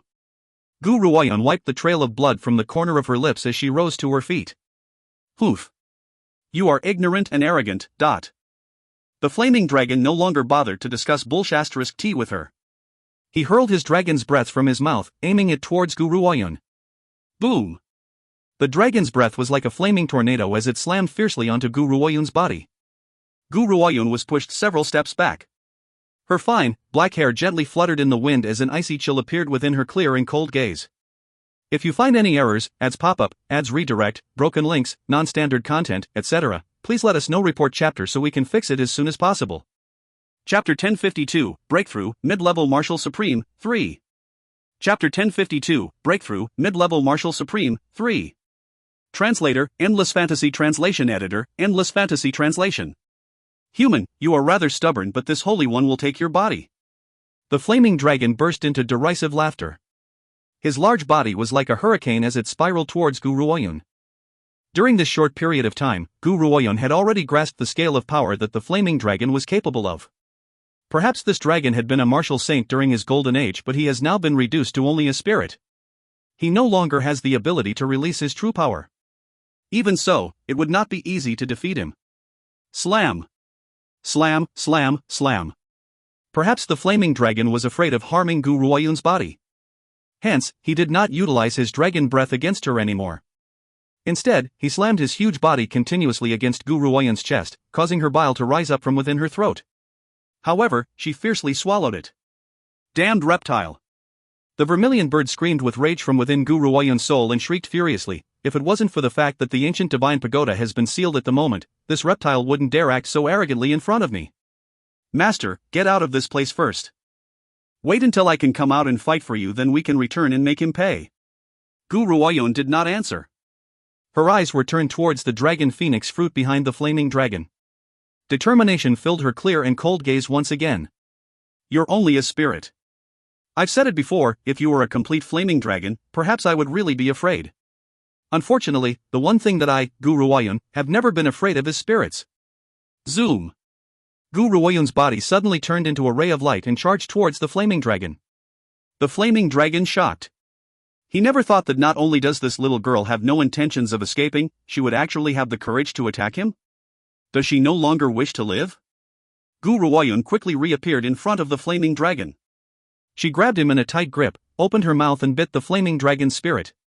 Roar! Rip. The agony from being bitten caused the flaming dragon to let out a heartbreaking roar. His body thrashed fiercely as he tried to fling the woman, who was hanging onto him, off from his body. Master, have you gone mad? Yun Yao and the rest cried out anxiously when they saw Gu Ruoyun's actions.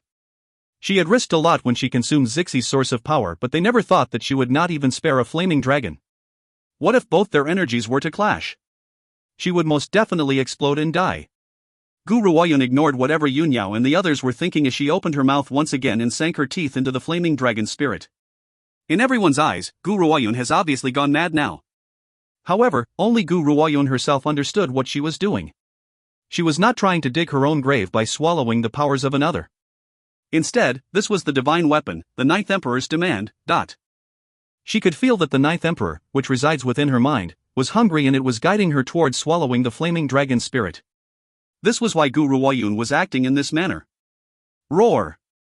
Roar, roar, roar! The flaming dragon trembled in agony as the flames on his body burned brighter and brighter.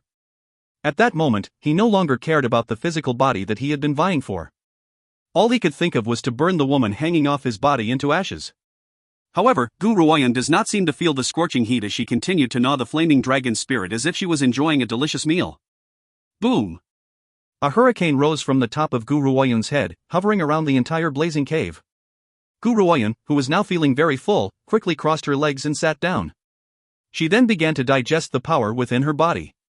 If you find any errors, ads pop up, ads redirect, broken links, non-standard content, etc., please let us know. Report chapter so we can fix it as soon as possible. Chapter 1053, Breakthrough, Mid-Level Martial Supreme, 4. Chapter 1053, Breakthrough, Mid-Level Martial Supreme, 4. Translator, Endless Fantasy Translation Editor, Endless Fantasy Translation. My lord, according to the soul tracking plate, Gu Ruoyun should be near this little village. A group of people were standing in midair outside Windfall Village. The leader of the group was a middle-aged man with a snobbish and indifferent expression. His eyes were cold and icy. Upon hearing his subordinate's report, a sneer appeared on his face as he ordered, "Move out. No matter where she runs to, she won't escape from the palm of my hand." If it had not been for a sudden issue in the soul tracking plate, we wouldn't have needed an entire month to find this place. Whoosh! Once he had said his piece, Lin Fen warped and reappeared in the village. At this time, everyone in the village was experiencing an auspicious and peaceful period. In the absence of the trouble-causing bandits, the men were tilling the farm and the women were weaving. It was peaceful and prosperous. However, the villagers of Windfall Village never thought that a group of uninvited guests would also destroy the auspiciousness and peace of the entire village on this very day. Little maiden, have you seen the woman in this picture? One of the Lin family's cultivators noticed a freckled-faced little maiden who was passing them by. He grabbed her hand immediately as he inquired in an icy voice. The little maiden clearly jumped in fright from the stranger's actions. Her eyes then moved timidly towards the portrait in the latter's hands. However, when she was stunned when she saw the woman in green in the picture. Isn't this Nian Yi?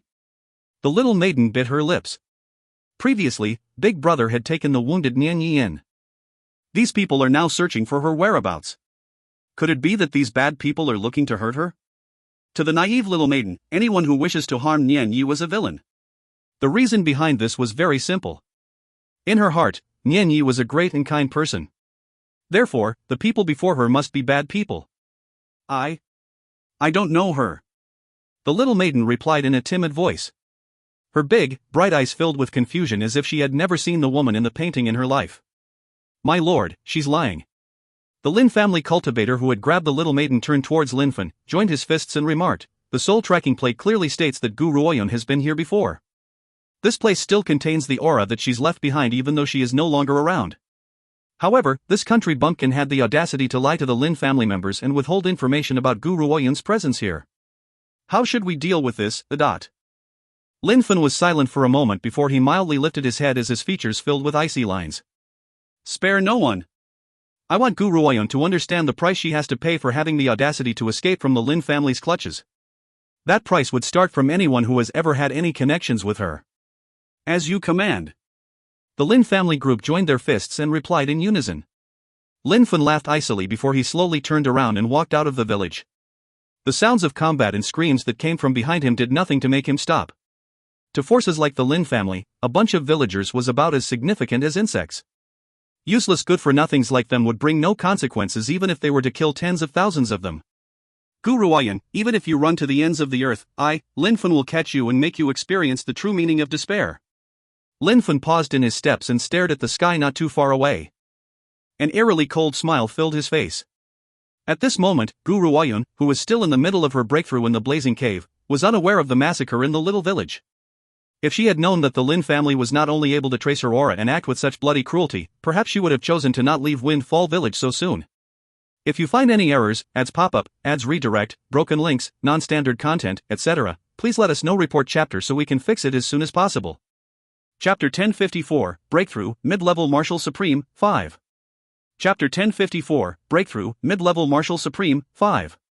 Translator, Endless Fantasy Translation Editor, Endless Fantasy Translation. Phew. Gu Ruoyun exhaled and slowly opened her eyes. A small smile hung on her face. I've finally broken through to the rank of a mid-level martial supreme. It certainly wasn't a waste of time coming here, but... Once she had said that, her gaze fell upon the trembling flaming dragon next to her. How could the flaming dragon still carry his previous splendor now? His eyes were filled with terror and resentment as well as a deep sense of grief. His body no longer displayed its initial bright and vigorous appearance. Instead, his body has become transparent and he looked as if a gust of wind could blow his spirit away. It seems that Gu Ruoyun's actions earlier has indeed brought a great deal of harm to his spirit. I'm going to take the dragon phoenix fruit now. You have no objections, right? Gu Ruoyun raised her brow as she asked. She would have loved to swallow this flaming dragon entirely if her body had not begun to feel saturated. Unfortunately, she could not contain such great power. The flaming dragon quickly nodded. Would I dare to object? This little girl is a total lunatic.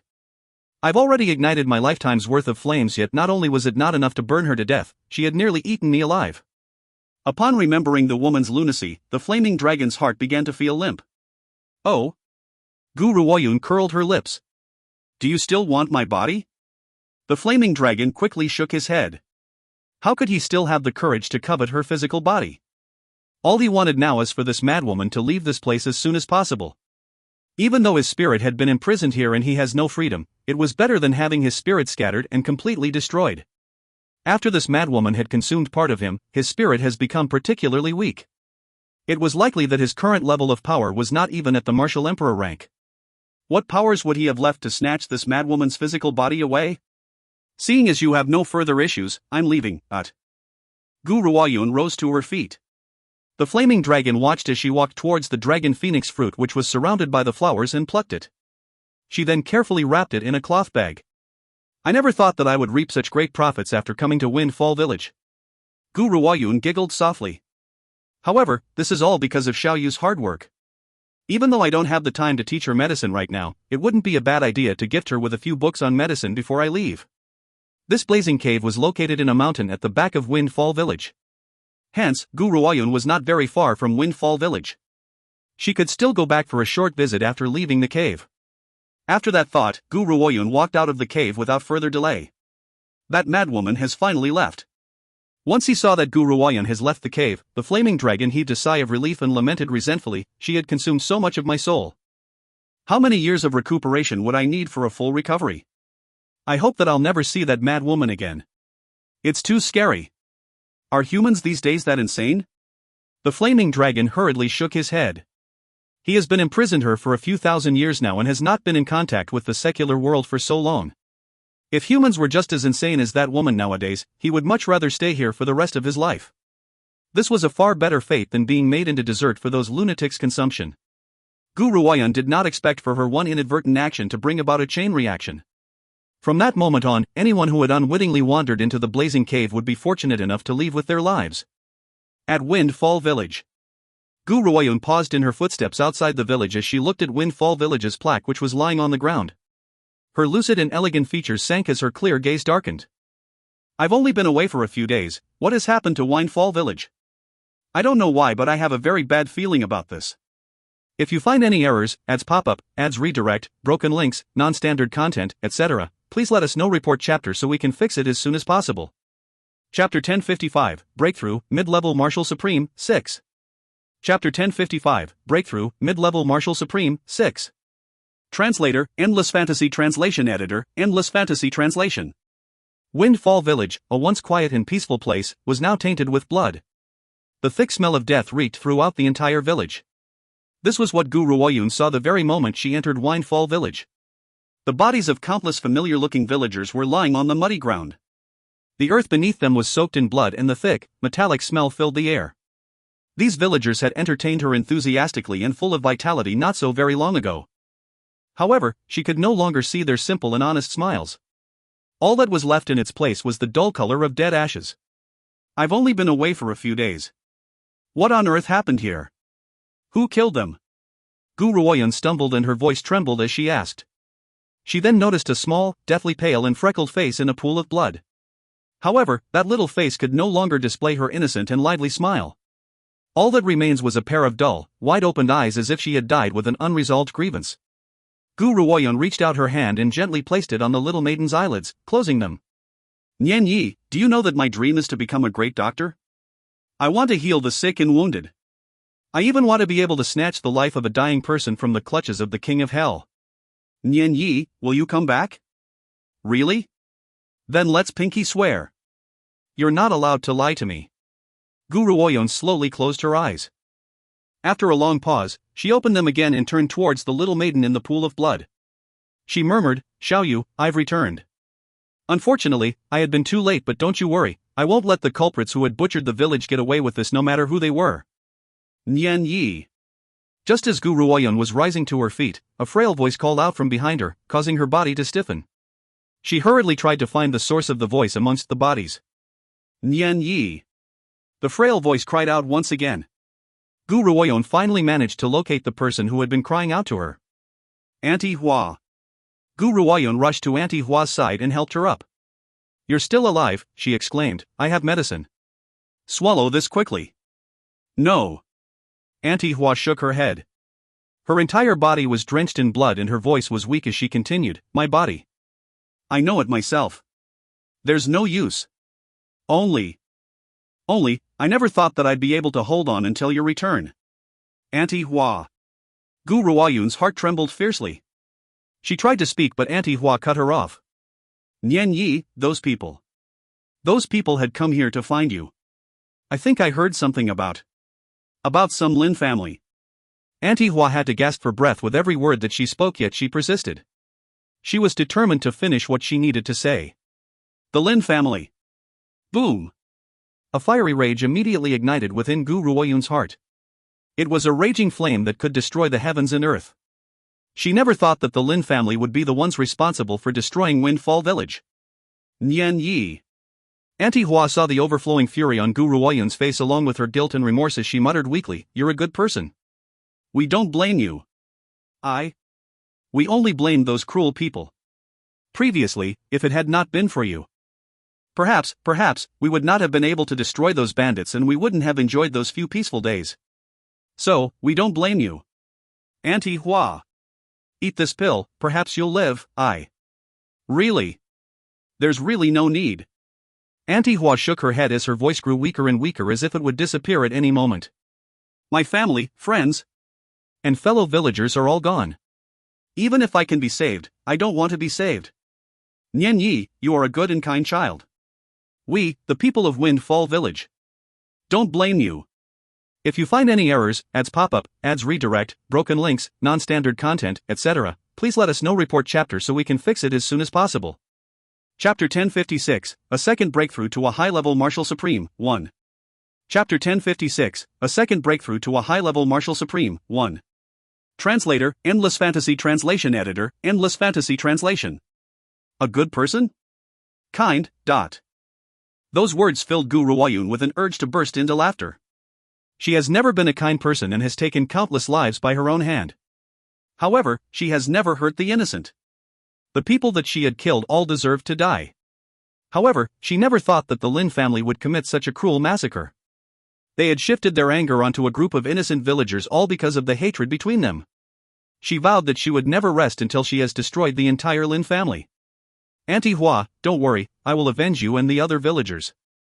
When that time comes, I will bring the skulls of the Lin family members to your graves and get them to apologize to you." Auntie Hua's wrinkled face smiled in relief. "Then I can be at peace," she murmured weakly. Thud. Her hand slipped from Gu Ruoyun's grasp and fell onto the ground. She then slowly closed her eyes and stilled. Gu Ruoyun placed Auntie Hua's body onto the ground and slowly rose to her feet. She turned to look at the sky as her voice, filled with bloodlust and a maniacal laughter, echoed throughout Windfall Village. "To the Lin family and Lin Fun, I, Gu Ruoyun, hereby swear that I won't rest until all of you are dead.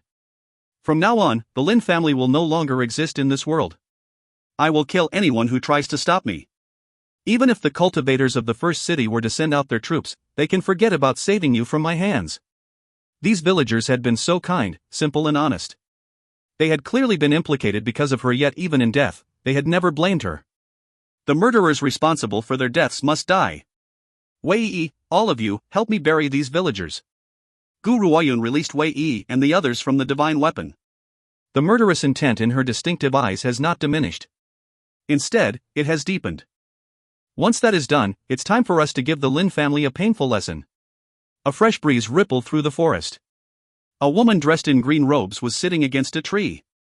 Her lucid and elegant features were cold and detached while her clear and cool eyes held no signs of emotion. Whoosh, whoosh, whoosh. Suddenly, numerous valiant-looking figures ricocheted towards her from a distance away. They then reappeared in front of Gu Ruoyun almost instantly. However, Gu Ruoyun never lifted her head to look at the cultivators at all. It was as if she had not noticed their arrival. "Gu Ruoyun, we've found you at last." Lin Fun laughed icily. "Are you still going to try and escape from the Lin family's grasp?" he asked with a disdainful sneer. "You're dreaming. Why aren't you running now? Keep running if you think that you can." Ha ha ha. Run? Gu Ruoyun finally reacted and her lips curled into an indifferent angle. I've been waiting for you, so why should I run? Humph. Lin Fen's entire face filled with disdain as he stared down at Gu Ruoyun domineeringly. It looks like you're under the impression that you actually stand a chance at survival, so you want to stupidly give yourself up? Gu Ruoyun inclined her head and turned towards the middle-aged man standing in midair. I want to ask, how did you manage to track my aura? She had buried her name and lived incognito. Logically speaking, these people should not be aware of her connection with the villagers of Windfall Village. Ha ha. Lin Fen burst into laughter. Finding you is simply too easy. I hold a divine weapon which can track another's soul. As long as your soul is not destroyed, I can find you even if you're buried 6 feet under. Is that so? Gu Ruoyun laughed. Her smile contains a frigid murderous intent. Her voice was icy when she spoke up once again. Did the Lin family members kill the villagers of Windfall Village? If you find any errors, ads pop up, ads redirect, broken links, non-standard content, etc., please let us know. Report chapter so we can fix it as soon as possible. Chapter 1057, A Second Breakthrough to a High-Level Martial Supreme, 2. Chapter 1057, A Second Breakthrough to a High-Level Martial Supreme, 2. Translator, Endless Fantasy Translation Editor, Endless Fantasy Translation. That's right. Lin Fen did not deny his actions. He then laughed icily as he replied, those villagers had dug their own graves by taking you in. Especially since they had dared to lie about not having information on you when we arrived. They simply had not placed any importance on the Lin family. Most importantly, you had once escaped from the Lin family's grasp, so you must be punished accordingly. We will punish you by killing all who are connected to you. How does it feel to see those who have helped you lying dead on the ground? Doesn't it feel unpleasant? This is exactly the result that I want. Gu Ruoyun slowly rose to her feet and replied indifferently, indeed, those villagers had taken care of me. However, they were only a group of common folk and were not even cultivators. The high and mighty Lin family wouldn't even spare a few commoners? Common folk? Lin Fen sniffed. So what? It doesn't matter who it is, as long as the Lin family wants them dead, they must die. This is a world where only the strong are kings. Those weak little commoners have no right to live. The weak have no right to live in this world? A cold smile appeared on Gu Ruoyun's face as her clear eyes stared at Lin Fen's arrogant face. I hope you remember everything that you've just said. Hoof. Lin Fen scoffed icily before he replied with absolute contempt, Gu Ruoyun, at the end of the day, you're to blame for those villagers' deaths. You are the real sinner here. It's not the Lin family's fault that they had to die. If you had not gone anywhere else, they wouldn't have lost their lives. Hence, once we've added all these factors together, you're actually the villain. If you truly do pity those villagers, you should go and apologize to them. In hell. Ha ha. Men, attack. Everything is permitted even if you were to cripple this woman, just as long as you don't kill her. Gu Ruoyun's greatest form of usefulness to them was to be used as a means to threaten the Grand Lord Honglien. Therefore, as long as she remains alive, there was not much of a limit to their actions even if they were to break her arms and legs. Once they heard Lin Fen's order, the cultivators of the Lin family immediately charged towards Gu Ruoyun. Her fine, silky hair was dancing in the wild winds. The woman curled her lips into a smile, but that smile did not have any trace of warmth at all. Her smile was so cold that it was frightening. Lin Fen, are you sure that you want to use these guys to deal with me? Gu Ruoyun, I've already destroyed your spiritual weapon. These Lin family members are more than enough to defeat you, there's no need for me to handle this personally. Lin Fen placed his hands behind his back as he stared scornfully at Gu Ruoyun, who was under the group's attack. There's no lack of high-level martial supremes amongst the Lin family members here, and she's only a low-level martial supreme. How could she possibly measure up against these guys? Hence, the conclusion is very obvious. Boom! At that moment, the aura from Gu Ruoyun's body began to overflow. Her quick and forceful gaze was like a sharp blade, invisible yet enough to kill a man. A mid-level martial supreme? Lin Fen was mildly shocked.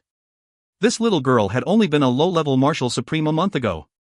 I never expected her to break through to the rank of a mid-level martial supreme, but so what? Even if she were a mid-level martial supreme, she can't possibly be able to defeat this many high-level martial supremes. Just as he was about to sneer disdainfully at her, he suddenly noticed that Gu Ruoyun had taken a pill out. That pill was the Supreme Mystery Pill, which she had refined during the Medicine Sect's general meeting. Initially, she had intended to wait until she has reached the rank of a high-level martial supreme before consuming the Supreme Mystery Pill to break through to the martial saint rank straight away. However, she could not wait any longer. If you find any errors, ads pop up, ads redirect, broken links, non-standard content, etc., please let us know. Report chapter so we can fix it as soon as possible. Chapter 1058, The Ninth Emperor Emerges, A Shift in the Realm, 1. Chapter 1058, The Ninth Emperor Emerges, A Shift in the Realm, 1. Translator, Endless Fantasy Translation Editor, Endless Fantasy Translation. Gu Ruoyan had not used the pill when she was first pursued by the Lin family because she was only a low-level martial supreme at that time. Even if she were to use the Supreme Mystery Pill then, she would have only broken through to the rank of a mid-level martial supreme. That would not be much of an advantage to her in that battle. This time, however, it was different. Boom! The powerful force generated by the breakthrough flung the Lin family members who had been charging towards her out of the way. A great hurricane then appeared and hovered above her head, giving off a deeply suffocating feeling. A high-level martial supreme? A radiant light flashed across Lin Fun's eyes. This little girl actually has a pill that allows a mid-level martial supreme to break through to the rank of a high-level martial supreme? If we could obtain her pills, it would bring great benefit to the Lin family. Gu Ruoyun, needless to say, I admire you very much. You had broken through to the rank of a mid-level martial supreme in a short period of time and now you've used a pill to reach the rank of a high-level martial supreme. Nevertheless, I am someone who has already broken through to the martial saint rank. Do you think that your powers are any match for mine? The corners of Lin Fun's lips were curled disdainfully. He was not worried at all about Gu Ruoyun's new breakthrough.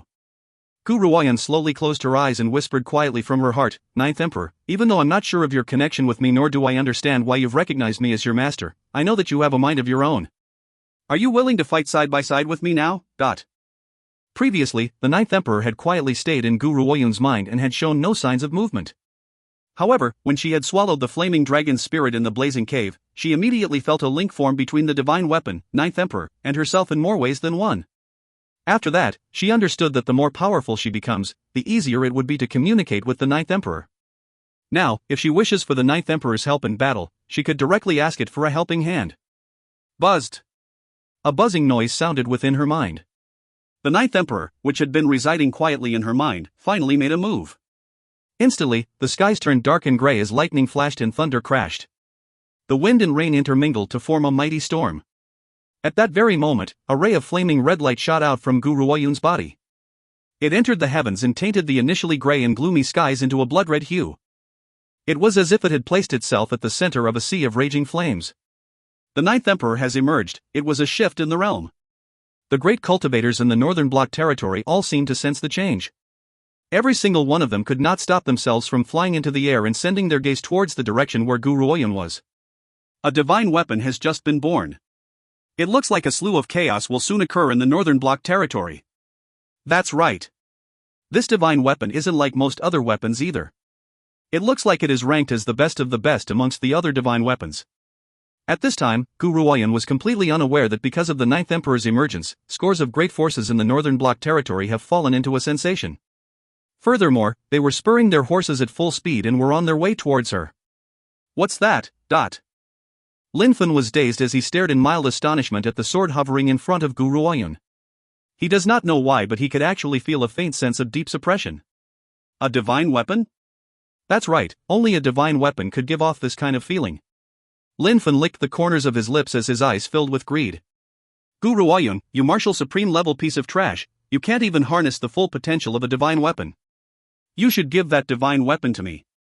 Perhaps I might even put in a good word about you to our master so that he won't torture you too much. Gu Ruoyan glanced at him indifferently as she clasped her hand tightly around the Ninth Emperor before her. The moment her hand touched the Ninth Emperor, it made a buzzing noise once again. Furthermore, there were 9 barely visible dragons of different colors roaming about on the sword's blade. If you find any errors, ads pop up, ads redirect, broken links, non-standard content, etc., please let us know. Report chapter so we can fix it as soon as possible. Chapter 1059, The Ninth Emperor Emerges, A Shift in the Realm, 2. Chapter 1059, The Ninth Emperor Emerges, A Shift in the Realm, 2. Translator, Endless Fantasy Translation Editor, Endless Fantasy Translation. My lord, there's no need for us to make idle chatter with this woman. Let's just take the divine weapon from her by force. One of the high-level martial supremes from the Lin family noticed the greed on Lin Fun's face. He then disregarded all peril one and charged straight towards Gu Ruoyun for the sake of gaining their leader's favor. However, before he could even reach Gu Ruoyun, flames suddenly erupted from the Ninth Emperor. The flames were like countless blood-covered hands as they clawed at the high-level Marshal Supreme. Arg, arf, dot. The Lin family's high-level Marshal Supreme did not even have the time to cry for mercy as he was immediately dragged onto the sword's blade by the flaming blood-covered hands.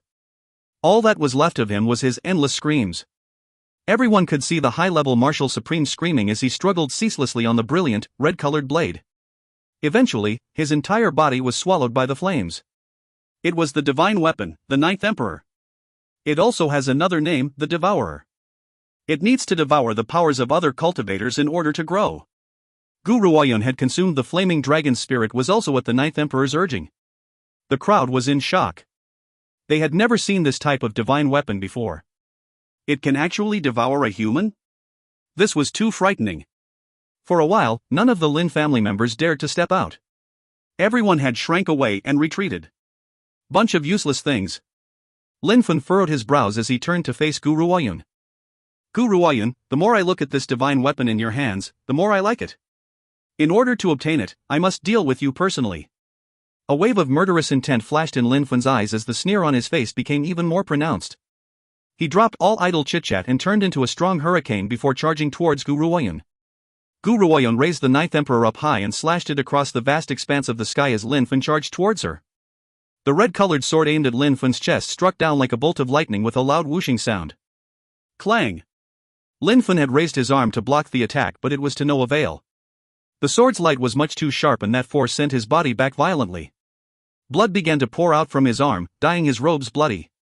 The power of a divine weapon is indeed great, even a piece of trash like you could release such power. If it were in my hands, how powerful would it become?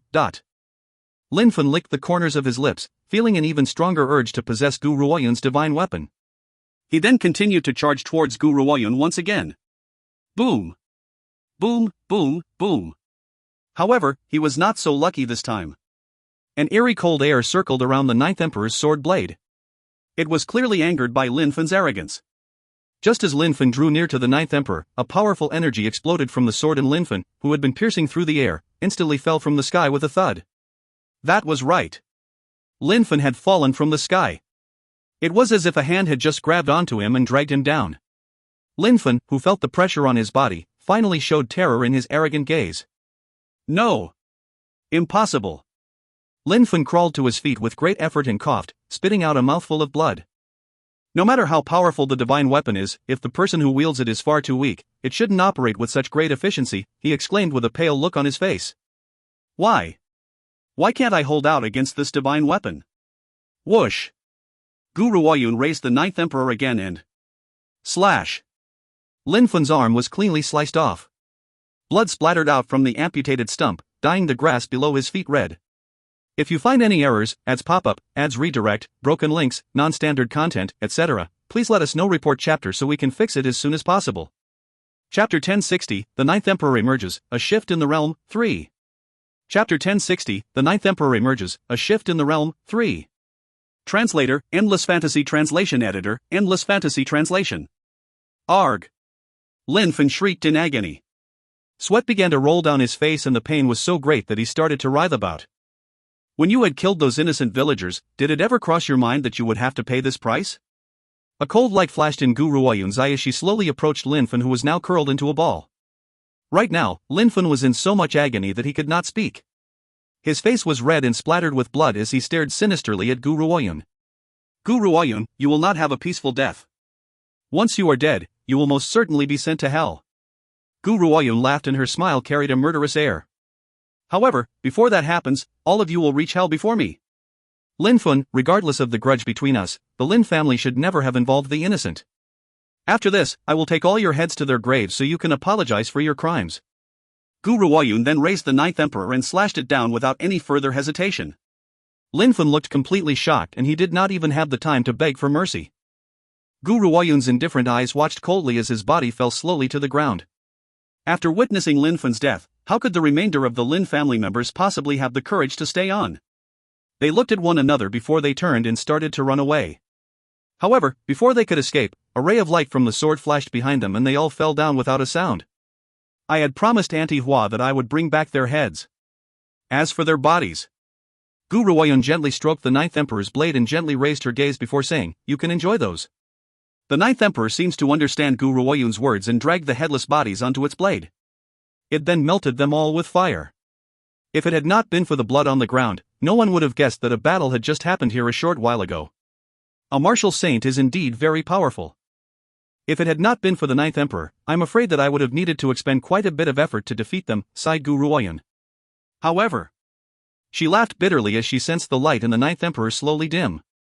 Unfortunately, I can't always use the ninth emperor in battle since it needs a long time to recuperate after every battle. After leaving this place, I'll need to repair the spiritual weapon that Lin Fan had damaged. After all, I can't always depend on the ninth emperor in every battle. The ninth emperor was indeed very powerful. It had allowed her to instantly kill a martial saint while she was at the rank of a high-level martial supreme. However, after this battle, it would require a long period of recuperation before it could be used again. Someone is approaching? Gu Ruoyun sensed several powerful auras making their way to her position from not too far away and knitted her brows. She put the ninth emperor away, picked up the decapitated heads on the ground, and left the area without turning back.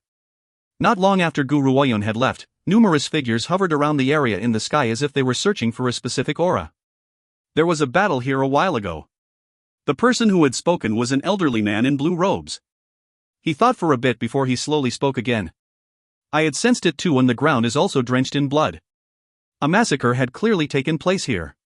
Could it be that someone had arrived before us and had fought for the sake of the divine weapon? That should be correct. Just a while ago, a divine weapon had been revealed and the mainland dove into a sensation. Cultivators who had been nearby should clearly be able to arrive sooner. One less enemy would equal to one less fight, so they must have dueled for the divine weapon. We must find that divine weapon before anyone else gets here. A divine weapon that can cause a sensation of this scale must be unlike any other. If you find any errors, ads pop-up, ads redirect, broken links, non-standard content, etc., please let us know. Report chapter so we can fix it as soon as possible. Chapter 1061, The Ninth Emperor Emerges, A Shift in the Realm, 4. Chapter 1061, The Ninth Emperor Emerges, A Shift in the Realm, 4. Translator, Endless Fantasy Translation Editor, Endless Fantasy Translation. Windfall Village. Numerous grave markers have been erected over the span of one night on top of the back mountain. Gu Ruoyun was standing in the gentle breeze, staring at the graves which stretched out as far as the eye could see. She then slowly murmured, Xiaoyu, Qihao, and the villagers of Windfall Village, I've avenged you and I brought the heads of your enemies here as well. Xiaoyu, the dreams you've had in this lifetime can be carried to your next lifetime. I believe that in your next life, you will become an amazing doctor. I have other matters to attend to, so I should leave now. This place, Windfall Village. Perhaps I will never return to it again. Not in this lifetime. Gu Ruoyun laughed bitterly. Aside from sorrow, she was mostly filled with regret and remorse. So what if I've avenged them? These simple villagers will never be able to come back. If I had not come to this place, perhaps they would have continued to live in peace and work happily. As for the bandits' threat, perhaps they would still have their lives spared if they had suffered in silence. However, their lives have been changed just because of my arrival. The Lin family. Gu Ruoyun clenched her fist tightly as a murderous intent flashed across her lowered eyes. Even though she has taken care of the ones responsible for the villagers' deaths, the threat from the Lin family was still looming in the background. If it had not been for the Lin family's ideology and their teachings all this time, these people would not have reacted so cruelly. Hence, the Lin family was the main culprit behind all of this. One day, I, Gu Ruoyun, will make the entire Lin family vanish from this world. It won't only be for mother and father's sake but for the sake of these innocent villagers too. A wave of determination flashed across her lowered eyelids. She then took one last look at the graves which stretched over the mountain as far as the eye could see before turning around and descending the mountain. Celestial Mountain Forest. This was a mountain range situated not too far away from Windfall Village. It was also the place where the battle between Gu Ruoyun and Lin Fan had taken place. If one wishes to leave Windfall Village and head towards Main City, one would have to go through Celestial Mountain Forest. However, an incident has occurred in the Celestial Mountain Forest. Not a soul could be found in the forest before, but suddenly, this place has attracted the appearance of countless cultivators. Amongst these people were a substantial number of martial supreme ranked cultivators and above as well. What on earth has happened here? Gu Ruoyun furrowed her brows as her heart filled with suspicion. After all, it's not like these cultivators have nothing better to do, so why would they make a trip to a small and isolated place like the Celestial Mountain Forest? Especially after I've just killed the members of the Lin family. Just as Gu Ruoyun was in deep thought, she heard the sound of clear and bright laughter. I never thought that so many people would be attracted by this divine weapon. It looks like the Jiang family will need to take painstaking efforts this time. Gu Ruoyun's eyes lit up when she heard that particular laughter.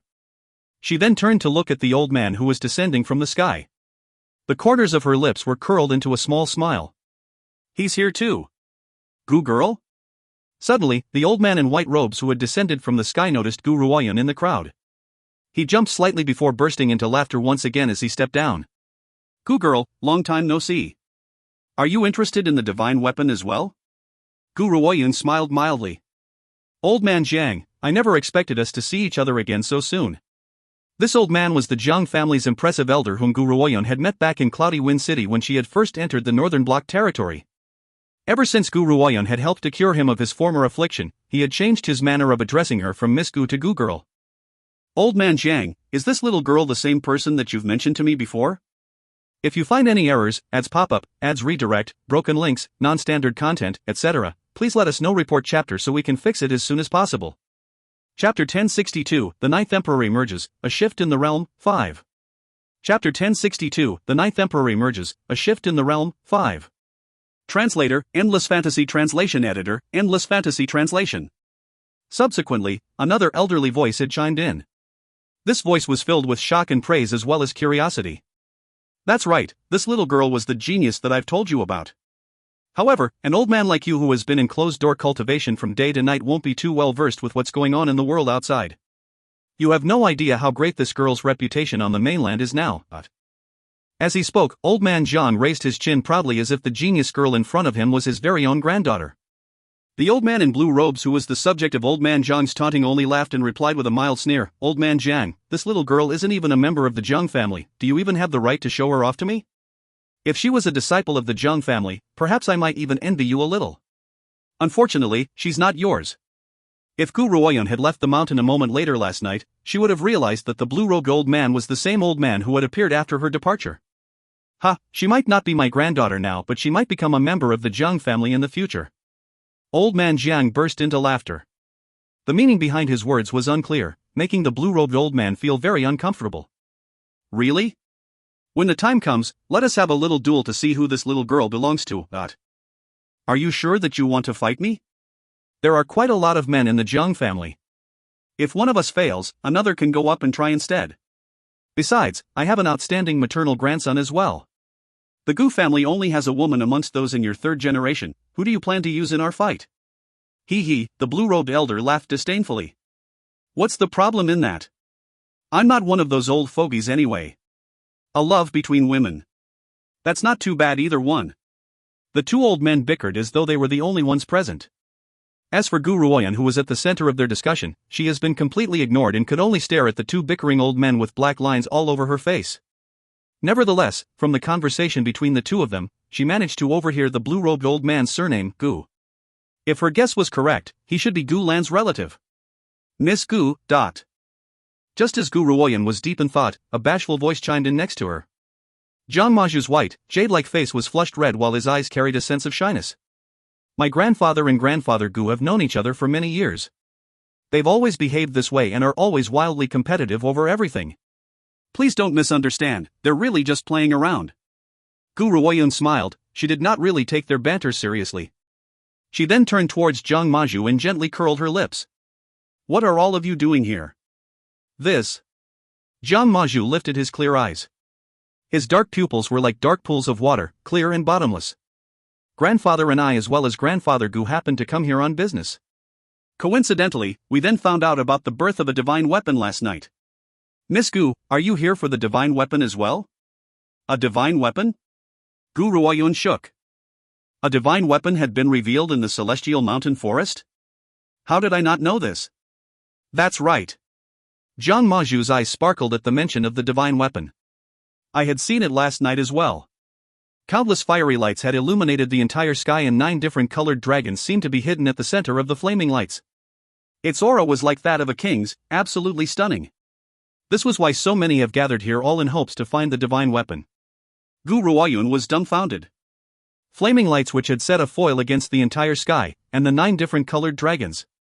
Are they talking about the divine weapon, the Ninth Emperor? However, she was the owner of the Ninth Emperor now. It seems that these people have wasted a trip. However, Gu Ruoyun's heart gradually sank when she thought of the sensation that the Ninth Emperor has attracted. In the future, I'd better not use the Ninth Emperor unless I have no other choice. Otherwise, I'm afraid that I won't have a moment's peace from then on. It would even attract the attention of the cultivators from First City as well. If you find any errors, ads pop-up, ads redirect, broken links, non-standard content, etc., please let us know. Report chapter so we can fix it as soon as possible. Chapter 1063, A Second Encounter with Bai-in, 1. Chapter 1063, A Second Encounter with Bai-in, 1. Translator, Endless Fantasy Translation Editor, Endless Fantasy Translation. I never thought that Old Man Jiang and Old Man Gu would have interest in a place like this as well. Just as the bickering between the two had come to a head, a malevolent laughter sounded from behind them. This laughter was like a magician's spell as it silenced the two old men. The person who had spoken was a man dressed in gilded robes. Even though he was past middle age, he looked like he was around the age of 30 due to proper care. This man may not have Lan Ji's stunningly handsome looks, but the structure of his brows shared some similarities with Lan Ji's features. Coupled with how he had addressed the two old men, it was not difficult to guess the man's identity. This was the master of the Lan family, Lan Xiao. He was also Lan Ji's uncle. Gu Ruoyun laughed bitterly in her heart.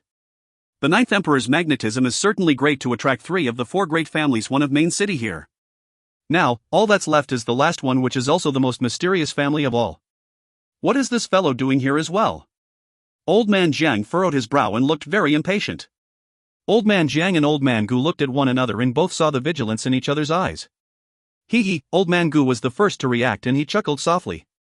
His tone of voice was unlike the one of total disregard that he had used when speaking to Old Man Jiang. This time, his solemnity carried a sense of discourtesy. So, the master of the Lan family has arrived as well. However, may I ask where the old master is? Lan Xiao had an indifferent smile on his face, but his voice carried a sense of eeriness. My father is now in closed-door cultivation, so he was not aware of the divine weapon's birth. A brilliant light flashed in Lan Xiao's eyes as he slowly replied, however, my presence here is enough for the Lan family. I'm sure that you are both here for the divine weapon as well. While I've always revered you, I won't give way this time. Old Man Jiang burst into laughter. The feeling is mutual, the feeling is mutual.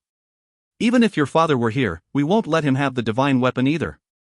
Lan Xiao smiled. His eyes then turned towards Gu Ruoyun and his gaze flickered. Miss, may I ask what your background is? Why have I never seen you before? If my observations are correct, it seems that these two fellows had been fighting over this woman. I wonder what ability she possesses which would cause a rivalry between these two. Master Lan, this little girl is an old friend of mine, you shouldn't be eyeing her.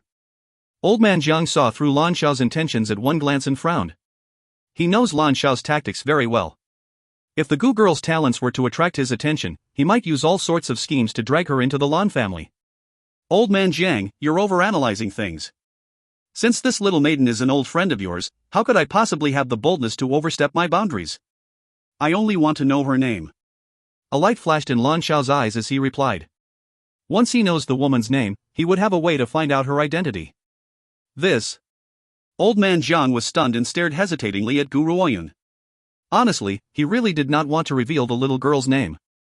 Otherwise, once Lan Xiao has found out about her identity as the well-known pill master on the mainland, he would never ever let her off the hook. Ni.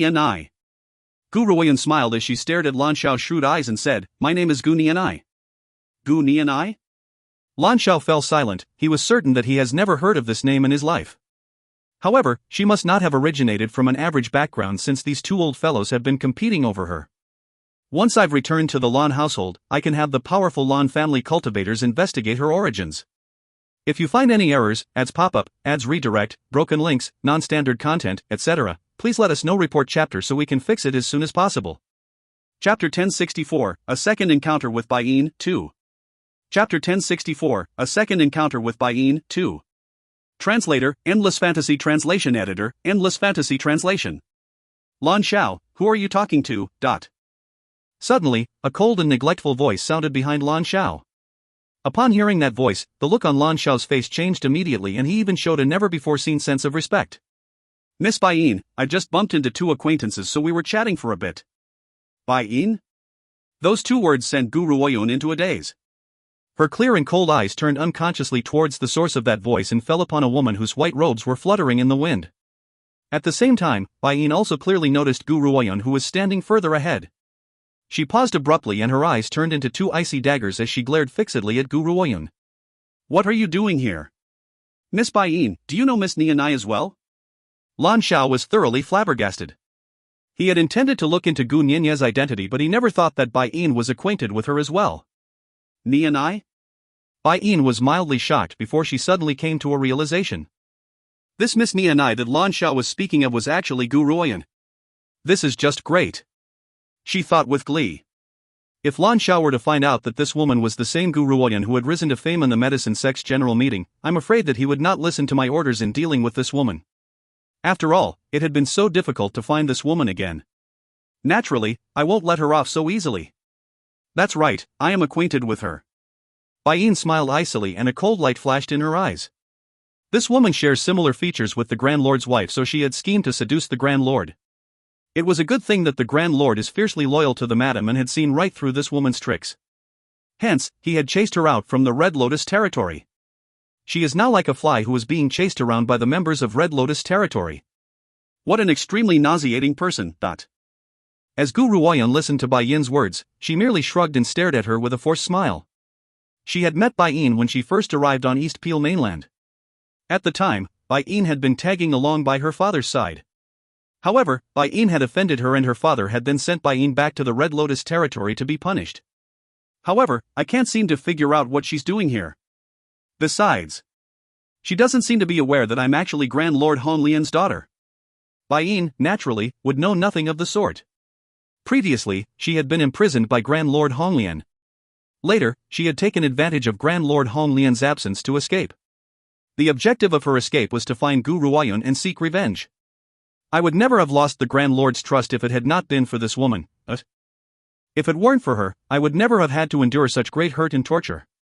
Only the heavens know how horrifying Grand Lord's tactics were when it comes to punishing criminals. Each time I remember the experience, I would be completely filled with fear. However, it was also because of Bai Yin's escape that she was unaware of Gu Ruoyun's true identity. By the time she finally understands the situation, it would be late for regrets. Gu girl. Old man Jiang glanced at Bai Yin and turned towards Gu Ruoyun. Is there some sort of grudge between you and the emissary Bai Yin from Red Lotus territory? He simply could not believe that Gu Ruoyun was the person which Bai Yin had just described. Even though the Red Lotus territory has great power, Gu Ruoyun was a pill master. Even the eldest lady of Wind Valley had wanted to invite her to Wind Valley. Simply based on this fact, one could tell that there was no need for her to seduce Grand Lord Honglian. Gu Ruoyun rubbed her nose. We have a huge grudge indeed. However, I'm not aware of when she had been made an emissary of Red Lotus territory. Bai Yin had once offended me. Knowing my father's protective nature, he would not possibly put her in any important position again. This means that there can only one explanation: she was pretending to be an emissary. If you find any errors, ads pop-up, ads redirect, broken links, non-standard content, etc., please let us know. Report chapter so we can fix it as soon as possible. Chapter 1065, A Second Encounter with Bai Yin, 3. Chapter 1065, A Second Encounter with Bai Yin, 3. Translator, Endless Fantasy Translation Editor, Endless Fantasy Translation. A cold light flashed in Gu Ruoyun's eyes at the thought of this. She would have remained indifferent if Bai Yin had been impersonating someone else. However, she would not allow anyone to undermine Red Lotus territory's good name. Hence, Bai Yin has put herself against the muzzle of a gun this time. I don't fully understand the details in this situation either. Old man Jiang shook his head.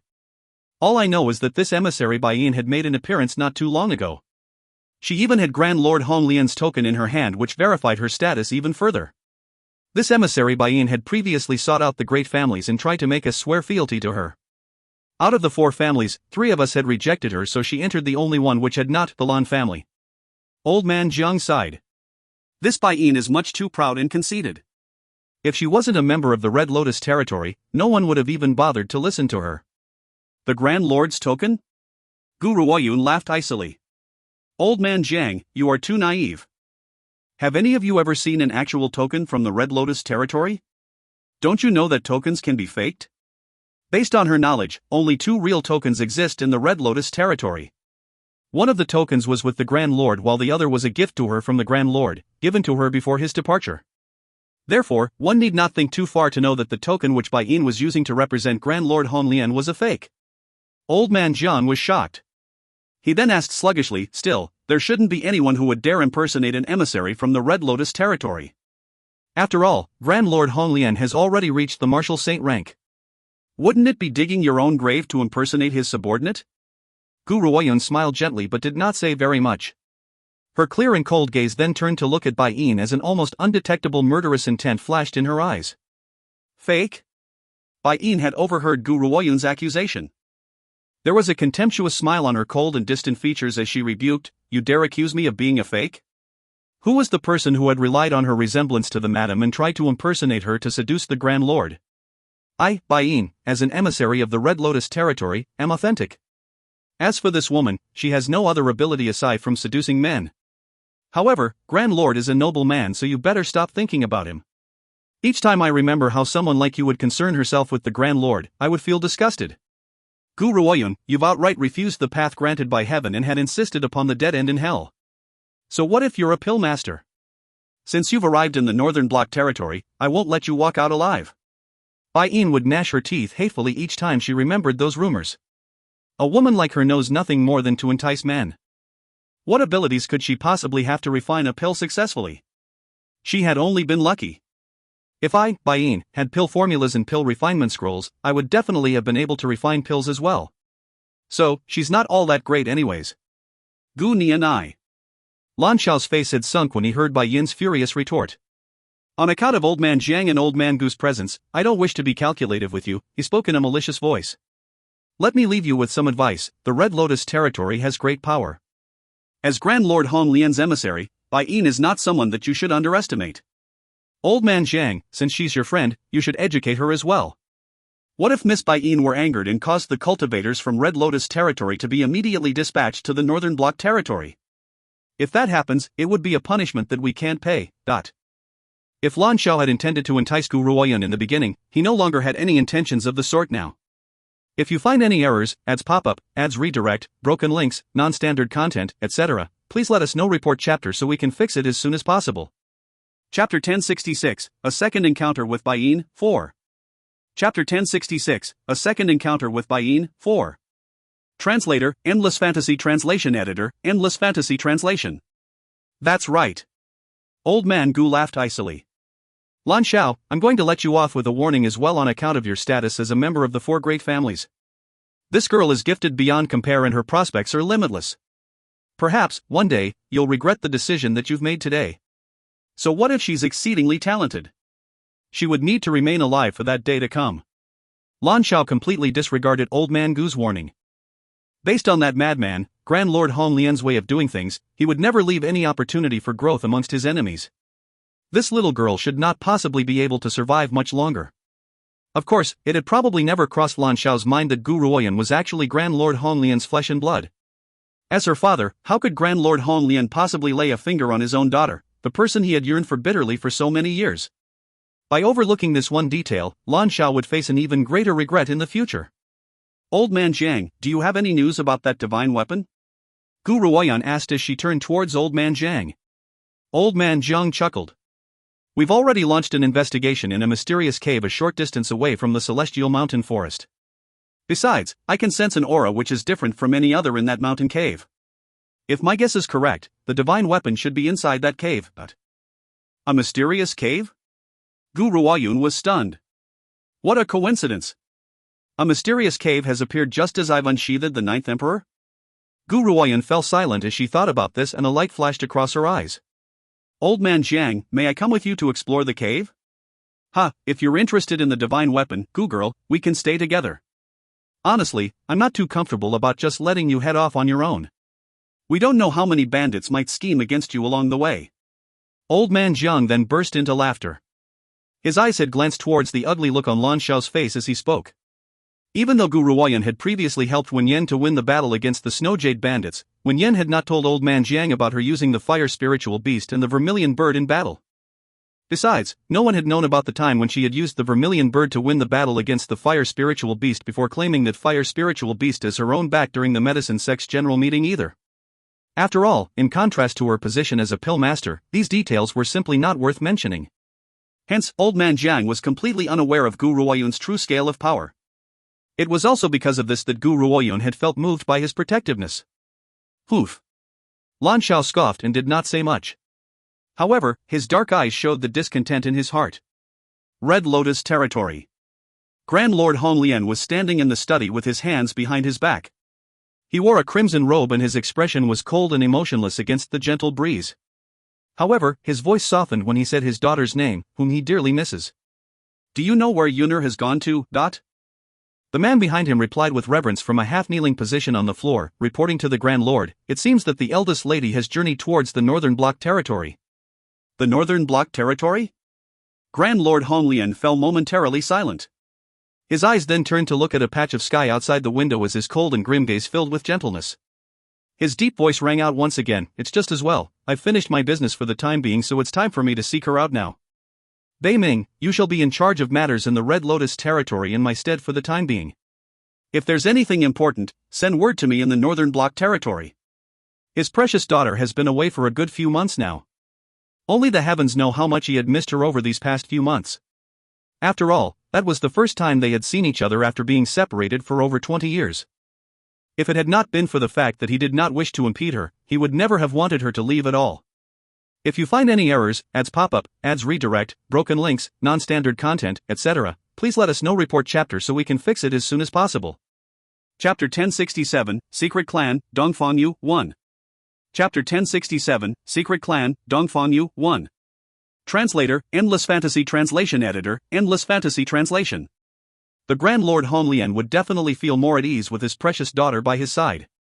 After all, he should be the one to handle all the killing on his own. However, he also understood that his daughter was not the type of person who could be caged. She was poised towards the vast, borderless mainland. Yuner, wait for me. Father will come and find you in the Northern Bloc territory. The man curled the corners of his lips as his eyes filled with a never-before-seen gentleness. In this world, aside from that woman whom he has been worrying about for so many years, only Gu Ruoyun has the ability to bring his cold and grim features into that particular expression. However, I still have no idea where Yuer has gone to. If Yuer were to reappear right now, our family will be truly reunited. The man's previously gentle expression filled with staunch determination as he thought about that elegant lady. I will find her even if I have to go to the ends of the earth. In a quiet ravine filled with wisps of cloud and mists. A woman dressed in white robes who was obscured by the mist seemed to sense something and opened her beautiful eyes. Brother Tian. She murmured a name gently. A slight then movement appeared in her features which were very similar to Gu Ruoyun's. Were you reminiscing about me? Roar. The white dragon who was next to her let out a low growl. It then stuck its tongue out and licked the woman in white's fair face. However, the woman in white did not stroke its head this time as she has always done. Instead, her eyes were staring sadly at the sky. It was as if the people that she yearns for were at the other end of the sky. It's been over 20 years. I could feel it each time you call out my name. However, you have longed for me for the past 20 years, how could I remain unconcerned about you? There's less than a year left. When that time comes, I will go and look for you. By then, our family shall be reunited, never to be separated again. As the woman in white was muttering to herself, countless figures descended from the sky before standing in front of her. They then spoke reverently, Sacred Lady, the clan leader requests for an audience with you. Their voice brought the woman in white back to her senses. She promptly wiped off the longing on her face and her features once again displayed a cold indifference reminiscent of a snow plum blossom. Alright, I understand. In the clan leader's chamber, a white-haired old woman was seated on the master's seat with her eyes closed in meditation. She seemed to sense the figure who had entered the chamber and slowly opened her eyes. Her gaze then fell upon the woman in white. You're here? The woman in white slowly entered the room and walked toward the white-haired old woman. Master, you had summoned me? She asked with a respectful look on her face. That's right.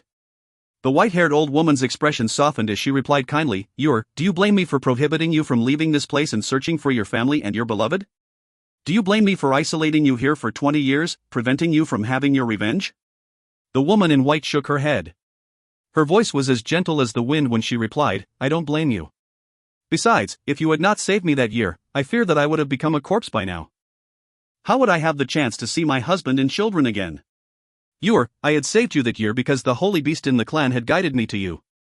If you had not been suitable to become the sacred lady of the clan, I would not have made the trip anyway. The white-haired old woman laughed before sighing gently.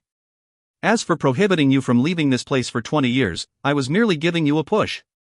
I had hoped that you would be able to fully concentrate on your cultivation for 20 years without paying any attention to the affairs of life. Only then will you be able to experience even more rapid growth. Sometimes, longing for someone is also the best motivation. However, time is running out now. If you find any errors, ads pop up, ads redirect, broken links, non-standard content, etc., please let us know. Report chapter so we can fix it as soon as possible. Chapter 1068, Secret Clan, Dongfangyu, 2. Chapter 1068, Secret Clan, Dongfangyu, 2. Translator, Endless Fantasy Translation Editor, Endless Fantasy Translation. The woman in white felt shaken. She then knitted her attractive crescent-shaped brows and asked, Master, what do you mean? Do you know why the Secret Clan has hidden ourselves from the world? I do not. The Secret Clan has never appeared before the eyes of the world because our clan holds a responsibility which has been passed down for generations. A powerful cultivator had given us this duty over 10,000 years ago, asking the Secret Clan to keep one particular person under control. To this day, the clan leaders from the subsequent generations of the Secret Clan have had no knowledge of who this person was. All we know is that our clan members must always be on guard. This was the first time she had heard the Secret Clan's bitter secret, and it caused the woman in white's face to show a sense of shock which then quickly disappeared. The Secret Clan's members have never liked fame or fortune, but that does not mean that the world is ignorant of the Secret Clan's existence. After all, thousands of years of inner secrets is not something which can be compared with other organizations. Also, the Secret Clan has been in hiding for so many years that we aren't willing to pay too much attention to the rules and grudges of the world. Hence, you must exact your revenge on your own. The Secret Clan will not provide you with any aid, do you understand? The woman in white laughed. Her laughter carried an icy-cold murderous intent and a sense of determination. That year, those people had wrenched my family apart and schemed to take my son. No matter what, I won't let them get away with it. When the time comes for me to leave the Secret Clan, it will also be the day for me to stab my enemies with my blade. Master, even if you had not mentioned this to me, I would not have allowed the Secret Clan to step in. I will only use my own hands to exact my own revenge. The white-haired old woman smiled in satisfaction. Ah, that's right.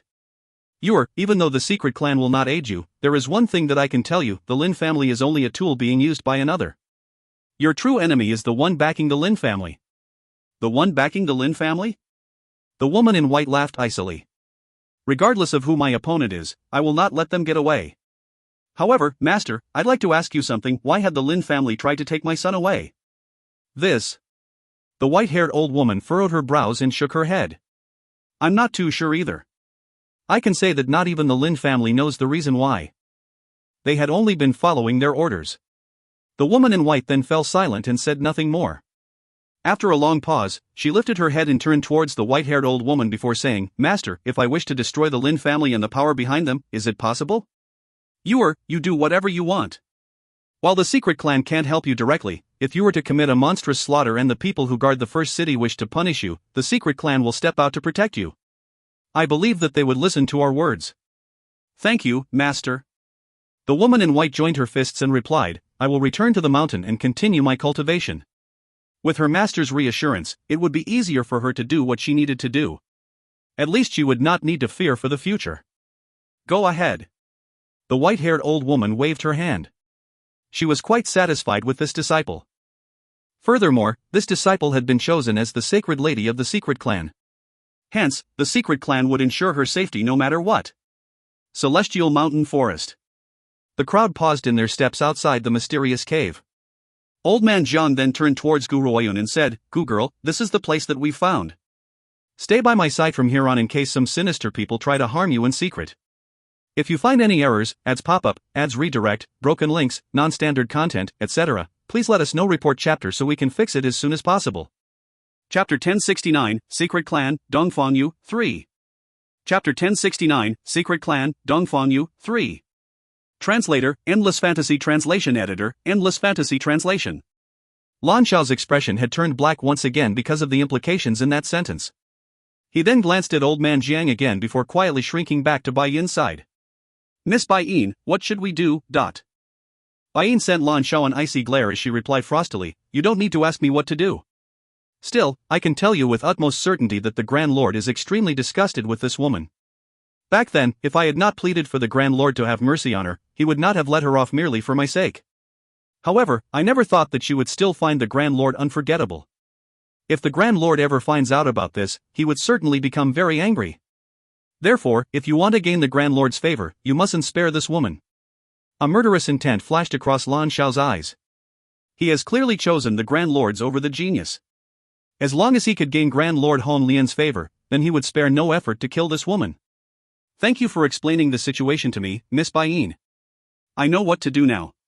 He lifted his head and looked at Gu Ruoyun's back as the corners of his mouth curled into an eerie smile. Gu Ruoyun, who was walking at the front of the group, sensed a creepy murderous intent coming from behind her. A cold laugh sparked within her heart, but she did not say much as she entered the mysterious cave. Sigh. Old man Jiang also sensed that bloodthirsty gaze, causing him to laugh bitterly and say, I hope that Lan Xiao will wake up to reality and won't try to commit an unforgivable mistake. Even though I don't like Lan Xiao all that much, we're still part of the four great families. Of course, if Lan Xiao wishes to hurt Gu Ruoyun, he would have no choice but to cut off all ties. Forget about Gu Ruoyun's talent, simply based on the fact that she had saved his life, he would not sit quietly and watch. Let's go. Old man Gu sighed gently as well. Lan Xiao's abilities are unlike his younger brothers. Sadly, the Lan family's only outstanding member had been struck down at the prime of his life, and the son he had left behind, Lan Gu, was a good for nothing. The old master of the Lan family was also unconcerned about matters regarding his family at the moment. Hence, old man Gu had the feeling that the Lan family would be destroyed by Lan Xiao's hand sooner or later. This mountain cave was not damp like other caves. On the contrary, it was shockingly dry. Images of the four divine beasts had been carved into the mountain rocks. It was vivid and lifelike with a commanding presence.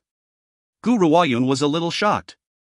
What is this cave's origin, and why would it have the images of the azure dragon and the four divine beasts carved near it? Besides, the location of this mountain cave was not exactly hidden. Could it be that no one has ever noticed it even after such a long time? Gu Ruoyun asked the question in her heart as she thought of this fact. Old man Jiang, how did you manage to find this place? Why did the villagers who had lived around here for so many years never notice this cave before? Old man Jiang laughed bitterly. Actually, old man Gu and I had witnessed the creation of this mountain cave with our own eyes when we were here last night.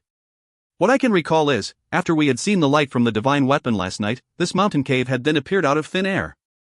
Hence, we concluded that the divine weapon must be inside this mountain cave. Old man Jiang's usage of the words out of thin air made the others feel even more puzzled over the mountain cave's origins. Gu Ruoyun furrowed her brows. Could it be that this mountain cave was somehow related to the 9 emperors? Otherwise, why would this mountain cave appear right after the 9 emperors' birth? Suddenly, Gu Ruoyun seemed to remember something and her eyes sparkled. She was curious about when the 9 emperors had contracted itself to her, and she also wanted to know the 9 emperors' origins. Perhaps this mountain cave could answer all her questions. If you find any errors, ads pop-up, ads redirect, broken links, non-standard content, etc., please let us know. Report chapter so we can fix it as soon as possible. Chapter 1070, Secret Clan, Dongfangyu, 4. Chapter 1070, Secret Clan, Dongfangyu, 4. Translator, Endless Fantasy Translation Editor, Endless Fantasy Translation. Gu Ruoyun felt the temperature rise as she ventured deeper into the cave. That's right, it was a blistering heat. However, this heat was different from the heat within the flaming cave. This was a temperature which was hot enough to burn one's soul into ash. Even the Marshal Supreme ranked old man Jiang and the others felt it difficult to continue forward. Jiang Maju obviously could not hold on much longer as sweat streamed continuously from his fair and jade-like face. He had initially thought of opening his mouth to ask them to let him stay back, but when he saw the steadfast look on Gu Ruoyun's face, the words became stuck in his throat and he found himself unable to speak. Since she was also able to continue, he must not give up either. At least, he must not give Miss Gu any reason to look down on him. Jiang Maju does not know why he feels such a great attachment towards Gu Ruoyun. It was also due to this attachment that he has managed to come this far. Old man Jiang. Gu Ruoyun took one look at Jiang Maju, who was stumbling along, and said, I can sense something in this mysterious cave, so it's best to let those below the rank of a Marshal Supreme stay back. There isn't much use to let them venture further in. Old man Jiang was shocked. He then noticed that Jiang Maju seems to be having difficulties moving forward, so he nodded immediately. All right. Jur, you and the rest should stay here and wait for us. But, grandfather, The young man's delicate features flashed with determination. His clear and limpid eyes stared at old man Jiang as he replied, I can do this. Sure, accidents may happen in this mountain cave. I won't let you take that risk, so this time, I can't let you have your way. Old man Jiang shook his head as he laughed bitterly. How could he not be aware of how his own grandson thinks? Ever since they had left Cloudy Wind City, his grandson has been rather absent-minded. As his grandfather, how could he fail to pinpoint his own grandson's intentions? Now that his grandson has met the Goo Girl again, he must be determined to prove his worthiness to her. However, the Goo Girl does not seem to be interested in his grandson. Still, they can cross that bridge when the time comes. Who can say what the future holds? Jiang Maju felt somewhat disappointed when he heard Old Man Zhang's words and clenched his fists at his sides. He felt the distance between Gu Ruoyun and him this time. If he had been strong enough, perhaps he would be able to follow them to the end of the cave and would not have been told to stay here. Old Man Jiang himself probably never realized that it was because of what had happened today that his grandson, who had ever really paid any attention to cultivation, would throw himself into cultivation upon their return. The rapidness of this sudden change would make even Old Man Jiang jump in fright. Miss Baiyin, let's continue on. Lan Xiao turned respectfully towards Baiyin and spoke in an ingratiating manner. Regardless of the dangers that lie ahead, I, Lan Xiao, will ensure your safety. Baiyin nodded. Her cold, icy gaze then turned towards Gu Ruoyun like the sharp blade of a sword as her murderous intent shot out from all directions. Her lips were curled into a cruel angle and she stared at Gu Ruoyun as if she was looking at a dead person walking. Gu Ruoyun, you've brought this all upon yourself. This would not have happened if you had only listened to my orders back then. You are sorely mistaken if you think that you could use your good looks to seduce the Grand Lord. However, the Grand Lord is fiercely loyal to the madam, so how could he possibly be interested in a young and inexperienced little girl like you? You're digging your own grave just by having delusions of seducing him. In Baiyin's heart, Grand Lord Hong Lian already belongs to her. No one knows if the madam was dead or alive after so many years, perhaps she was no longer in the world of the living by now. To Baiyin, as long as she was patient enough, she would certainly be able to melt the Grand Lord's icy heart. If you find any errors, ads pop-up, ads redirect, broken links, non-standard content, etc., please let us know. Report chapter so we can fix it as soon as possible. Chapter 1071, Secret Clan, Dongfangyu, 5.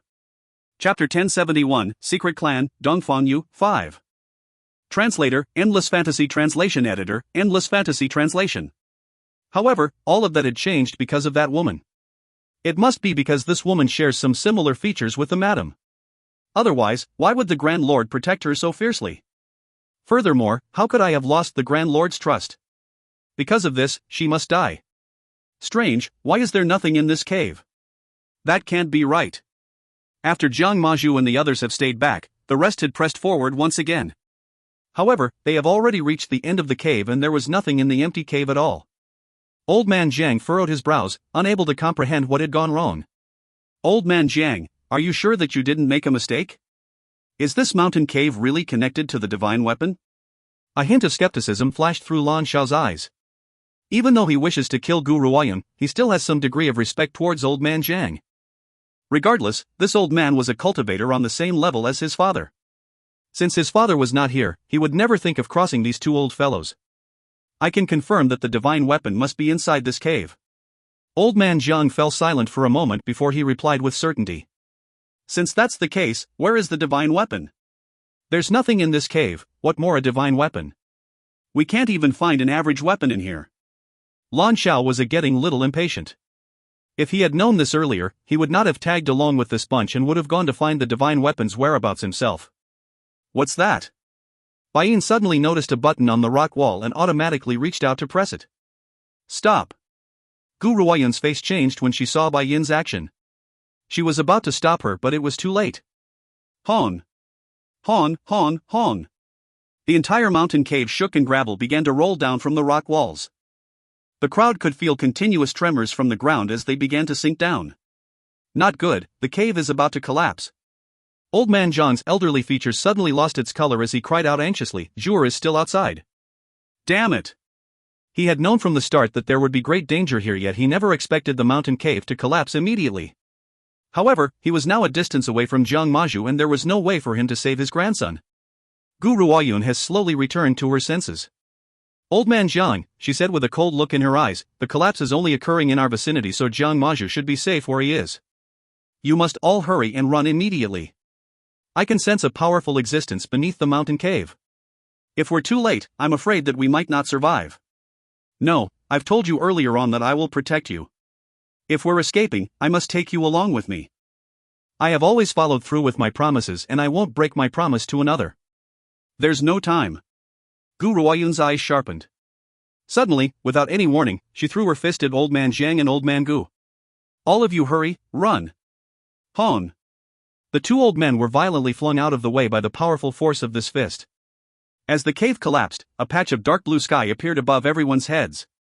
They never thought that Gu Ruoyun would suddenly attack them, turned to stare at her in shock. When they turned towards her, they were almost frightened into a heart attack. What they could see was that the area they had been on, which was originally covered by rolling gravel, was now filled with lava and was emitting red bubbles continuously. At the heart of the lava was a huge dragon who was spitting fire with its bloody mouth open like a sacrificial bull. Its grim eyes were staring fixatedly at the humans above. Gu girl, dot. Old Man John's expression turned as white as a sheet when he stared at Gu Ruoyun, who had fallen into the lava. Get back here quickly, he cried out anxiously. If you find any errors, ads pop-up, ads redirect, broken links, non-standard content, etc., please let us know. Report chapter so we can fix it as soon as possible. Chapter 1072, Zixie's Homecoming, 1. Chapter 1072, Zixie's Homecoming, 1. Translator, Endless Fantasy Translation. Editor, Endless Fantasy Translation. However, it was already too late. She was now in the middle of the boiling lava. How could she possibly soar into the sky? She could only stare with wide eyes as the lava slowly swallowed her body away from their sight. It's a good thing that I brought a ranged spiritual weapon with defense abilities. Coupled with the fact that we had been able to escape in time, we managed to avoid disaster this time. Lan Xiao wiped the cold sweat from his brow. He then descended to a safe place, put Bai Yin down, before slowly heaving a sigh of relief. As for the cultivators who had tagged along with him, they had not been as lucky. Everyone could hear those cultivators falling into the magma like dumplings. They then no longer showed any signs of life. Old Man Jiang was dazed as he stared dumbfoundedly at the boiling magma and muttered to himself. She had reacted so quickly, she had clearly been able to escape. Why? Why would she have given up on her own hope for survival and save us instead? This was a question which Old Man Jiang could not figure out. Old Man Gu laughed bitterly and his face looked just as sorrowful. Perhaps this was the noble and pure aspect of her personality. She had given her own life for the sake of others. Old Man Jiang, not only do you owe her your life, I owe her my life as well. If she had not saved us, perhaps we would be the ones buried in the lava. However, we can never repay her for this selfless act.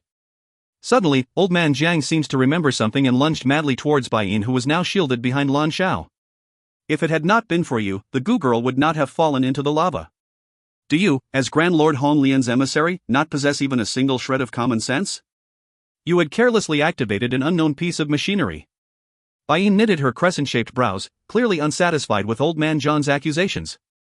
Her eyes were cold and distant as she stared emotionlessly at Old Man John's reddened eyes. Old Man Jiang, I merely wished to obtain the divine weapon. Who would have expected for it to turn out this way? This is not my fault, she had simply not been careful enough. Ha ha ha. Old Man Jiang burst into maniacal laughter as his elderly eyes stared fixedly at Bai Yin's mildly pale features.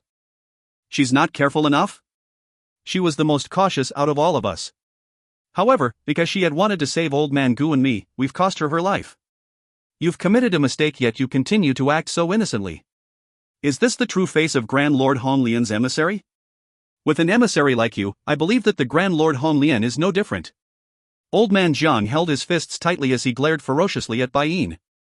A cold light shot across Bai Yin's eyes as she replied icily, "It is not within your right to preach about how the Red Lotus territory manages their business. Grand Lord Hong Lian is not someone whom you can insult. Furthermore, as an emissary of the Red Lotus territory, I'm showing you great honor just by standing here and speaking to you. Even if the Red Lotus territory has committed a mistake, no one would dare accuse us of being in the wrong." Old Man Jiang laughed maniacally again. His laughter was full of disdain. It seems that the members of Red Lotus territory are like dogs who threaten others based on its master's power. What a shame that I've once placed Grand Lord Hong Lian in such high esteem. If you had been an average member of the Red Lotus territory, I would not have insulted him either. Yet, he had chosen someone like you as his emissary. This alone is enough to prove that there's nothing good about him either. An emissary is a representative of the territory itself, and one can conclude the territory's management style simply based on how the emissary manages their matters. Old Man Jiang. Old Man Gu was afraid that Old Man Jiang has gone mad with rage. He quickly pulled him away and sighed gently as he said, "Don't be too hasty. The Goo girl is no longer here now, so we have the responsibility to take care of her family so that she can leave in peace. If you find any errors, ads pop up, ads redirect, broken links, non-standard content, etc., please let us know. Report chapter so we can fix it as soon as possible." Chapter 1073, Zixie's Homecoming, 2. Chapter 1073, Zixie's Homecoming, 2. Translator, Endless Fantasy Translation Editor, Endless Fantasy Translation. In contrast to Old Man John's brashness, Old Man Goo was far more composed. He was merely putting more aspects into consideration. By Ian Lan Xiao. Old Man Jiang gritted his teeth as he spat, "I won't forget this. The moment I return to Main City, I shall sever the ties between the Jiang family and Lan family. I will calculate the price very carefully after this." So what if Bai Yin had not meant it? He has already pinned the responsibility of Gu Ruoyun's death onto the Red Lotus territory. Perhaps he would be no match for the Red Lotus territory at the moment. However, he has a grandson. Jiang Maju has great talent. However, because he does not have much interest in cultivation, his growth had been below average. Be that as it may, once he returns to the Jiang family home, Old Man Jiang would definitely put Jiang Maju through a vigorous cultivation program. This will be to avenge the Gu girl. Old Man Gu, let's go. Old Man Jiang took one last agonized look at the boiling magma before he forced himself to turn away and headed towards Jiang Maju. Sigh. Old Man Gu sighed. A bitter taste has drifted within the corners of his mouth. He knows that he now owes a great debt of friendship today. However, what depressed him even more was that he could never repay her for this debt. It hurts. Gu Ruoyun felt a great pain all over her body. She felt as if her eyelids now weighed 1,000 pounds, making it difficult for her to open them. "Little girl, why have you become riddled with scars during my long absence?" A heartbroken voice murmured from beside Gu Ruoyun's ear. The voice was very familiar and caused her eyelids to move a little. She then slowly opened them. A beautifully handsome yet demonic face appeared before her eyes. The man was dressed in long, dark reddish-purple robes. He was noble yet graceful, and the corners of his lips were curled into a wicked smile. His purple eyes were like colored glass which bore into her with a heartbroken and deeply loving stare. "Zixie?" She seemed dubious and murmured dazedly. That familiar face. It felt as if many years have passed before she could see this face again. Sigh. The man sighed gently as he held her waist tightly. There was an obvious anguish in his voice. Can't you take care of yourself at all? Why is it that each time I appear, you'd be covered with wounds?" Gu Ruoyun finally regained her senses. The person before me really is Zixie. He's not the Xiao Zixie of the childhood stage either. My Zixie is back. Zixie. Gu Ruoyun smiled as she stared at the man's handsome yet demonic features. Her smile carried a great emotion while her clear and cold eyes displayed a gentle light as well. "Welcome back. Little girl, long time no see. Is that all you have to say to me?" Zixie curled his lips as he smiled wickedly. "I don't mind if you gave me a loving embrace or a kiss. What do you think?" Gu Ruoyun's face blackened instantly. Despite the many years, this fellow still enjoys teasing me. "Little girl, it's fortunate that you had previously obtained the 9 emperors. Otherwise, the lava would have cost you your life. It was because of the 9 emperors that I could come down to this place." Gu Ruoyun smiled. Now, she was pretty much used to the temperature of the lava, nor did she feel her initial pain. Had she really sacrificed her life for others a while ago? No. Even though Gu Ruoyun had pretty good sentiments towards Old Man Jiang, it was not to a degree which would make her willingly abandon her own life. The reason why she had done that was because she had felt something beneath the magma calling out to her. Hence, even if the others had not been here, she would have entered the lava anyway. By the way, Zixie, do you know the 9 emperors' origin? Also, what kind of place is this cave? Why does it have pictures of the Azure Dragon and the other divine beasts on its wall?" Gu Ruoyun turned to look at Zixie's handsome face as she asked. Zixie smiled. "I should not be the one to reveal these answers to you. Once you reach the end of your growth, you shall have your answers." Hearing this, Gu Ruoyun fell silent. After a short pause, she nodded and replied, "I understand. If you find any errors, ads pop up, ads redirect, broken links, non-standard content, etc., please let us know. Report chapter so we can fix it as soon as possible."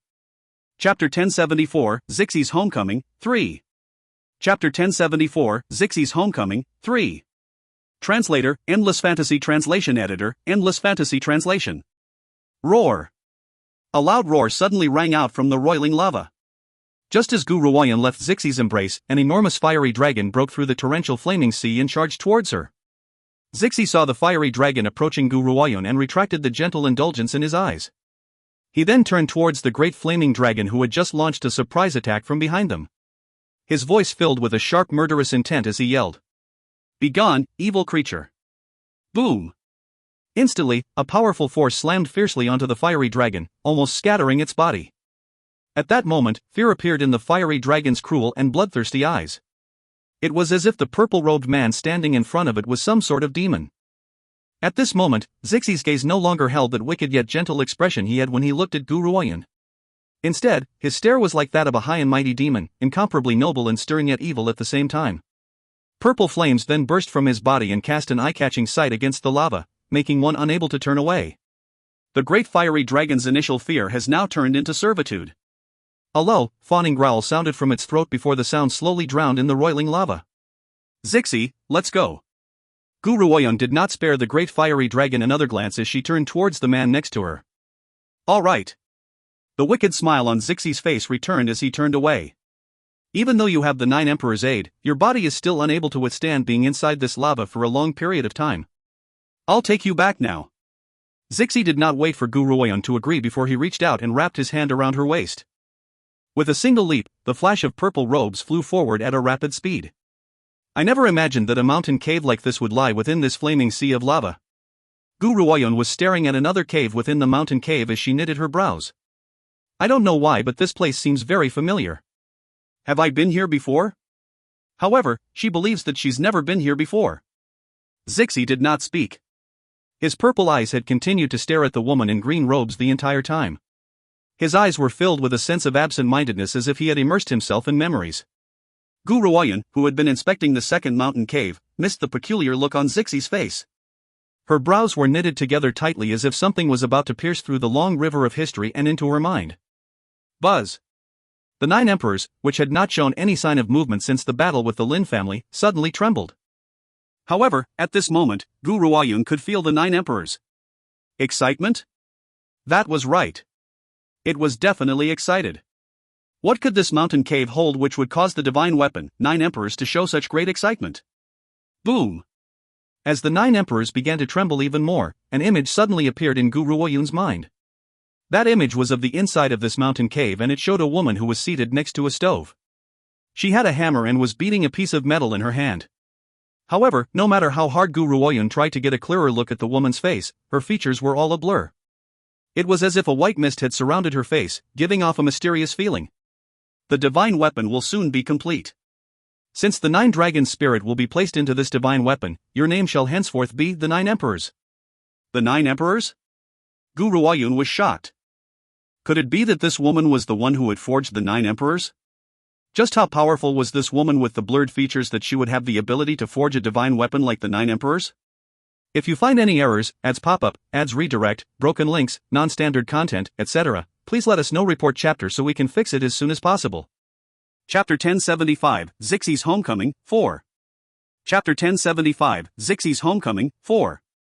Translator, Endless Fantasy Translation Editor, Endless Fantasy Translation. As Gu Ruoyan's entire face filled with astonishment, a flash of red robes appeared in the image. That flash of red robes was very familiar and made her heart beat faster. However, just as Gu Ruoyan wanted to continue watching the scene, the image suddenly vanished. The entire cave was now as quiet as before. Gu Ruoyan fell silent as her eyes scanned the entire cave before landing on a stove in the middle of the cave. So the 9 Emperors had been born here. No wonder it had led me to this place. However, I'm very curious who that person is who had the ability to create treasures like divine weapons. The most intriguing thing to her was that flash of red robes which had entered the picture in the end. Sadly, the image had disappeared too quickly for her to identify the person in red robes who had entered the cave. Zixie, it seems that the bottom of this lava pit is the 9 Emperors' birthplace. There's nothing more here.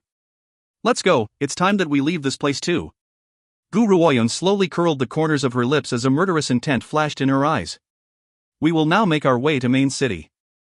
I won't allow anyone to utilize the Red Lotus territory's name to swindle others. Zixie smiled. We can leave this place through this cave. Little girl, there's a reason behind the 9 Emperors' recognition of you as its master. Reason? Gu Ruoyun was in shock. Could it be that the woman who had forged the 9 emperors was someone familiar to me? Or are we related by blood? Is that why the 9 emperors had chosen me? Gu Ruoyun could not help but laugh at the thought. She then shook her head. She definitely feels that she has never met that woman before. As for the 9 emperors' reasons for choosing her, perhaps she shares some similarities with that woman. Zixi, I know that you're unwilling to explain everything to me. However, I believe that I will find the answers myself one day. She does not like to bombard others with questions. Since Zixi was unwilling to elaborate, she would not force him to either. She then walked further into the deep recesses of the cave. Windfall Village. In a mountain cave at the back of the village, a flaming dragon was hovering in a circle, absorbing the spiritual force from the air. This flaming dragon could not be compared to the one in the lava because its body was only half the size of the lava pit's flaming dragon's body. Most importantly, this flaming dragon was only a spiritual body and its soul was paper thin, as if it could turn into ashes and scatter into the air at any moment. Damn it, how could I have been so unlucky? I only wanted to find a physical body to take me away from this place, yet I had ended up bumping into that god of plagues who had consumed almost all of my soul. I don't know how many years it will take before I can cultivate myself back to my original state. The flaming dragon looked to be filled with grief.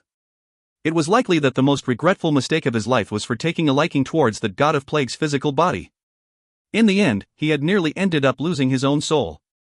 If that god of plague's body had not felt full as she swallowed his soul, he believes that the fellow would have cleanly finished his entire spirit like eating a bowl of rice. Forget it, I think it's safer for me to stay in this cave for the rest of my life. Humans are too scary. They are even scarier than demons. I don't want to run into that god of plagues for the rest of my life. The more the flaming dragon thought of it, the more it felt like he was making the right decision. Losing his freedom was better than having his soul scattered across the world. To him, nothing was safer than being inside the cave. As he thought it over, the flaming dragon began to feel happier. Just as he was about to continue restoring his soul, he suddenly noticed 2 people walking out from the mountain cave behind him. If you find any errors, ads pop-up, ads redirect, broken links, non-standard content, etc., please let us know. Report chapter so we can fix it as soon as possible. Chapter 1076, Zixi's Homecoming, 5. Chapter 1076, Zixi's Homecoming, 5. Translator, Endless Fantasy Translation. Editor, Endless Fantasy Translation. The flaming dragon was in shock as he stared in astonishment at the 2 who had just emerged from the mountain cave. I never thought that the mountain cave and the lava pit would have lead up to the back mountain in Windfall Village. I had found it strange that the cave had felt so hot. Now I know it's because of the lava pit. Gu Ruoyun's gaze then turned towards the flaming dragon. She grinned as she exclaimed, "Long time no see, your soul seems to have restored quite nicely." The flaming dragon's initial shock turned into terror when he saw the smile on Gu Ruoyun's face. He immediately flew upwards with a whoosh and his body hovered closely to the cave ceiling. "What do you want now?" he cried out in a sharp voice. "My soul is not appetizing at all, it does not taste good at all." The flaming dragon was nearly in tears. He had remained hidden inside this cave and had not caused any more trouble for any humans of late. Why is this god of plagues acting like a soul who was unable to depart from the world of the living? Besides, why had she emerged from behind me? This was something that the flaming dragon could not understand. All he knows was that the god of plagues had mentioned his soul. That clearly meant that his soul seems to have restored quite well and she could have another good meal now. Why should this not strike fear into his heart? Gu Ruoyun blinked her eyes in amazement and rubbed her nose, rendered completely speechless. I don't think I had done anything much once, so why is this guy acting so terrified? Ancestor, I'll call you my ancestor. Is that enough? Will you spare me now? I'm only a little dragon and you've already consumed so much of my soul. Is that not enough? It was hard to believe that a proud and large flaming dragon would actually be trembling with fright. He has no other request other than to wish for the god of plagues to stay far, far away from him as soon as possible. Otherwise, if this god of plagues were to suddenly feel hungry and proceed to chew his soul into fragments, what would he do then? Gu Ruoyun seems to remember something as she listened to the flaming dragon's pleas. Her eyes flickered and her lips curled into a smile as she said, "If you want me to spare you, it's not entirely impossible." Really? The flaming dragon's eyes sparkled as he hurriedly exclaimed, "As long as you're willing to let me off, I will do anything." Gu Ruoyun nodded. "I just constructed more than 10 graves at the top of this back mountain. My friends lie in those graves. I'll be giving you this responsibility. I want you to watch over those graves and not let anyone lay a hand on them." The flaming dragon was shocked. He then replied sluggishly, I can't leave this cave, how am I supposed to protect those graves? You may not be able to leave this cave, but you can release your aura to scare any intruders off. Can you do that?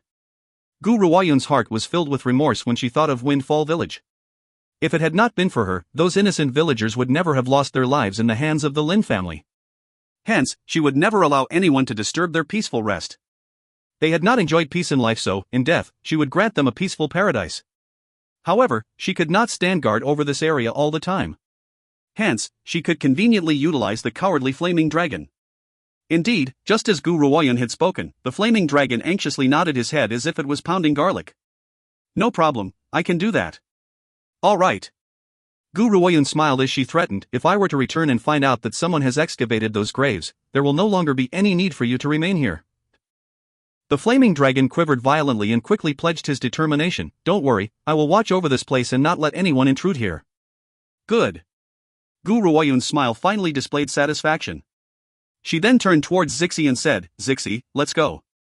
If you find any errors, ads pop-up, ads redirect, broken links, non-standard content, etc., please let us know. Report chapter so we can fix it as soon as possible. Chapter 1077, Main City, 4 Great Families, 1. Chapter 1077, Main City, 4 Great Families, 1. Translator, Endless Fantasy Translation Editor, Endless Fantasy Translation. Zixi's eyes had remained fixated on Gu Ruoyun the entire time while a gentle smile danced upon his handsome and wicked features. How could he fail to realize that Gu Ruoyun was scaring the flaming dragon on purpose? She had never intended to cause any further trouble for the flaming dragon from the beginning. However, the flaming dragon had completely lost his nerve, so how could she miss out on the opportunity to take advantage of that? Main City. The position of this city in the Northern Bloc territory is equivalent to the Imperial City. It was also the gathering place for powerful cultivators. Everyone knows that the 4 great families control Main City. The 4 great families may seem to get along harmoniously on the surface, but in reality, they were constantly competing against one another in secret. Out of the 4 families, the Jiang family and the Gu family have created a marriage alliance in order to solidify relations. Even though the Gu family only had Gulan, a girl, in their 3rd generation, she has long been betrothed to the Jiang family. Amongst the numerous youngsters of the Jiang family, anyone who could win her affections will become the Jiang family's heir. However, even though the Jiang family had given Gulan the right to choose her suitor, she has no wish to be made into a tool for marriage alliance. She had run away from Main City a year ago and her whereabouts were now unknown. To this day, no one has been able to locate her. The other 2 families of Main City have created an alliance as well. However, because they did not have a marriage alliance, the relationship between both parties could not be compared to the one between the Gu and the Jiang family. At this moment, an old man was sitting cross-legged on the floor in the Lan family's secret chamber. There was no sign of any emotions on his elderly features. Lan Xiao, the master of the Lan family, stood in front of him in a very deferential manner. He did not dare say a word before the old man had spoken first. He only glanced at the old man in front of him from the corner of his eye from time to time. If anyone else were here, they would certainly be able to guess the old man's identity. Who else could make Lan Xiao act with such reverence aside from the old master of the Lan family who had been in closed-door cultivation for many years? Shower. Just as Lan Xiao was beginning to grow fidgety, the old man finally opened his mouth. I've heard that a woman has offended the Red Lotus Territory's emissary a while ago? Lan Xiao did not know what the old master had meant by that question. He replied respectfully, apparently, that woman had seduced the Grand Lord of Red Lotus Territory, which had made Miss Baiyin very angry. However, that woman has already received retribution and has been annihilated in lava. The old master sighed and said, Miss Baiyin is an emissary of Red Lotus Territory, so there's nothing wrong if you listen to her. However, Shower, the Lan family is an estate which has been inherited from our ancestors. I don't want it to be destroyed by the hands of your generation. Do you understand? Lan Xiao joined his fists while his entire face was filled with reverence. Father, I understand. I only wish to establish a good relationship with the Red Lotus Territory, so I don't dare offend Miss Baiyin. The old master nodded. I've heard that a genius girl has soared across the horizon in the medicine sect's general meeting a while ago. She has even refined a legendary pill. Besides, I've heard that she has arrived in the Northern Bloc territory. During this period of time, please tell the members of the Lan family to stop causing trouble for the Medicine Manor's subordinates and send some people to keep a close watch on the Medicine Manor. I believe that she would certainly head to the medicine sect's official residence in Main City once she has arrived here. You must establish a good relationship with this genius. In comparison with the Red Lotus territory, that Gu Ruoyun woman is more important. Even though the old master has been in closed-door cultivation for over 10 years, he was very aware of everything which was going on in the world outside. Even Lan Xiao did not know why even the slightest sign of disturbance or trouble in the mainland could not be kept from him. Father, even if you had not mentioned it, I know. No one can surpass the position of a pill master on the mainland. Even Bai Yin, an emissary of the Red Lotus territory, could not be compared to her. A light flickered in Lan Xiao's eyes. Hence, I will establish a good relationship with her before any other organization, no matter what. Especially before the Jiang family and Gu family. As long as Gu Ruoyun has a preference for us, we would probably anger those old fogies to death. Now, each time Lan Xiao remembered everything that the Jiang and Gu family had done to the Lan family, he would gnash his teeth hatefully. If you find any errors, ads pop up, ads redirect, broken links, non-standard content, etc., please let us know. Report chapter so we can fix it as soon as possible. Chapter 1078, Main City, 4 Great Families, 2. Chapter 1078, Main City, 4 Great Families, 2. Translator, Endless Fantasy Translation Editor, Endless Fantasy Translation. I never thought that we would arrive in Main City so soon. Unfortunately, I could not find any of the other medicinal herbs along the way. Outside the city gate, a green-robed woman paused in her steps. Her eyes stared at the grand, ancient city gate in a profound manner before muttering, "Let's go. I'm going to the Medicine Manor for a while. Since the Medicine Sect has given the Northern Block territory to me, the Medicine Manor shall be our official lodgings in the Northern Block territory from now on." She slowly walked through the city gates as she spoke. The man in purple robes who was following next to her smiled mildly. His purple eyes were like colored glass and displayed an enchanting light. There was no doubt that this man was extremely handsome. Clad in long purple robes, he looked awe-inspiring, demonic, and incomparably noble. He looked like a true aristocrat and was so beautiful that he could strike a chord in one's heart. Once the pair walked into Main City, they immediately attracted numerous people's attention. The crowd's gaze seemed to be fixed squarely on their backs. They have never seen such a beautiful and peerless man before. If he were to glance back and smile at them, they would willingly give everything that they had to him. However, the man's eyes only beheld the woman in green next to him and his smile only blossomed for her alone. "Zixi, we're here."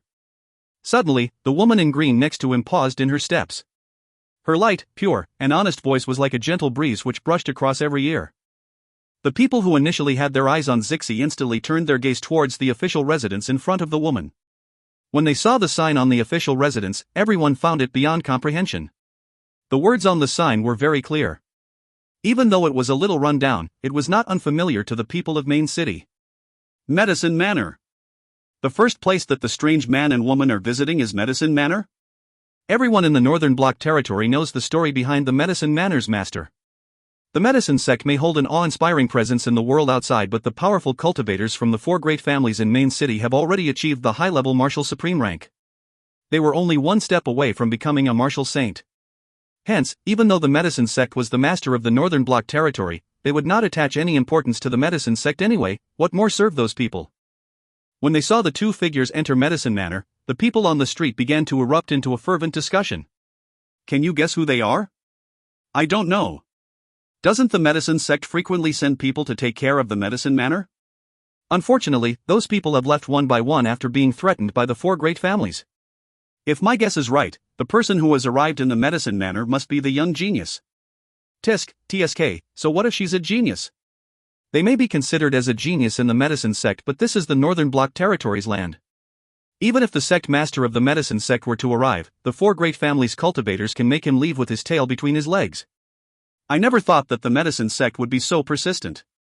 My advice is that they should surrender the deed to the Northern Block territory. Are you mad? Haven't you heard of the young pill master who had emerged from the Medicine Sect a while ago? I hear that the Medicine Sect has already given the Northern Block territory to that pill master. If this land belongs to her, perhaps the 4 great families would never be so impudent from now on. Such a peerless genius like this is a person that any organization would wish to recruit. Pill master? Instantly, someone who overheard this began to snort disdainfully. The Medicine Sect has indeed granted the Northern Block territory to that pill master. However, do you really think that pill masters would be so idle and have time to watch over the territory? I think that the person who has been sent over this time is only a genius from the Medicine Sect. People like that pill master would never possibly come to a place like this. If you find any errors, ads pop up, ads redirect, broken links, non-standard content, etc., Please let us know report chapter so we can fix it as soon as possible. Chapter 1079, Main City, 4 Great Families, 3. Chapter 1079, Main City, 4 Great Families, 3. Translator, Endless Fantasy Translation Editor, Endless Fantasy Translation. Everyone else nodded in agreement. That was right. As a pill master, how could Gu Ruoyun possibly have the time to manage the medicine manor? Therefore, the medicine sect must have sent one of their geniuses this time. The conclusion to this was also very obvious. Their fate would not be any better than those who had come before them. How unfortunate that such a wickedly handsome man would also meet a downfall from the 4 great families' attacks. What did you say? At the Lan family home. Lan Xiao instantly rose to his feet from his chair. His face was filled with joy. Were you speaking the truth? Someone has spotted 2 young people entering Medicine Manor. Reporting to the master, a bodyguard joined his fists as he replied respectfully, "This subordinate has indeed noticed 2 people entering Medicine Manor while I was patrolling the streets. Therefore, I had quickly returned to report this to you, master." Good, very good. I am going to make a trip to Medicine Manor right now. Servants, bring me the spiritual weapon that I've obtained not too long ago. I believe that this spiritual weapon can successfully grant us Master Gu's good favor towards the Lan family. Lan Xiao smiled imoperatively. From his point of view, no one could resist the lull of the spiritual weapon. He believes that Gu Ruoyun was just the same. As long as he establishes a good relationship with her before the other great families, pills would then be rolling towards them. By then, collapsing the other families would not be an impossible feat. The Medicine Manor. It could not be compared to the majesty of the medicine sect on the mainland. The entire courtyard was wretched and a hunchbacked old man was sweeping the courtyard in a slow and deliberate manner. The old man was shocked when he noticed Gu Ruoyun and Zixi's arrival. He paused his actions and asked in a hoarse voice, "May I ask who you are looking for?" Gu Ruoyun smiled faintly. "The medicine sect's master hasn't informed you of my arrival?" "You?" The old man instantly regained his senses. His body shook mildly as he exclaimed with excitement, "Your great master Gu Ruoyun?" Gu Ruoyun mildly nodded as her eyes surveyed the entire courtyard. Her voice was as indifferent as the wind. "This medicine manor is rather large. Are you the only one here?" "That's right." The old man laughed bitterly. "I'm the housekeeper of Medicine Manor, Zhang Lin. As for the rest, they have all lost their endurance from the 4 great families' coercion and run away. The position of the Medicine Manor is rather awkward in the Northern Bloc territory. That's why the 4 great families have been pushing us around. I'm the only one left now." Gu Ruoyun has long been aware that the people of Northern Bloc territory would not welcome anyone from the medicine sect. However, she never thought that it would be this bad. She fell silent. She finally replied after a long pause, "From now on, I will be managing the Northern Bloc territory. I will also be taking care of the Medicine Manor. You will continue your position as the housekeeper of Medicine Manor while I'll take care of everything else myself." Wei Yi and the others have been in closed-door cultivation for a very long time. Their powers have experienced a quality breakthrough, so it was time to let them out now. "Miss Gu, I've never left this place at all because I could not bear to leave it. Now that you've arrived, I will most certainly hand the Medicine Manor over to you. You only need to give me some food." "I don't mind even if I'm no longer the housekeeper, but..." Housekeeper Zhang laughed bitterly inside as he replied. She did not know why, but as she stared at the old man's plain features, the image of the villagers from Windfall Village appeared in Gu Ruoyun's mind. Her eyes took on a hint of absent-mindedness. Shortly after, she returned to her senses and smiled faintly. "You would be more familiar when it comes to matters pertaining to Main City. Besides, you have been the housekeeper for such a long time. That's why I had asked you to continue being the housekeeper. However, since I've arrived, no one will cause trouble for the Medicine Manor from now on. You can rest assured. If you find any errors, ads pop up, ads redirect, broken links, non-standard content, etc., please let us know report chapter so we can fix it as soon as possible." Chapter 1080, Main City, 4 Great Families, 4. Chapter 1080, Main City, 4 Great Families, 4. Translator, Endless Fantasy Translation Editor, Endless Fantasy Translation. Housekeeper Zhang's heart was deeply moved. He had initially thought that he would not be of much use anymore after the Northern Bloc territory has changed hands. However, he never expected Gu Ruoyun to ask him to stay and continue working as the housekeeper. How could he disappoint her trust in him? "Since you've made your decision, Miss Gu, I won't argue. Even though I don't have much power, I have mingled around here for many years. No one else is better versed on the matters concerning the Northern Bloc territory." "Good. Gu Ruoyun smiled. From now on, everything inside and outside the medicine manor shall be left to your care, housekeeper Zhang. Zixi, let's head to our rooms. Zixi glanced at the respectful-looking housekeeper Zhang before he followed Gu Ruoyun to the room without another word. Little girl, do you wish to subdue the whole of Northern Bloc territory or build your own organization? In the room, Zixi minded his own business by first pouring a cup of tea. His lowered and hoarse voice carried a sense of wickedness as he asked his question. Gu Ruoyun shrugged her shoulders and laughed gently. However, she did not reply to his question. Instead, she unleashed Wei Yi and the others who had been in the midst of cultivation within Shaohei. Of course, the vermilion bird immediately protested wildly, so Gu Ruoyun had thrown her out of the ancient divine pagoda as well. Finally, I get the chance to appear, said the vermilion bird as she looked absolutely delighted. However, when she sensed the crowd in the room, her smile froze in place. Master, isn't it a little too crowded here? She whined woefully. Gu Ruoyun's gaze moved from the vermilion bird's pouty little face towards Wei Yi. Wei Yi, I'll leave you to manage the medicine manor for the time being. If anyone wants to see me, please inform them that I won't be receiving any guests.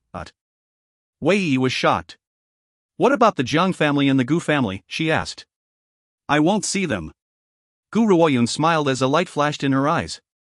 While it was true that she would not receive the master of the Jiang family in the medicine manor, she could still seek him out at the Jiang family's residence. The average citizen would not know about my journey to the medicine manor. However, those mid-tier forces must know it very well. I won't be seeing anyone personally. When the time comes, I will choose a date and summon all the leaders of the powerful forces in the Northern Bloc territory. By then, I will subdue the whole of Northern Bloc territory in one stroke. Before that time comes, she will not reveal herself. She knows that she will only be able to find the medicinal herbs that Yuer needs at a faster pace when she has united the Northern Bloc territory. Wei Yi nodded before asking, Master, may I ask if you've chosen a date? In about half a month. Gu Ruoyun fell silent for a moment before she continued, if I want the leaders of the other forces to rush to the main city, even a Marshal Supreme would need half a month's time at best. I'll give them half a month's time. You can now issue an announcement that I will be holding a banquet in the medicine manor in half a month's time. Everyone who has reached the Marshal Supreme rank must attend. Before that time comes, I won't be receiving anyone. Even if this was for Xia Linyu, subduing the Northern Bloc territory was something that she absolutely had to do. Yes. Wei Yi joined her fists, accepted the order and walked away. The vermilion bird's large, quick-witted eyes darted back and forth before she exclaimed in a domineering voice, Master, her powers are so weak that she can't possibly make those people surrender. Why don't I go with her? I guarantee that no one will dare to cause trouble for the medicine manor then. What a joke. Who is the vermilion bird? I'm a majestic divine beast. Those are merely a group of martial supreme humans. With me, the vermilion bird around, who would dare act with impudence? Gu Ruoyun thought for a bit and found the vermilion bird's suggestion to be quite rational. She nodded and replied, all right, both you and Wei Yi will take care of this matter. I won't entertain anyone who visits the medicine manor. If you find any errors, ads pop up, ads redirect, broken links, non-standard content, etc., please let us know. Report chapter so we can fix it as soon as possible. Chapter 1081, Main City, 4 Great Families, 5. Chapter 1081, Main City, 4 Great Families, 5. Translator, Endless Fantasy Translation Editor, Endless Fantasy Translation. Once she had finished speaking, Gu Ruoyun then turned towards Zixi and her expression became serious. Zixi, I want you to place a formation around the medicine manor. If word about my arrival was to get out, the Lin family members will most certainly make their way here to cause trouble. We must guard against any unexpected events. Don't worry, with me around, there won't be any issues. Zixi smiled. I'll arrange a formation after this so that humans at the Martial Saint rank and above won't be able to enter this official residence. Even though Zixi does not really place any importance on the Lin family, one can get careless. He was afraid that his own negligence would cause Gu Ruoyun harm. Hence, setting up a formation was the most secure solution. He will make it so that even if he was not in the medicine manor, no one could harm her. All right, I'll leave you to handle that matter. As I've arrived in the main city, I should meet with my friends. I have a feeling that those 2 old fellows must think that I'm buried beneath the lava. Zixi did not need to think too far to know who she was referring to when he heard Gu Ruoyun's words. Leave the matters here to us. Now, there's no one on the mainland who can harm you as long as they aren't from the first city. However, he seemed to have thought of something and Zixi's handsome features slowly sank. Gu Ruoyun, on the other hand, was deep in her own thoughts and had not noticed the slight change in his expression. The first city. At the Lin family residence. An old man was seated on the chief seat as he twisted the teacup in his hand tightly. The ceramic cup then shattered into pieces with a crash. However, it did very little to quell the anger in his heart. Useless rubbish. Truly a bunch of useless rubbish. They only needed to capture a newly minted Martial Supreme woman, yet after leaving for such a long time they haven't done anything. They've not even kept up with the correspondence. The Lin family has truly wasted our resources in nurturing this bunch of useless things. The old man's fist clenched tighter and tighter, crushing the ceramic shards in his hand into dust. He did not seem to realize it. Bad news.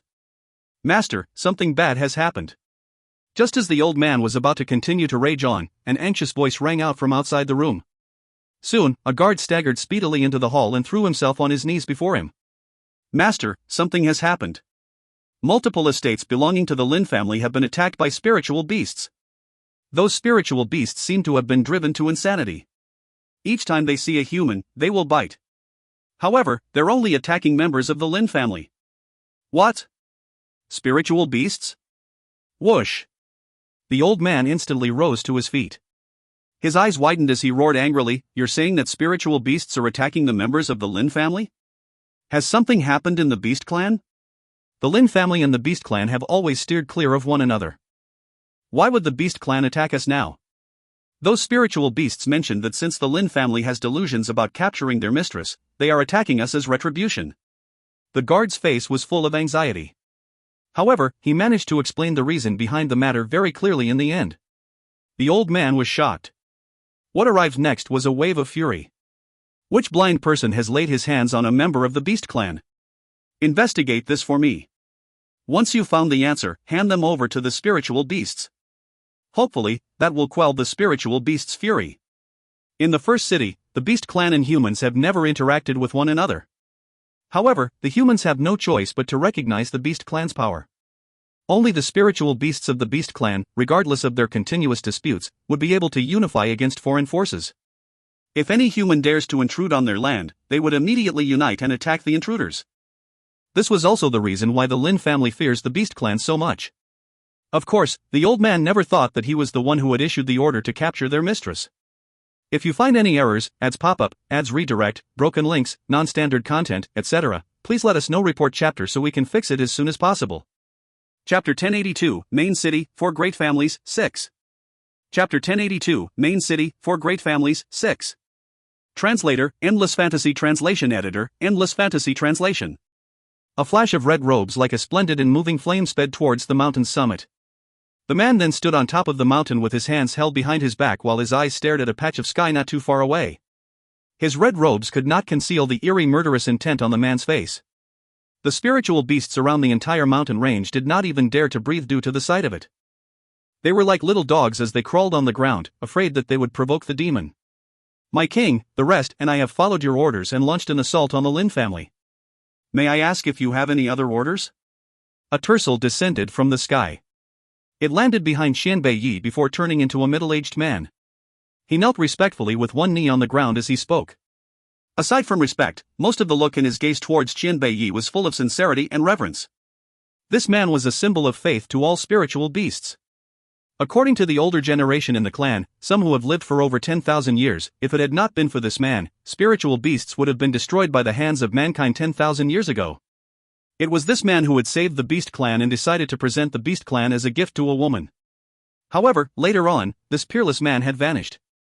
Even the seniors of the clan have not seen him since. The life expectancy of spiritual beasts was far longer compared to humans. However, they would still endure birth, aging, illness, and death. When the seniors of the clan were beginning to think that he would no longer appear, the man arrived before the Beast Clan once again not too long after. Upon his appearance, he gave them one responsibility: to cause trouble for the Lin family.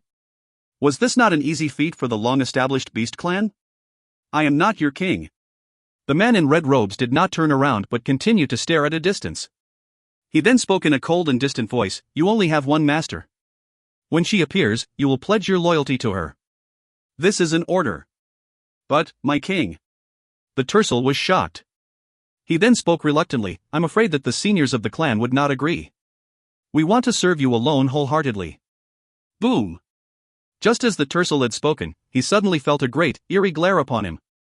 he could not help but shiver. Remember, she is your master. If you ever dare to show her any form of disrespect.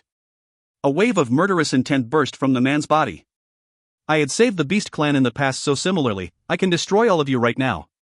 I had saved you only for the sake of helping her find aid. Now, if you aren't willing to pledge your loyalty to her, what use do I have for you then?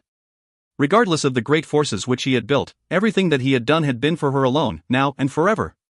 Because, sooner or later, he would give the people in his hands to her.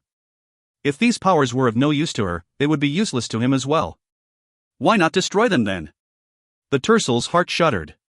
He then anxiously lowered his head and said, "Your wish is my command." Xian Beiyi turned away and his eyes stared at the azure skies once again. At that moment, his body no longer emitted a murderous aura. It was now replaced by a gentleness which the Tersel had never seen before. Yuner, now that these spiritual beasts are causing trouble, I believe that the Lin family would not be in any frame of mind to cause trouble for you.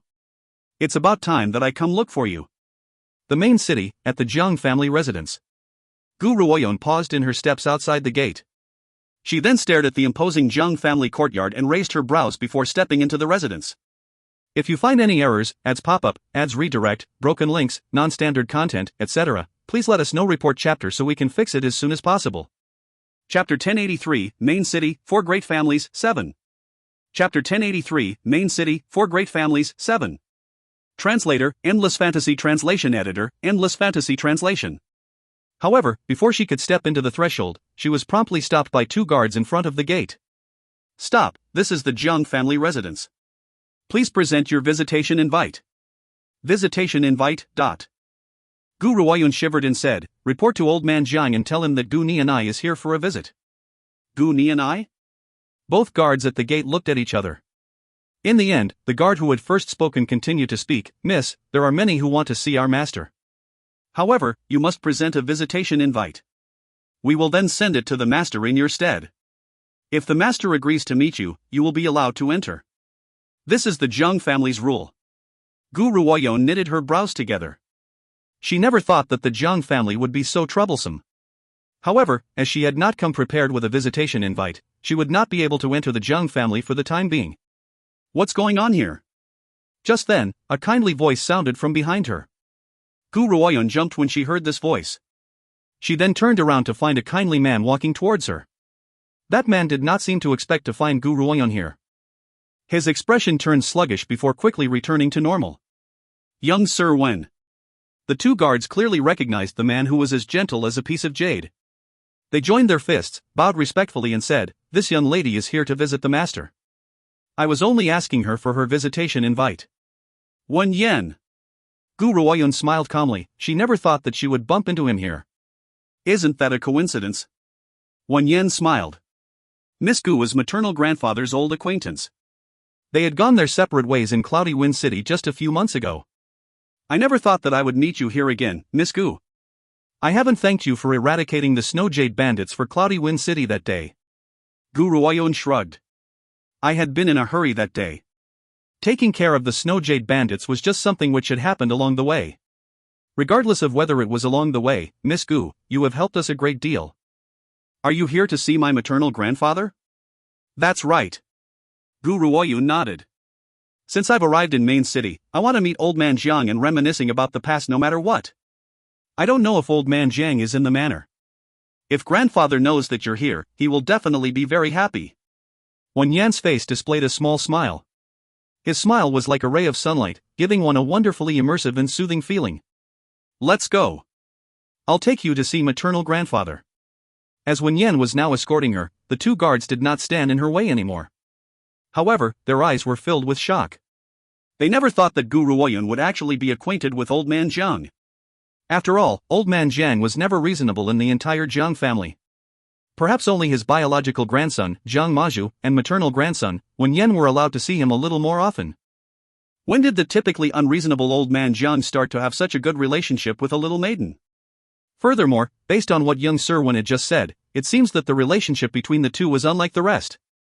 The 2 guards began to feel remorse at this thought. If they had known, they would have taken the opportunity earlier on to try to curry favor with her. Perhaps, when she meets the master, she could put in a good word for them and they would not need to stand watch at the gate anymore. An old, white-bearded man was seated in the middle of an unusual-looking courtyard. A chessboard was placed in front of him, but he was playing the game alone. In contrast to their meeting a few months ago, this old man has clearly aged by a large degree. He heard the sound of Wen Yan's footsteps but did not lift his head.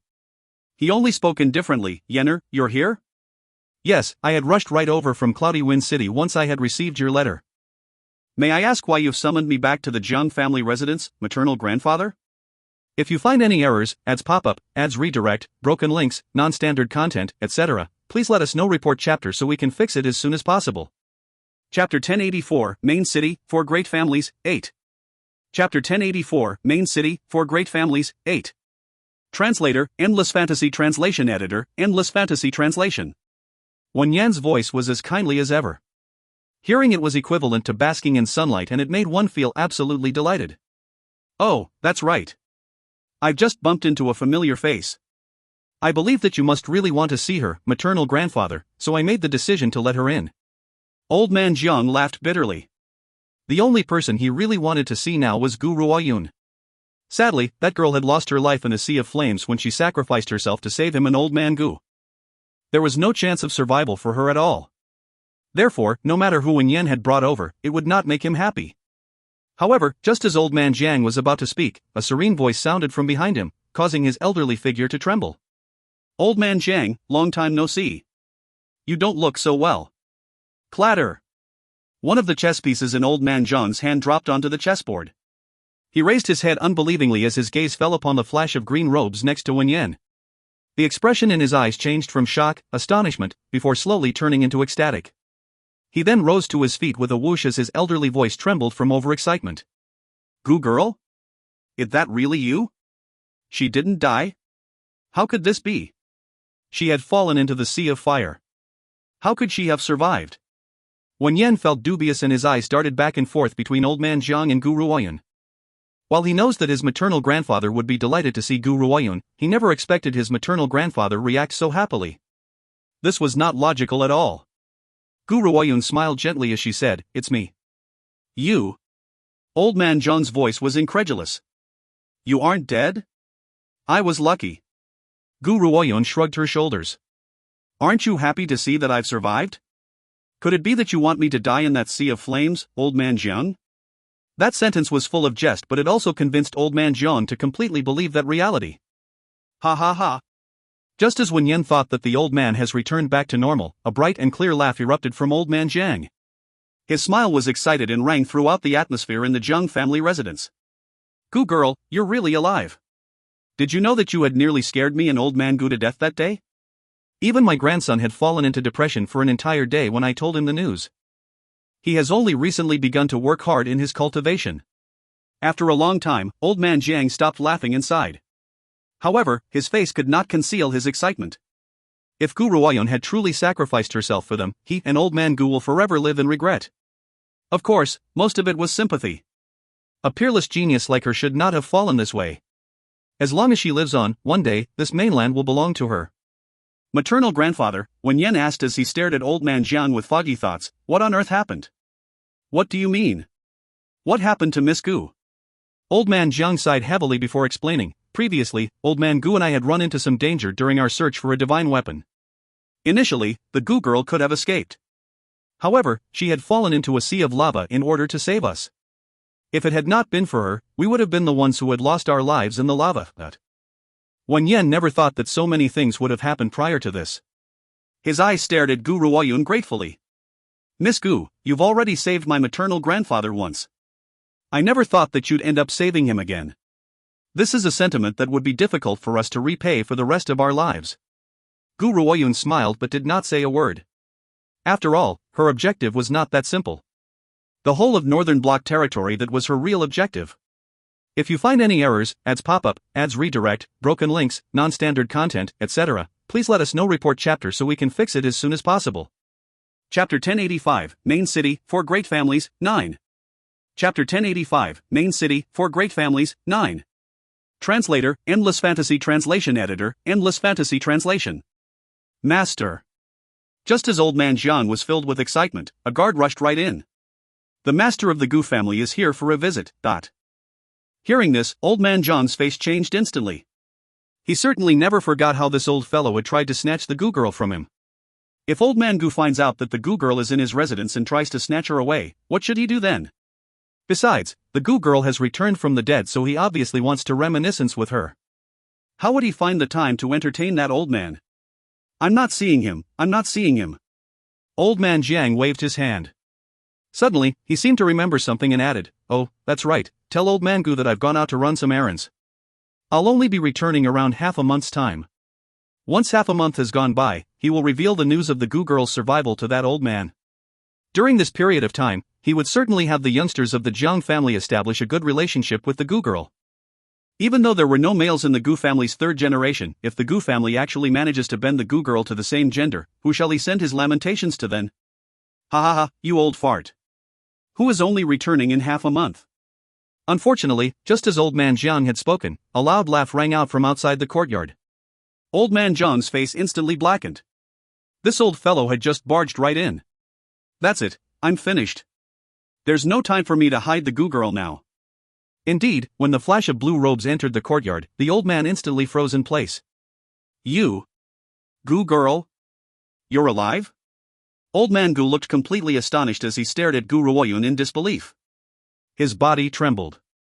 Both him and Old Man Jiang have been living in remorse for the past few months. If they had not dragged the Goo Girl to search for the divine weapon, perhaps she would not have had to sacrifice herself for their lives. The initially peaceful state of Main City would also not have been shattered due to Goo Ruoyun's demise. They had pushed all of their rage onto the Lan family. Hence, at this point in time, the great families were as incompatible as oil and water. Old Man Goo, how have you been these days? Goo Ruoyun smiled.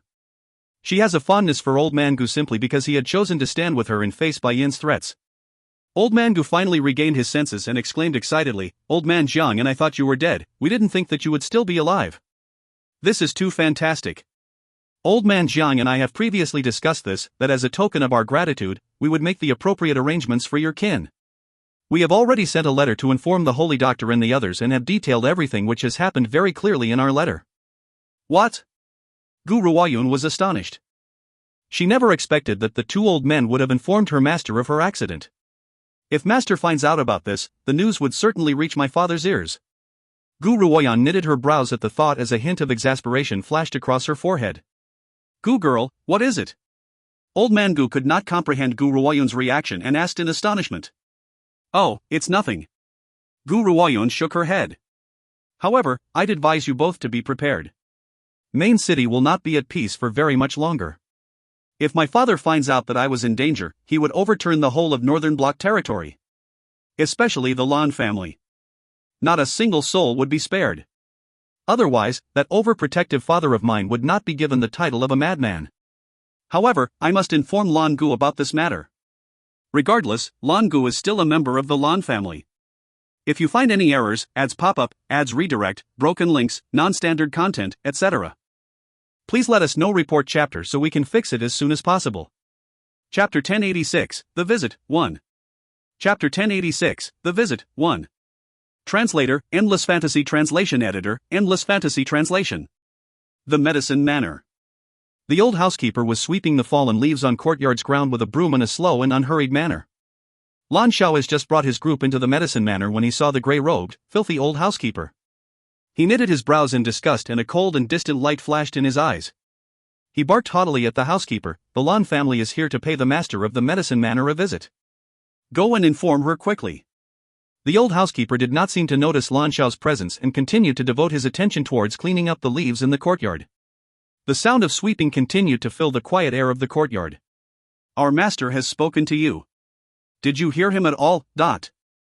The guards behind Lan Xiao noticed that the old man had the audacity to ignore their master and were enraged. They instantly moved to deal with the old man. However, Lan Xiao did not give them a chance to do so as he raised his hand and stopped the Lan family guards. He then stared at the old housekeeper with an ugly look on his face as he said, "Housekeeper Zhang, would you please inform the master of the medicine manor that the master of the Lan family has arrived for a visit? If you interfere with my negotiations with your master, this is not a crime that you can bear." The old housekeeper finally reacted. However, he only stared indifferently at Lan Xiao before he continued to sweep the fallen leaves in front of him. His actions thoroughly angered Lan Xiao. "That's right. Goo Ruoyun is indeed very powerful. she's also a pill master too.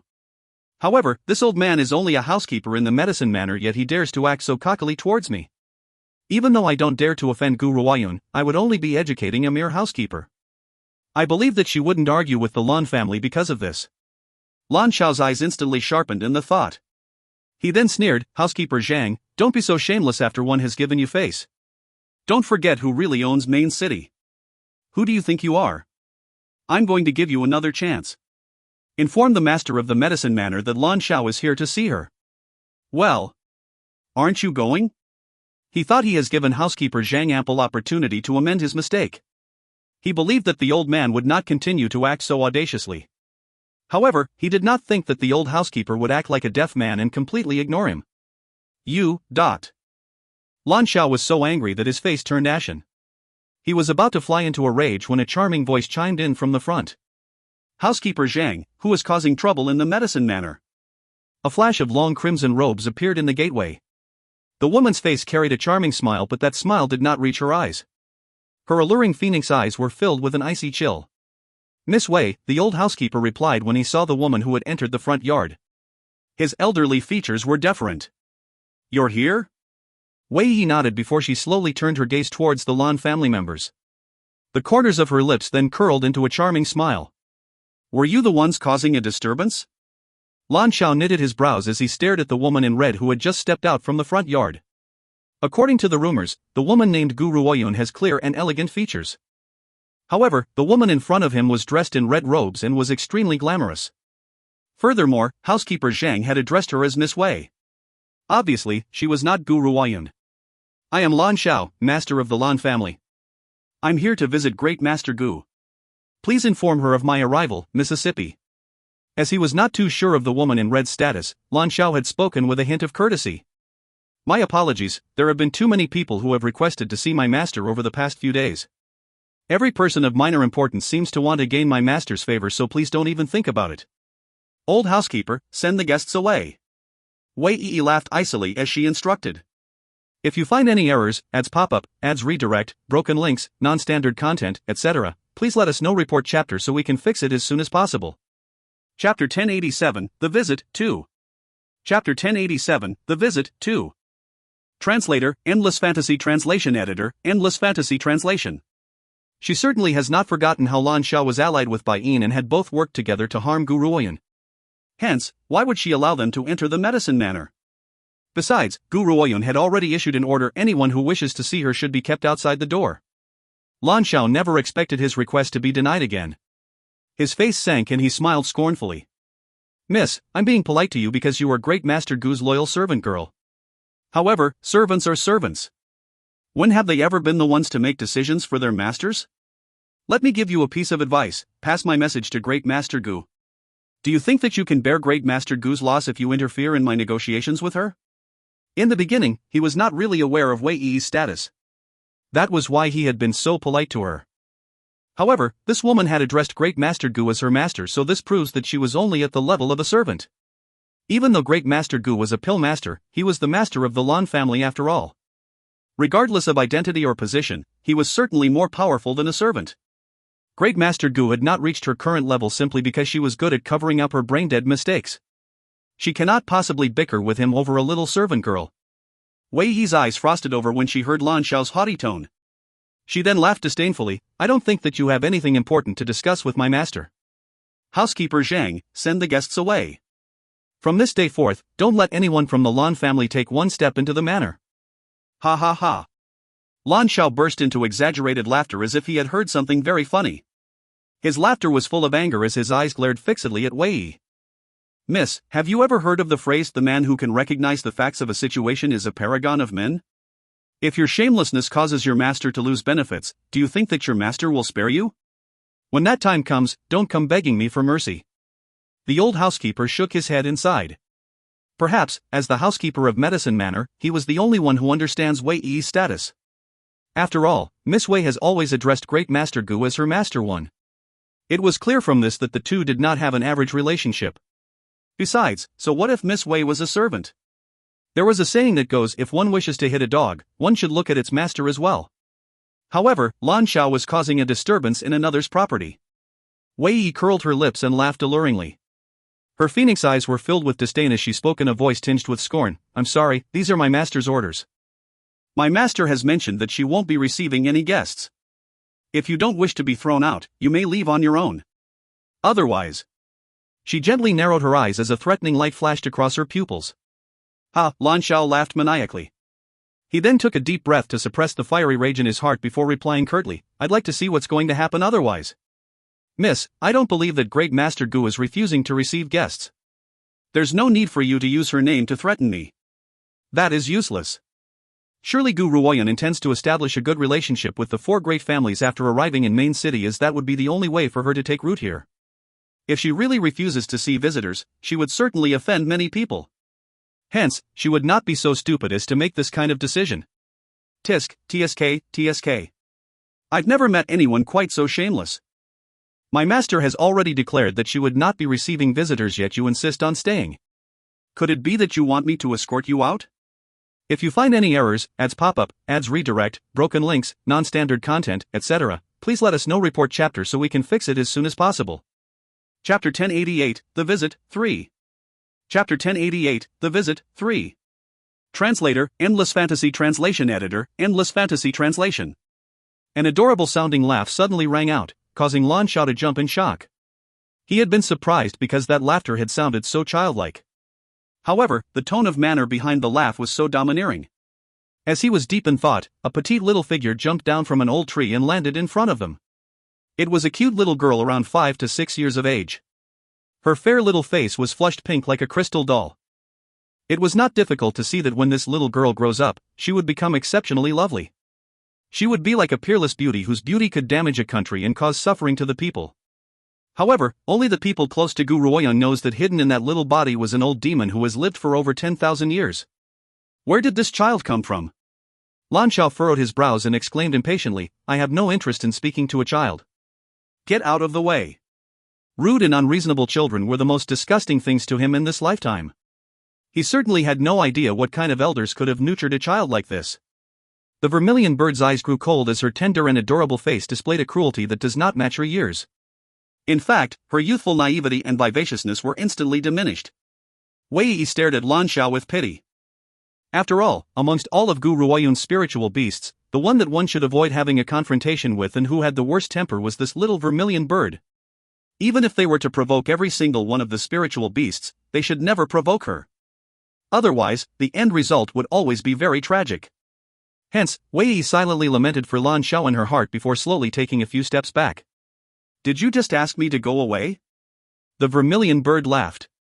Her smile was bloodthirsty and cruel as she walked towards Lan Xiao. Even though Lan Xiao had been entranced by her features, he believes that she was only an average child. Hence, he did not see her as an important figure at all. That's right. Lan Xiao laughed scornfully and spoke with disdain, I'm talking about you. I don't know who your parents are, but you haven't got a shred of politeness. If it wasn't for Great Master Gu's reputation, I would give you a good education in your parents' place. Alright, I don't want to make idle chit-chat with a little child, so step aside. Since you don't want to let me meet Great Master Gu, I'll go look for her myself. Lan Xiao began to head towards the rear courtyard as he was speaking. Boom! Just as he was about to enter the rear courtyard, a wave of flames descended from the sky and slashed towards him with a loud whoosh. He was only a few centimeters away from that sudden blast of flames. Lan Xiao was utterly shocked. His face changed from white to green before turning from green to white again. He felt a blockage in his throat and was unable to speak.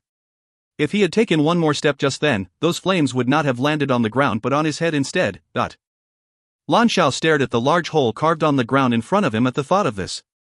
He quivered and turned around as he trembled. His terrified gaze then landed upon the petite little figure. Where do you think you're going? The vermilion bird played with the flames on her fingers as she grinned at Lan Xiao. A cruel light flashed across her eyes. Don't worry, I won't make any more moves to stop you. However, my flames don't seem to want to listen to my orders. If you're not careful and your soul ends up getting scattered across the world, it's not going to be my problem. The meaning behind what she said was clear. If you dare take another step, what awaits you will be a rain of flames from the sky. If you find any errors, ads pop up, ads redirect, broken links, non-standard content, etc., please let us know. Report chapter so we can fix it as soon as possible. Chapter 1089, The Visit, 4. Chapter 1089, The Visit, 4. Translator, Endless Fantasy Translation Editor, Endless Fantasy Translation. Each time he thought about that scene, Lan Xiao's face would drain of color. What are you? To have the ability to carve a hole in the ground with flames, her ability is at least on par with my father. However, she is only a 5 to 6 year old little Lolita. How could such a little girl possibly have such great power at this age? Does an ad like you deserve to know who I am? Asked the vermilion bird as she laughed coldly and stared disdainfully at Lan Xiao. However, let me tell you this. When I was born, the Northern Bloc territory did not even exist yet. Lan Xiao's eyes turned wide. Does this little Lolita mean that she's older than the Northern Bloc territory? Could it be that she's actually an old demon who's using the face of a little Lolita? Lan Xiao's heart instantly turned into ashes when he realized this. He thought that things would be fine as long as he did not offend Gu Ruoyun, but who would have thought that she would be surrounded by so many powerful cultivators? This makes sense. How else could Gu Ruoyun have reached this stage if she had not been surrounded by several capable people? Unfortunately, he had realized this too late. Vermilion bird, Wei Yi glanced at the vermilion bird and said, "Don't forget the master's orders." After all, Gu Ruoyun's goal was to subdue the whole of Northern Bloc territory. Therefore, the Lan family shall be spared for the time being. Otherwise, if the Lan family was destroyed, the Northern Bloc territory would plunge into a sensation. Only after she has completely subdued the Northern Bloc territory could they decide on the Lan family's punishment. Before that happens, they can't destroy the Lan family. Hence, Wei Yi was really worried that the vermilion bird would lose all rationality in her anger and swallow Lan Xiao whole. I know. The vermilion bird smiled. I won't kill these people, I'll only punish them. I order all of you to kowtow every step out of the medicine manor. Furthermore, you must kneel on the streets and scold yourselves for acting like B***stards. Of course, the crueler you are with your scoldings, the faster my anger will dissipate. If the strength used in your scoldings is not enough, you kneel and curse yourself for an entire day. Hearing this, Lan Xiao's expression changed drastically. His voice was filled with anger as he retorted, "A scholar prefers death to humiliation. Though I admit that I'm not as powerful as you, the Lan family has a high-level martial supreme as well. Aren't you crossing the line by doing this? A high-level martial supreme, ... The vermilion bird snorted disdainfully and replied with contempt, "Sure, I'd like to see if the Lan family's powerhouse has the ability to save you that quickly. Besides, do you think that I'd grant you an easy death? Don't worry, I am very kind. I've never hurt anyone, I'll only give you a fate worse than death." When Lan Xiao heard the words fate worse than death, he clearly felt the temperature in his surroundings rise rapidly around him. It was as if there were raging flames burning next to him and that they could burn his body into ashes. Was that enough? No. At that moment, Lan Xiao felt as if he was standing in a smelting furnace. It was not only his flesh but even his soul seemed to be burning in the flames. This was an agony he had never felt before. He wailed in anguish immediately as his entire body trembled ceaselessly. However, no one else was aware of what was happening. Lan Xiao, who had been fine initially, suddenly reacted as if he was in great agony. The look on his face has become absolutely malevolent, it was extremely horrifying.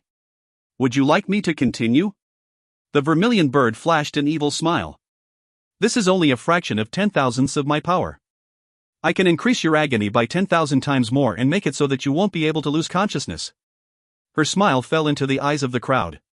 It was as if a demon was waving at them. The vermilion bird never forgot how this fellow had joined forces with that woman named Baiyin to bully Gu Ruoyun. Now that he has presented himself to her, how could she let him off so easily? Please let me go. Lan Xiao was in so much pain that even his teeth chattered and cold sweat was dripping down his brow. I am willing to do whatever you say, please let me go. A scholar does indeed prefer death to humiliation. However, enduring humiliation was far better than a fate worse than death. If you find any errors, ads pop up, ads redirect, broken links, non-standard content, etc., please let us know. Report chapter so we can fix it as soon as possible. Chapter 1090, The Foolish Lan Xiao, 1. Chapter 1090, The Foolish Lan Xiao, 1. Translator, Endless Fantasy Translation Editor, Endless Fantasy Translation. Whoa! As soon as Lan Xiao had said those words, the scorching furnace-like heat dissipated and he sighed in relief. However, his face would turn into an ugly shade whenever he remembered how he had been dominated by the little Lolita's tyrannical abuse. Remember, you have to kneel and kowtow as you go out. The little vermilion bird grinned as she stared at the unpleasant look on Lan Xiao's face. Her large, vivid eyes were flashing with wickedness. If you do anything that provokes my displeasure, you can forget about leaving this place today. Lan Xiao clenched his fist tightly. There was a fiery anger in his heart which felt like it could burst at any moment. He finally took a deep breath before he slowly knelt down and threw himself onto the ground. Thump! He turned around and kowtowed once. He then began to kowtow at every step as he made his way to the gate. The people who had accompanied Lan Xiao did not even dare to breathe too heavily as they carefully followed him out of the Medicine Manor. Even though the Medicine Manor's courtyard was deserted, there was quite a number of people outside on the street. At that moment, the pedestrians who had been rushing about could not help but stop in their tracks. Their astonished gazes were turned towards the middle-aged man who was kowtowing with every step as he made his way out of the Medicine Manor. Some had even begun to suspect that their Weissen had gone wrong. What had they just seen? The master of the Lan family was actually bowing and scraping out of the Medicine Manor? What? What on earth is this? Lan Xiao seemed to sense their shocked stares as he knelt on the center of the street and took a fierce yet deep breath. He then exclaimed, I, Lan Xiao, am a living animal. I'm worse than a dog or a pig. Even animals are more outstanding than I. Everyone was dumbstruck. They could not understand what had gotten into Lan Xiao to have caused him to kneel on the ground and loudly humiliate himself. Had he been upset in some way? After offending me, did you think that I would let you off so easily? The little vermilion bird was standing in the courtyard while she looked at the middle-aged man who was bowing and scraping in the middle of the street. There was a wicked smile on her tender and adorable features. She produced a pill from her lapel and fiercely crushed it into powder. Whoosh! A wind suddenly rose from her sleeves and whirled the powdered pill along until it reached Lan Xiao. However, at this moment, Lan Xiao had not noticed this at all. He took a deep breath and promptly inhaled the powdered pill into his digestive system. Wei Yi looked at the little vermilion bird who was next to her and shook her head before she stared at Lan Xiao with pity once again. Did he really think that that would have been enough? This little demon would not possibly let him off so easily. Even though she does not know the effects of that pill, she knows very well that the little vermilion bird's pill had come from Guruoyan. Its effects would not be normal at all. Help me up. Lan Xiao's eyes sank as he raised his hand and ordered the person behind him to assist him. Yes, master. The guard behind him quickly tried to help Lan Xiao to his feet. However, before he could touch Lan Xiao, a gust of wind slapped against the guard's chest with a thud. A loud laugh then burst into the air. Ha ha ha. Lan Xiao laughed maniacally. His smile was malicious and terrifying as he said, Do you all know why I've just called myself an animal? It's because I've never even spared my own brothers. If I had not led the rival family of my good sister-in-law here, they would not have lost their lives. That poor nephew of mine would also never have been labeled as an omen of bad luck. If you find any errors, ads pop up, ads redirect, broken links, non-standard content, etc., please let us know. Report chapter so we can fix it as soon as possible. Chapter 1091, The Foolish Lan Xiao, 2. Chapter 1091, The Foolish Lan Xiao, 2. Translator, Endless Fantasy Translation Editor, Endless Fantasy Translation. Boom. Like thunder in a clear sky, everyone was shocked to the core. Even the members of the Lan family were dumbfounded. No one ever thought that Lan Xiao would fly into madness in public and that he would even spout such drivel.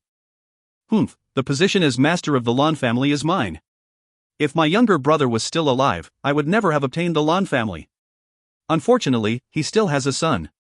Even though that little B***starred Lan Gu doesn't have any cultivation abilities, he's naturally intelligent, so father had always preferred him to me. In addition, father has taken even more pity on Lan Gu after my younger brother's death. If I had not spread the word about him bringing bad luck to his parents, those old farts of the Lan family would never have joined forces to force my father to send that piece of dog turd away. Indeed, the moment that little half-breed had been sent away, I, the only descendant of the Lan family, was naturally given the position of master of the Lan family. This seat belongs to me, no one else can take it away. Only I, Lan Xiao, am worthy enough to become master of the Lan family. Anyone who stands in my way shall die. Lan Xiao's eyes turned bloodshot and he looked as if he could swallow a person whole. His eyes were filled with hatred and anger. This is bad.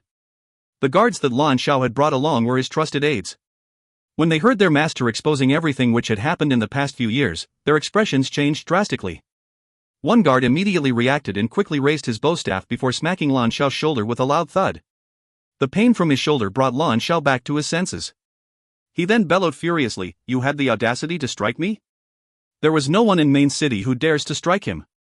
However, aside from that little girl from the Medicine Manor, someone else has dared to use a bow staff on him. That person was truly digging his own grave. Thud.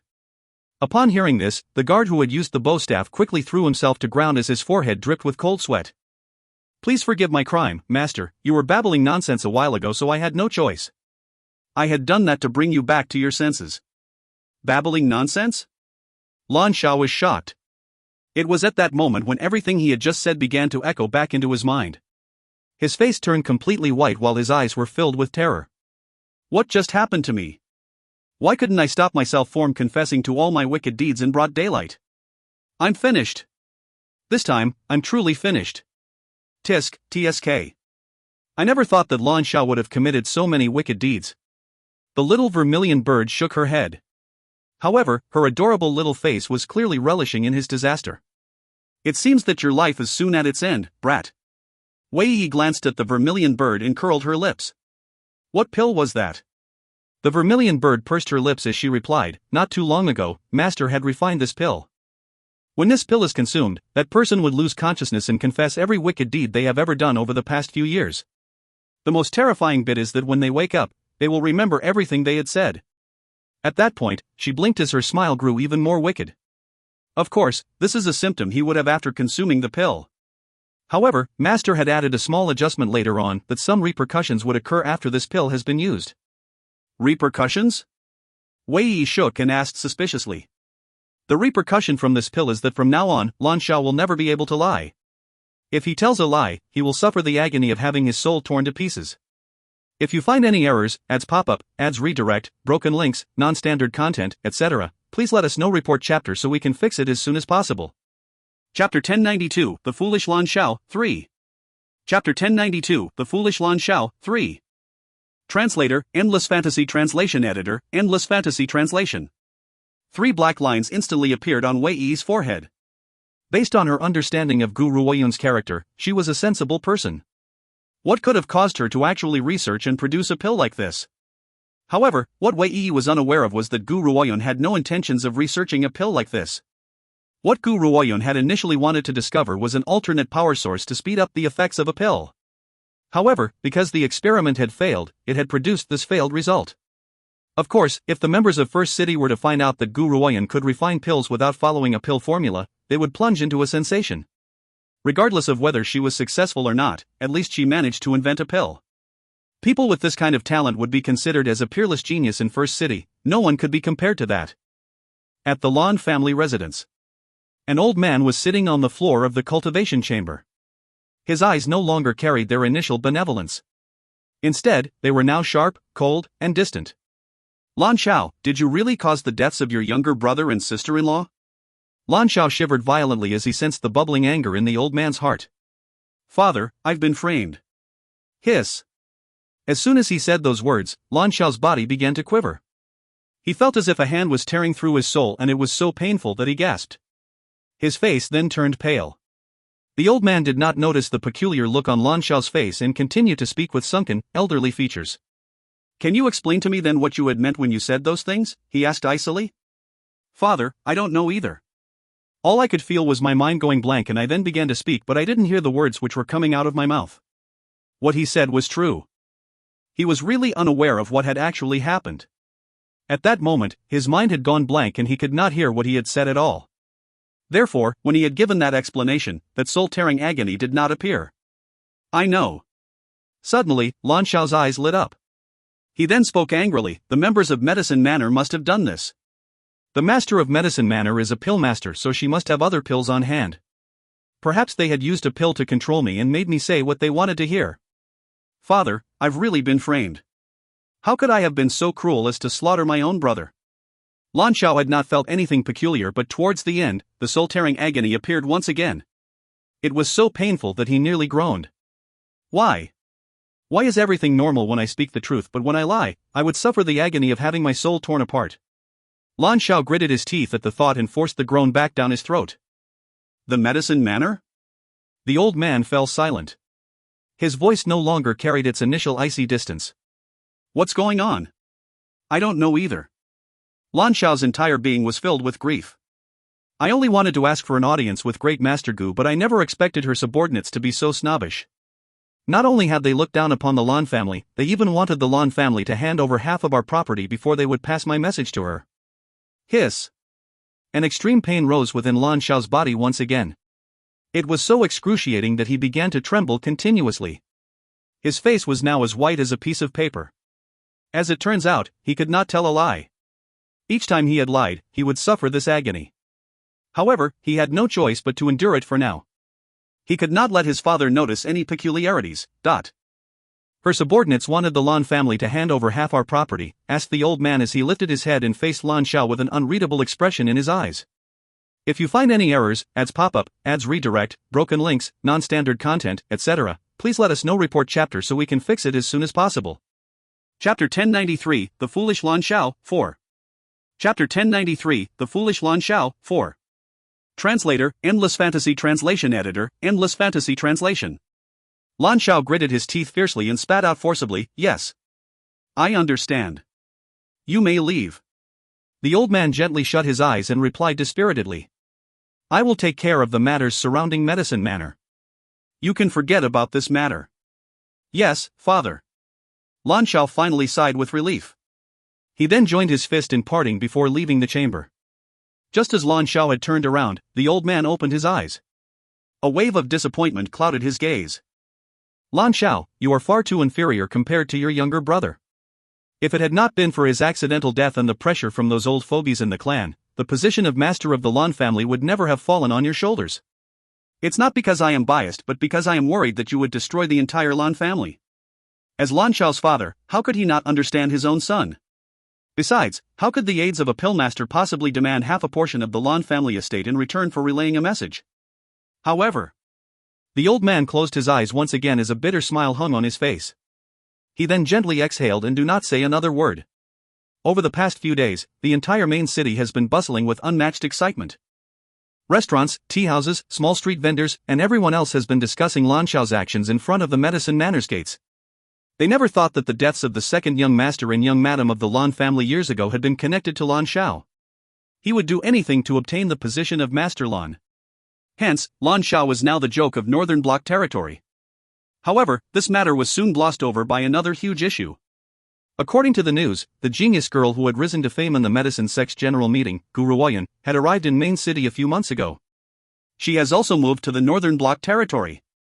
Hence, all the big and small organizations have plunged into a sensation. The initially quiet Medicine Manor instantly became as busy as a marketplace. However, no matter who had come to visit, they were all stopped outside the Medicine Manor's gates. Even the most mysterious family amongst the four great families of Main City had sent an elder from their clan. However, not only had he been unable to see the master of Medicine Manor, he was not even allowed to set foot past their threshold. The Medicine Manor then issued an announcement. In half a month's time, they will be holding a banquet and everyone who has reached the Martial Supreme rank or organizations who have Martial Supremes in their ranks may send their representatives to attend the banquet. In the Northern Bloc territory, the number of organizations who has Martial Supremes in their ranks was not a small one. Hence, many organizations began to make their preparations. As for those who did not have enough power, they could only watch in envy as the other families received their invitations. After all, the master of Medicine Manor was a pill master which was in existence that many wishes to win good favor with. Even the cultivators of First City could not possibly turn a blind eye to a pill master. In all of Northern Bloc territory, only the Zhang family and the Gu family did not show any sign of movement. Others could not help but wonder what the two families were up to. Could it be that they were not interested in the pill master at all?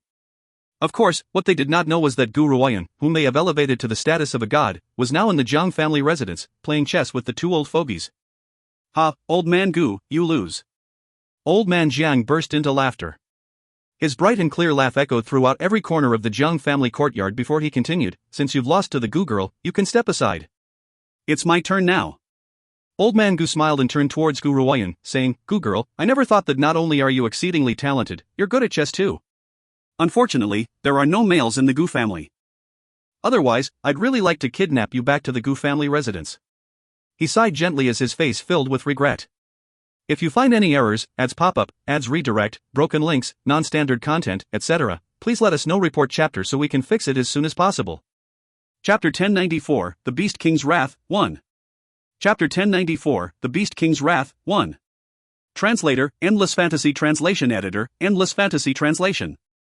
By the way, Gu girl, I don't think I've explained the Gu family's situation to you. There is only one descendant in the Gu family, that is my granddaughter, Gu Lan. This granddaughter of mine has always been an eccentric spirit from a young age. She always gets herself into trouble, and in addition, because she's a woman, she can't inherit the Gu family. Old man Gu sighed exasperatedly. Hence, the elders of the Gu family had a discussion and decided that the Gu family should form a marriage alliance with the Jiang family. Besides, the Jiang family had once promised us that as long as that granddaughter of mine takes a liking to any of their descendants, that descendant will be given the title of young Master Jiang and marry my granddaughter. Ha ha. Previously, I had wanted to matchmake Zhuor and Lan'er. After all, they were childhood friends who had grown up together. Their ratio of success would have been higher than anyone else. Who would have thought that the two did not like each other at all? Furthermore, Lan'er has run away from home and there hasn't been any news of her. Old man Jiang burst into laughter, but it carried the hint of a grudge. Old man Gu felt a little embarrassed as he continued to speak awkwardly. Old man Jiang, it was the Gu family's fault in this. It's all right. Old man Jiang waved his hand, stopping old man Gu from whatever he wanted to say. I am blessed with sons and grandsons. We can't interfere too much in the affairs of the younger generation. Since that's the case, let's not trouble Gulan. Despite all that, old man Gu still felt remorseful in front of old man Jiang. Old man Jiang, the Gu family owes you one. Even if the marriage alliance was unsuccessful, the relationship between our houses will not change because of this. Ha ha. Old man Jiang burst into happy laughter. That's all I need to hear. I've watched the child Lan'er grow up since she was a little girl. Hence, let her be my granddaughter. Even if we can't be joined by marriage, I won't ignore the Gu family if they're ever in a crisis. Perhaps the people of Main City are unaware of the relationship between the two, but Gu Ruoyun, who was standing next to them, could sense the mutual affection between the two old men. This was the kind of relationship that goes beyond mutual benefits for the great families. It was a relationship between best friends. Old man Jiang, old man Gu. I've disturbed the both of you for much too long today. It's time for me to take my leave now. Gu Ruoyun slowly rose to her feet and said with a smile, by the way, I'm staying at the Medicine Manor at this moment. However, I've just made an announcement that I won't be receiving visitors for the next half of the month. If there's anything that you need from me, I will visit you both here instead. All right. Old man Jiang nodded before rising to his feet, saying, I'll ask Wen Yen to escort you on your way. There's no need. Gu Ruoyun shook her as she replied gently. In Main City, the great aristocratic families have many eyes and ears. If Wen Yen were to send her off, she would draw a lot of attention. Gu Ruoyun no longer tarried as she headed straight out of the courtyard. As Wen Yen stared at her flash of green robes, a peculiar light flashed across his gentle and jade-like features. After a long pause, he spoke in a deep voice, Maternal grandfather, Gu Ruoyun has powerful abilities. Do you think that she would be able to help me in that matter? Old man Jiang was shocked. He then furrowed his brows before relaxing them again in a short while. His elderly voice was calm and steady as it rang out slowly in the quiet of the noonday. Yenner, I would never stand in your way in whatever you wish to do. However, I need to warn you that the Gu girl is very intelligent. If you wish to use her, she will figure that out very quickly. Besides, I haven't been interacting with this little girl for very long, but I know her standards of formality. If you befriend her wholeheartedly, she will repay you 10,000 times over. However, if you even have a shred of ulterior motive, you can forget about gaining her trust again for the rest of your life. If you find any errors, ads pop up, ads redirect, broken links, non-standard content, etc., please let us know. Report chapter so we can fix it as soon as possible. Chapter 1095, The Beast King's Wrath, 2. Chapter 1095, The Beast King's Wrath, 2. Translator, Endless Fantasy Translation Editor, Endless Fantasy Translation. Wen Yen gently raised his head. His eyes then turned towards Gu Ruoyun's disappearing figure and his gaze no longer displayed a calm gentleness. All that was in its place was a cool-headed tranquility. I understand. However, Wen Yen lowered his eyelids, shielding the light in his eyes. His voice seems to transcend through his spirit, reaching Tianqi's ears. Tianqi, if I spared no effort or strategy for my revenge, would you help me? All was quiet in his soul for a few seconds before a woman's gentle voice sounded. Master, it doesn't matter to me whether you are a human or a demon. Ever since I had begun to follow you, you are the person that I've pledged my loyalty to. Even if you are a demon in the eyes of the world, you will always remain as the kindly, graceful, jade-like young man in my heart. In this life, I will most certainly cut my way through thistles and thorns with you and carve out a path filled with sunlight. Wen Yen smiled. That smile was full of warmth. However, his eyes still contained an icy stare which could not be melted. It's decided. Even if I have to become the embodiment of a demon, I will have my revenge without sparing any effort or strategy. Even if I have to make use of certain persons that I shouldn't be using. Old man Jiang noticed the unchanging hatred in Wen Yan's eyes, and a sense of anxiety slowly appeared in his heart. In the end, the anxiety turned into a sigh from his mouth as his face filled with a bitter smile. This child, Wen Yan, has suffered too much pain at a young age until his growing years have been spent in torture. I don't know if it would be a blessing or a curse if this were to continue. Of course, old man Jiang also knows that the kid would not listen to the words he had just thought. Perhaps I should find some time to inform the Gu girl of Wen Yan's issues. This is not only for the Gu girl's sake but to ensure that Wen Yan does not continue to live in hatred. This really won't do him any good. Some people can grow rapidly out of hatred. However, there are others who would end up losing all sense of rationality because of their hatred. Old man Jiang has always been worried that Wen Yan would turn out the other way. Main city. A clamoring noise could be heard along the big and small bustling streets. However, it was at this moment that Gu Ruoyun suddenly paused in her footsteps as her gaze pierced through the crowd, landing on a fat, fleshy figure.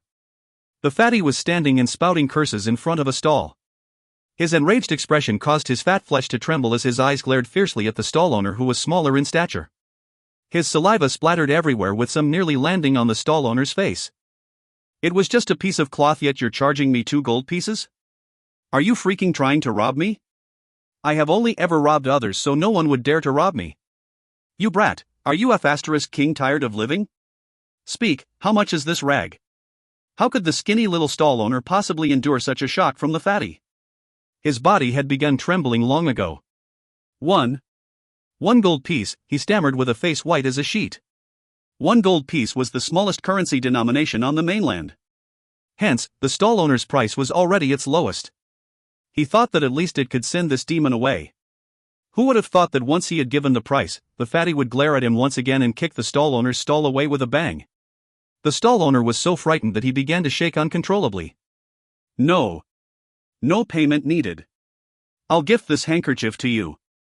Free of charge. What? The fatty was incensed. His eyes looked as if they could spit fire as they glared at the skinny little stall owner. Free of charge? You have the audacity to waste my time by haggling for half a day? No, you must give me a price today. Otherwise, I won't leave. If you find any errors, ads pop-up, ads redirect, broken links, non-standard content, etc., please let us know. Report chapter so we can fix it as soon as possible. Chapter 1096, The Beast King's Wrath, 3. Chapter 1096, The Beast King's Wrath, 3. Translator, Endless Fantasy Translation Editor, Endless Fantasy Translation. Damn it, I have had to take such painstaking effort all for the sake of giving Lord Gu Ruoyun a present. After all, I want to pay Lord Gu Ruoyun a visit, so I can't just drop by empty-handed. Otherwise, if Gu Ruoyun were to tell the Lord about this, the spiritual beasts of Nemesis Forest can forget about staying alive. However, his words nearly made the skinny little stall owner cry. He had complained that 1 gold piece was expensive, so I've refused to accept his money, yet he still isn't satisfied? What does he want from me? I don't want your money, I'll pay you 3 gold pieces instead. All right. Please leave quickly and never come back again, said the stall owner as he sobbed profusely. If this fatty continues to cause a ruckus, the stall owner would have to kneel and call him father. Was he that much of a bully? A large group of people had begun to gather around them. Even though they stared at the stall owner with pity, not one of them dared to say anything when they noticed the great amount of fleshy meat on the fatty's body. They were deathly afraid of provoking this damned fatty. 10 gold pieces. The fatty held out 10 fingers and gestured them in front of the stall owner as he scoffed coldly. Sure. I'll give you 10 gold pieces. Old ancestor, I beg you to leave me be. The stall owner no longer cared about anything else. All he wanted was to chase this fatty away. The fatty took the newly bought pink handkerchief in one hand and 10 gold pieces from the stall owner in another before turning around in a satisfied manner. He was just about to leave when he noticed a flash of green robes outside the crowd. His then eyes lit up like light bulbs. Gu Ruoyun was just about to leave when unexpectedly, the over 100 kilograms strong fatty began to charge maniacally towards her just as she turned around. The fatty waved the newly purchased pink handkerchief at her as he ran. Lord Gu, I've finally found you. 1. Whoosh, whoosh, whoosh. At that moment, all eyes had gathered upon Gu Ruoyun. The blank stares of the crowd were full of shock. No one had expected this calm, delicate, and pretty lady to actually be acquainted with this damned blackmailing fatty. Especially since the damned fatty was waving a handkerchief at her like a woman from a whorehouse trying to drum up customers. The sight of it was absolutely unsettling. Gu Ruoyun's expression changed drastically. It was too late to run now because the damned fatty who was still waving the pink handkerchief was almost right in front of her. His meaty face had broken into a blossoming smile. That expression was exactly like a prostitute who was trying to get a client. Lord Gu, I've been going crazy looking for you. Even the spiritual beasts of Nemesis Forest have been spurred into the search. However, all the news about you seems to have been cut off, so I had to search for you personally. After all, that lord was already rushing towards the northern block territory. He has even ordered them to find Gu Ruoyun's exact location and report back to him before he arrives. Therefore, he had no other choice but to order all spiritual beasts to conduct a search for the sake of locating Gu Ruoyun. Gu Ruoyun's expression turned back to normal as she stared at his fawning face before slowly exclaiming, "I don't recognize you." She does not have much of a relationship with the Beast King, so clearly she had not needed to give him any face. However, what she could not understand was the fact that the spiritual beasts of Nemesis Forest had been mobilized to search for her. Could it be that something has happened in Nemesis Forest? Lord Gu, don't you remember me? The Beast King looked very pitiful, remarkably like a resentful wife in the boudoir. This is a meeting present that I've just bought for you. Not only have I spent a lot of money, I've even wasted a lot of time. I hope that you don't avoid me, Lord Gu. If you find any errors, ads pop-up, ads redirect, broken links, non-standard content, etc., please let us know. Report chapter so we can fix it as soon as possible. Chapter 1097, The Beast King's Wrath, 4. Chapter 1097, The Beast King's Wrath, 4. Translator, Endless Fantasy Translation Editor, Endless Fantasy Translation. The Beast King was used to speaking in a vulgar manner in the Nemesis Forest. Now, he was acting genteel on purpose for the sake of not leaving a bad impression of him on Gu Ruoyun. However, his words, coupled with his coarse voice, sounded rather awkward. Gu Ruoyun's gaze landed on the pink handkerchief in the Beast King's hand as the corners of her lips twitched. Spent a lot of money? Didn't he just snatch this handkerchief? Oh, that's right, he had also robbed the poor stall owner of 10 gold pieces too.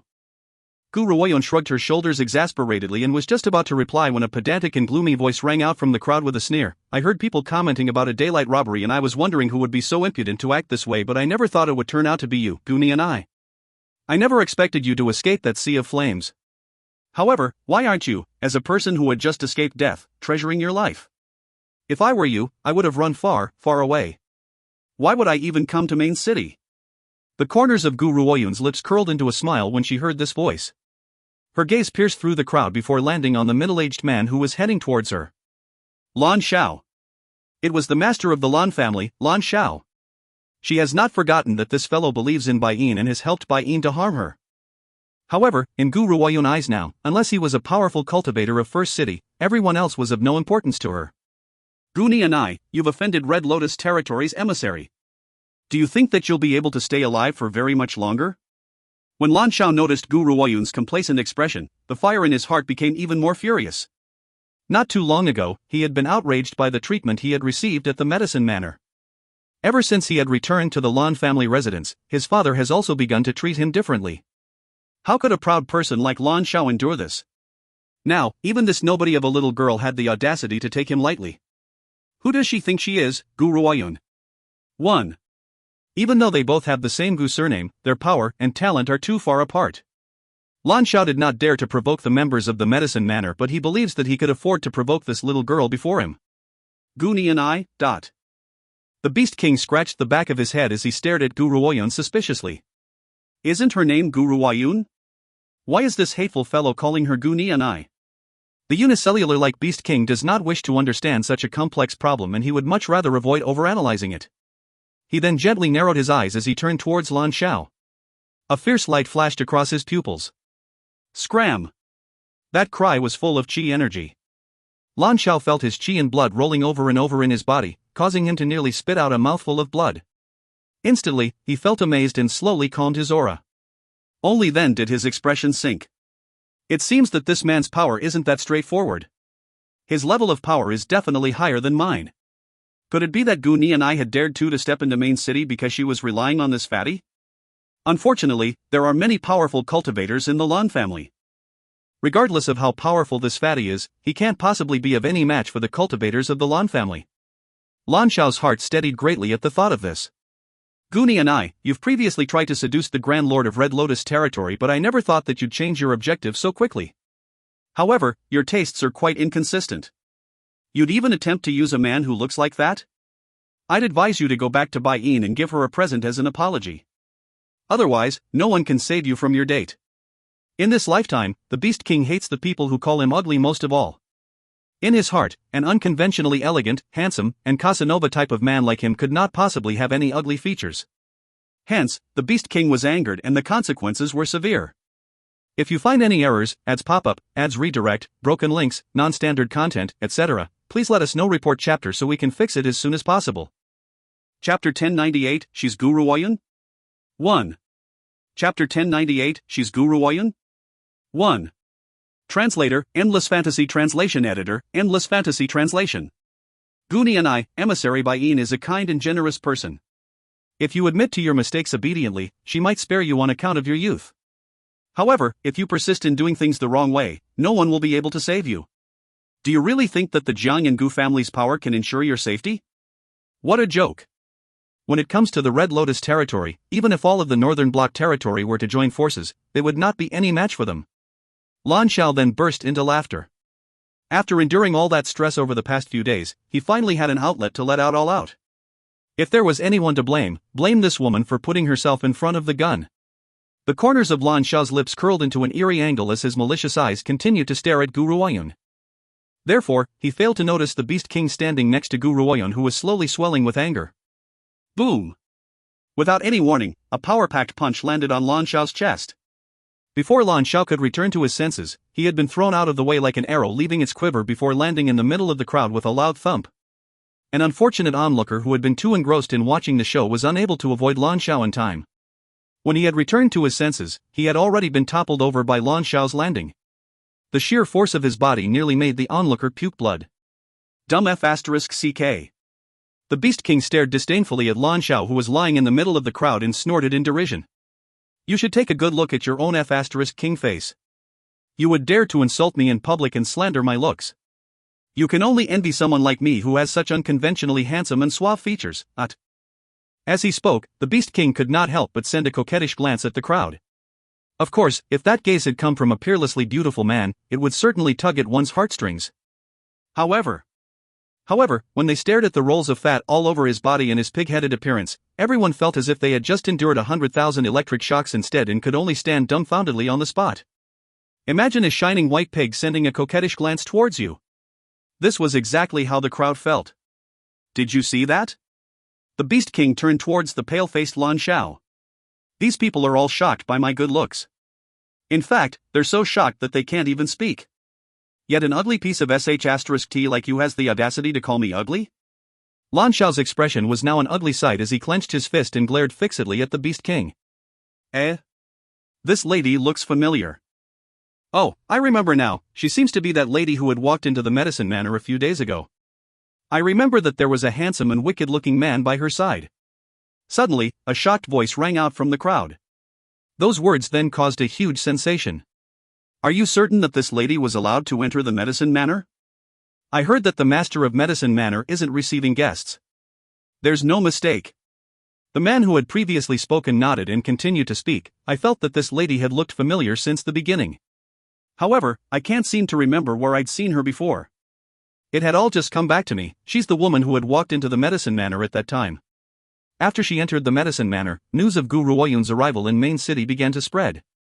This means that this woman must have some sort of connection with the Medicine Manor.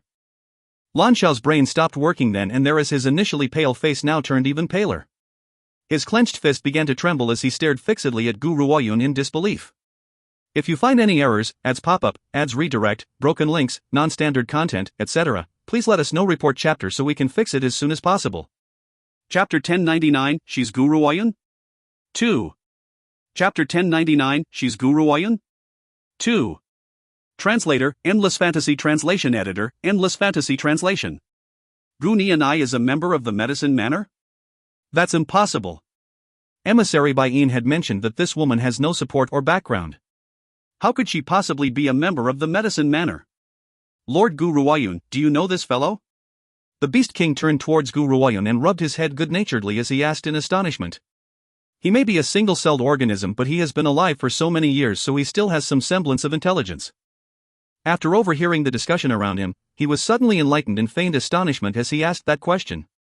Gu Ruoyun sighed exasperatedly. The reason why she had previously used the name Gu Nianai was to lessen the chances of attracting trouble.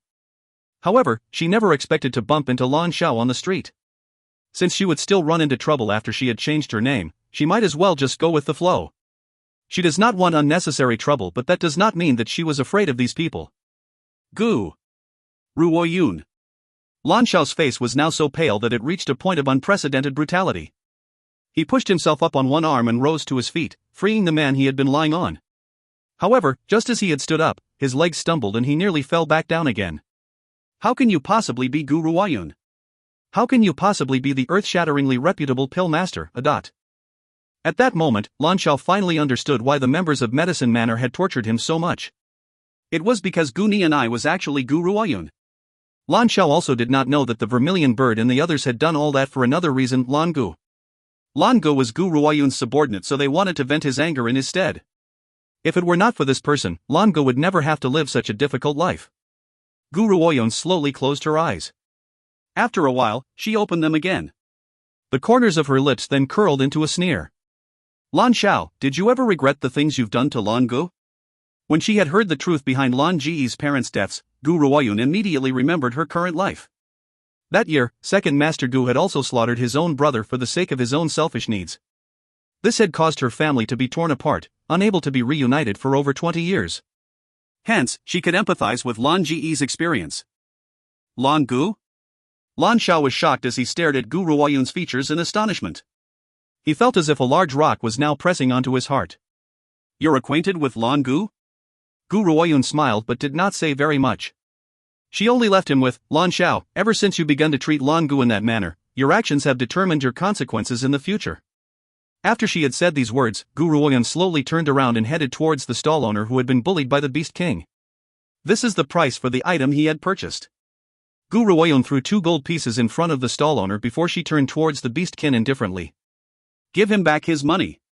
Oh. The Beast King felt very reluctant, but he did not dare go against Gu Ruoyun's orders. He took the money out and placed it pitifully in front of the stall owner. The stall owner stared gratefully as Gu Ruoyun headed towards the Medicine Manor. I never thought that the master of the Medicine Manor would turn out to be such a delicate and pristine lady. This is too perfect. However, the master of the Lan family had slandered her by saying that she had seduced men. I really never thought that the Lan family members could be so narrow-minded as to even say such things. Tisk, TSK. Have you forgotten those things that Lan Xiao had confessed in public? After all, he had caused the deaths of his younger brother and sister-in-law. Even Lan Gu, who had been very young at the time, had not been spared. Lan Xiao had falsely accused him of being an unlucky omen who had brought bad luck to his parents. Based on this, are there really any limits to what he would do?